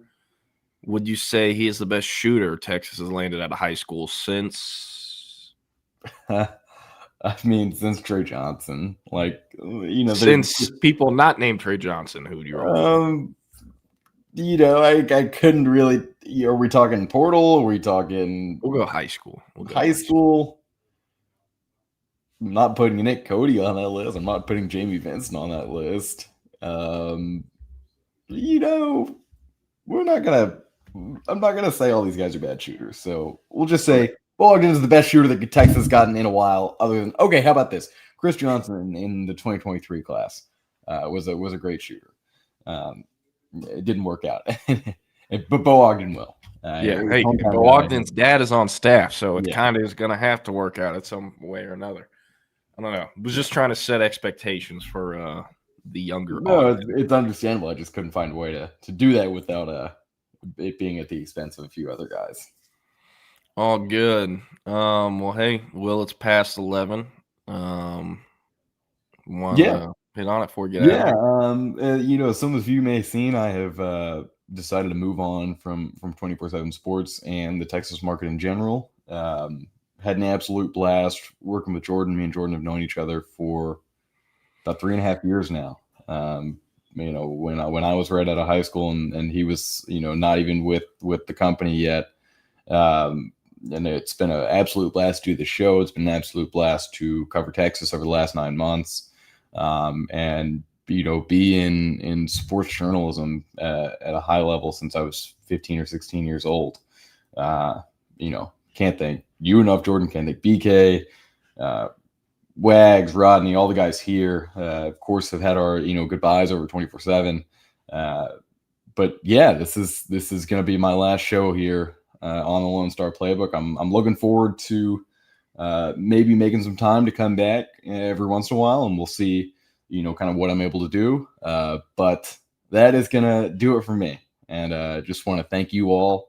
I had some great viewership today, great in the last few months, and it has just been an absolute joy to come on this show 2 or 3 times a week and talk about some ball. Yes, sir. We will miss the Billy T. I can't keep a co-host, man. Everybody keeps stealing them, But hey, man, it's been awesome working with you. It's been great. I love it at the Horns 24/7 site. Love it here on the show.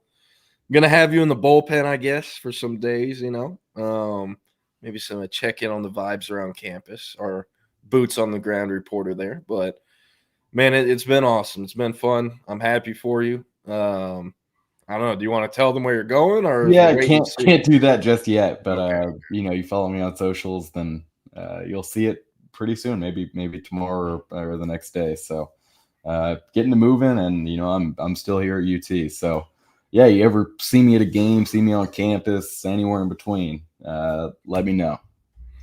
Yeah, gonna spoil it for him. He's becoming Brandon Harris's personal assistant. We will no longer be talking wink face. No, I'm playing.